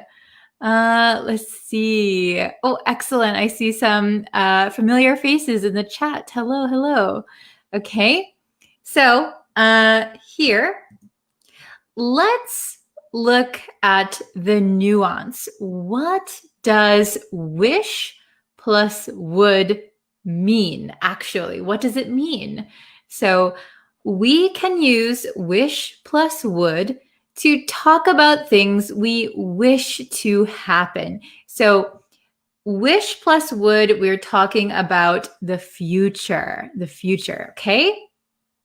So here we have, I wish he would stay. I wish he would stay. So if I hear this sentence, it's different from I hope he stays. So if you say, I hope he stays, that means that there is a likely chance that he will stay. I hope he stays. So that is a possibility, okay? I wish he would stay sounds like he told you that he's not going to stay. Sorry, I have to get going. I have to go home. Oh, I wish he would stay. I wish he would stay. Okay? Then I wish you would talk to me. So in reality, you are not talking to me. I wish you would talk to me. I wish you would talk to me. Okay? It's a little different from I hope you talk to me. Hope and wish are different, and I do have a hope versus wish lesson on the YouTube channel. Let's see if I can find the link for that. And then I can share it. Yeah, I have that link, so I will share it with you. Okay. So if you haven't seen that lesson, I'll put it in the comments, in the description, everything. So if you haven't seen hope versus wish, that is a good one to check out. Okay. So I wish you would talk to me. It sounds like you are not talking to me, and I wish that was different. Okay. I wish you would talk to me. Okay. Wish plus would can also be used to talk about things we wish would, sorry, I didn't go. I meant to skip to the next one. We can use wish plus would if we are annoyed that something is or isn't happening. So this is the big one. This is the big one where the nuance is really, really important. Okay. So when you are annoyed, you're irritated, you could be a little angry, you could use wish plus would. Okay, let's take a look at these examples. Okay, I wish you wouldn't lie to me. So I am annoyed. I don't like it that you are lying to me. So right now you're lying to me. I wish you wouldn't lie to me. So my wish for the future is that you will stop lying. Okay. The next one, I wish she would stop talking. I wish she would stop talking. Oh, she's so noisy. She's so annoying. I wish she would stop talking. Okay. So, if you use wish plus would, it could sound like you are annoyed or unhappy with something. Okay, so let's look at these 4 examples. Okay, more examples. I wish the teacher would explain it more. Okay, so I'm not satisfied. I'm not satisfied. The teacher isn't explaining it enough. I wish the teacher would explain it more. Okay? Number 2, I wish he wouldn't smoke. I wish he wouldn't smoke. So remember that we can use it in the negative. So what is true now is that he does smoke. He does smoke. So you can say, I wish he wouldn't smoke. I wish he wouldn't smoke. Okay, let's get into a little bit more complicated sentences. So usually I'm using I as the subject. We're going to change it. She wishes you would help with the chores. She wishes you would help with the chores. So she is annoyed. The implication is that she is annoyed that you aren't helping. She wishes you would help. Okay? So she feels irritated, annoyed. Okay? Last one. They wish we would agree to their plan. They wish we would agree, infinitive, to their plan. Okay, so whoever they are, this could be a business deal, for example, in business. So they wish we would agree to their plan. So maybe if you're doing some negotiations and things aren't working out, you keep not agreeing. They wish we would agree to their plan, maybe as soon as possible. Okay, very good. Before we get into that, let's take a look. Oh, this is a good one. He smokes too much. I wish he would stop smoking. Very good. I wish he would stop smoking. Let's see. Very good. I wish they wouldn't make a noise. Excellent. I wish you would convince me. Very good. Very good. Oh, this is a good question. What is the difference? I wish you could and I wish you would.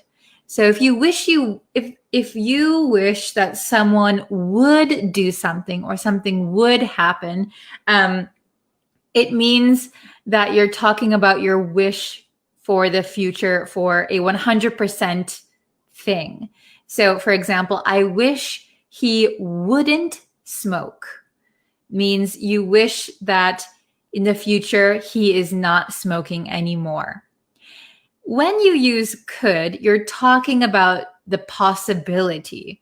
So if, for example, number 3, she wishes you could help with the chores. So that means maybe there's something that is making you not be able to help with the chores. For example, you're working all day and you don't have time, or you are very sick or something. There is something that is stopping you from helping. She wishes there was the possibility that you could help with the chores. So could is about possibility. Would is more certain. Would is like will. Okay. Let's see. I wish the restaurant would open on Monday. Very good. So it sounds like it's not going to open on Monday. So, I wish the restaurant would open on Monday, but it's probably not. Okay. I wish I would study Japanese language easily. Maybe for this one, I would say, I wish I could study Japanese language easily. Yeah, it's very difficult, right? I wish there was a possibility that I could study easily. Okay, let's look at completing some sentences together. Okay, so let's make some examples together. So number 1, I wish Bree would something. Can you finish this sentence?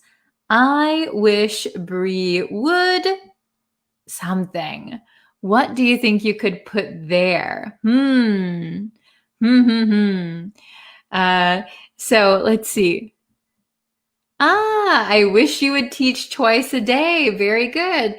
I wish you would teach twice a day. I wish Bree would teach twice a day. Very good. I wish she would talk with me. Excellent.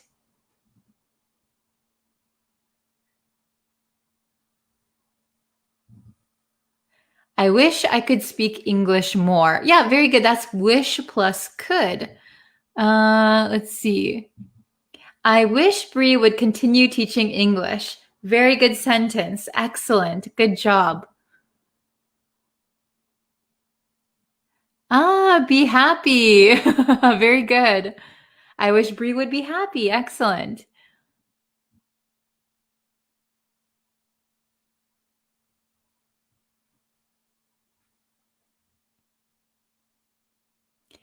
Okay. Oh, I wish Bree would be my friend. I like that one. I'll be your friend. Okay. How about number 2? I wish my dad wouldn't something. I wish my dad wouldn't something. How about number 2?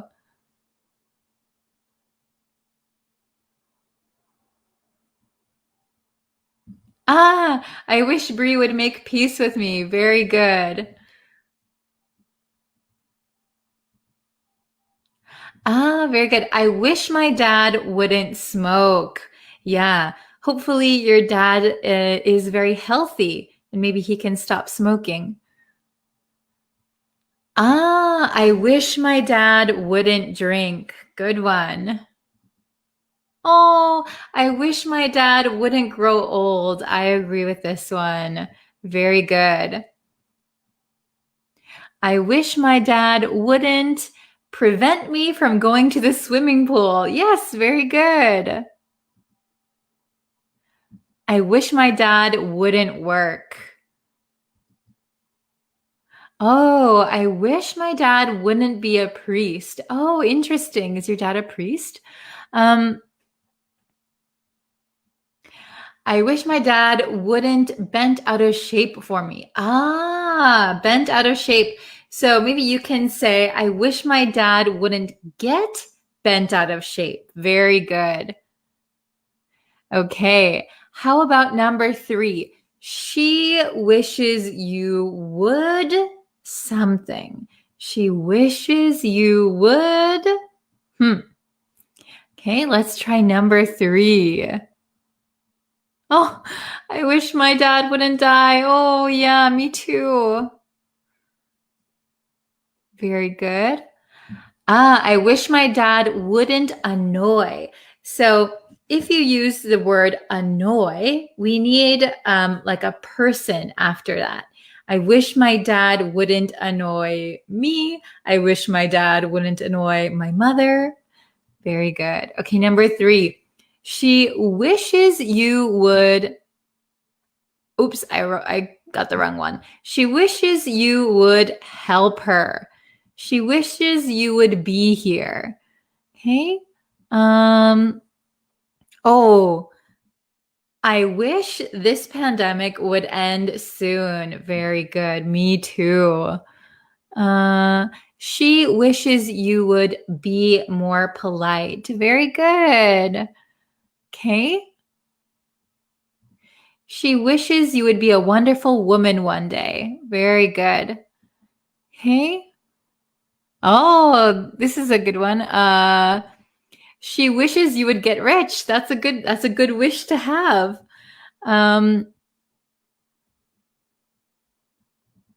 She wishes you would pass the Japanese N5 level. Oh, very good. Tet Tet Win, are you studying Japanese? That's very exciting. Okay. Very good. How about number 4, the last one, number 4. They wish we would something. They wish we would what? What do you think? What is the correct answer? Not correct answer. What is your answer, I guess? Could be anything, right? Okay, let's take a look at some other ones. Pass the exam. She wishes you would pass the exam. Oh,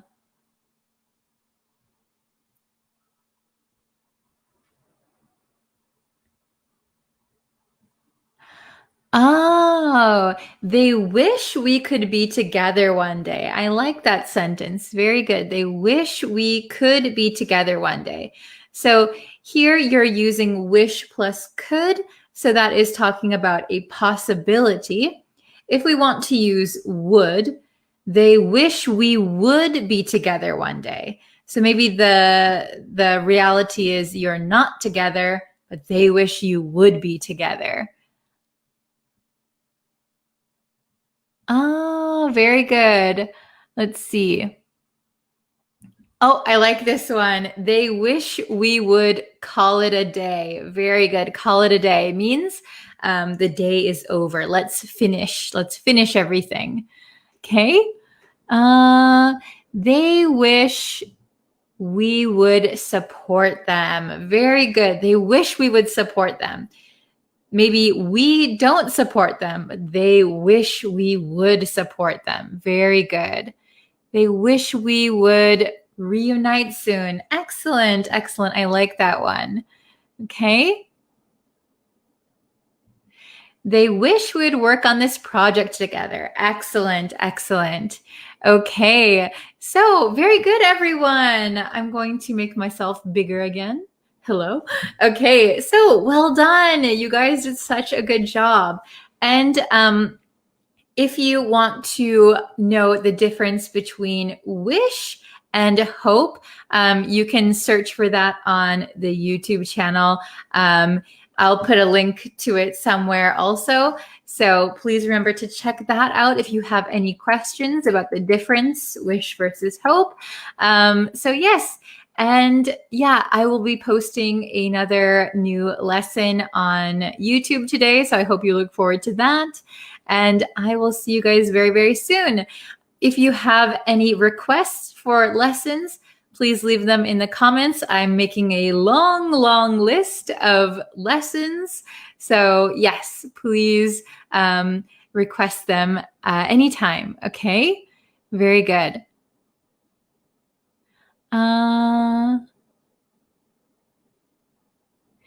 Yes, so this is very good. Sorry, but could you explain a bit about the difference between I wish and I hope?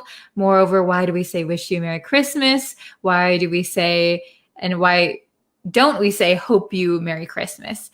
So again, I have a full lesson on that. I'm putting it in the comments right now. Wish versus hope, it's on the YouTube channel. Please watch that video. Very, very important. You have a good question. Okay, very good. Okay, so I will see you guys very, very soon. Thank you for watching, and please like and share. Okay, thank you, everyone. See you very